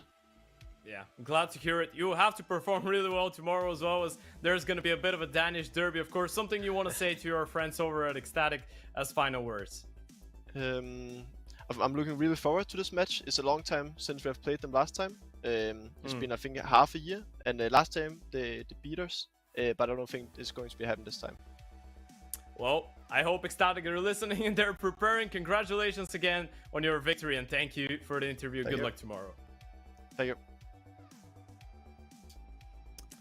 Ooh, some confident words, Jack. Yeah, a little bit of confidence there. Of course, you have to be confident. You know, you're going in as the underdog against Ecstatic, who are kind of the gatekeepers of the tier 2 scene, especially, you know, a Danish team as well. It's going to be a real interesting matchup, to be honest. As he was saying there, you know, they haven't played in 6 months either, which is kind of ridiculous when you think about.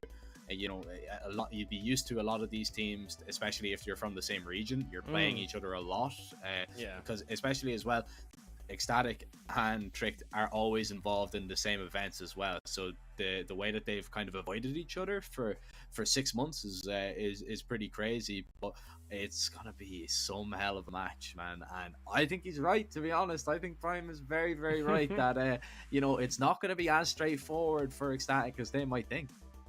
Yeah, it does feel like they're picking up the pace. This is the battle for the crown of the tier 2 Danish scene, by the way, because outside of tier 1, these are the 2 best Danish teams that we have, right? I don't think I forget anyone. So yeah, that's going to be a really intriguing one. But before we get to that, Jack, we have 2 more matchups. And I believe our next one, we're a little bit back with schedule. So our next one is going to be starting really, really shortly as well.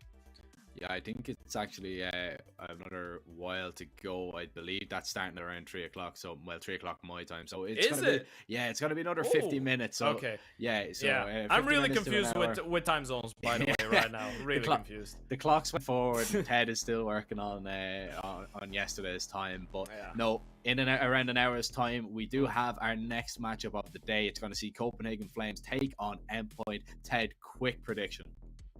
Oh, you know what? I'm gonna go with the Flames. I'm gonna go with the other Danish team. Obviously, they are the one maybe that is a little bit above Ecstatic and Tricked in that manner. Had a really good performance in 2021. Now starting to find their form. I know they're a LAN team now. I know they're not on Linus anymore, but I'm still gonna go for them. Yeah, I think the UK scene might not like me for saying it, but as Roy would love to say, Jack, be careful. As Roy would love to say, go Falcons. So let's go Copenhagen Falcons.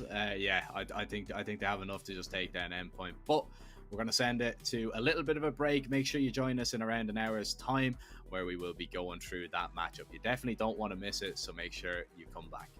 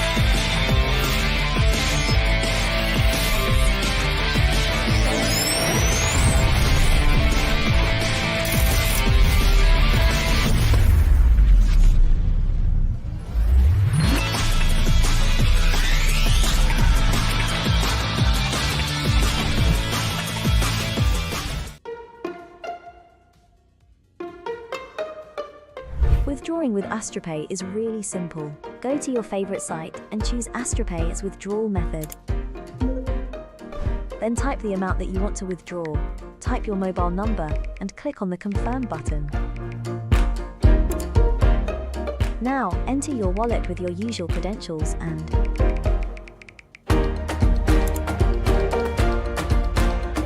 your money is available in your wallet now. Decide if you want to extract money or buy on your favorite sites. Get the app in your favorite store or visit us at www.astropay.com.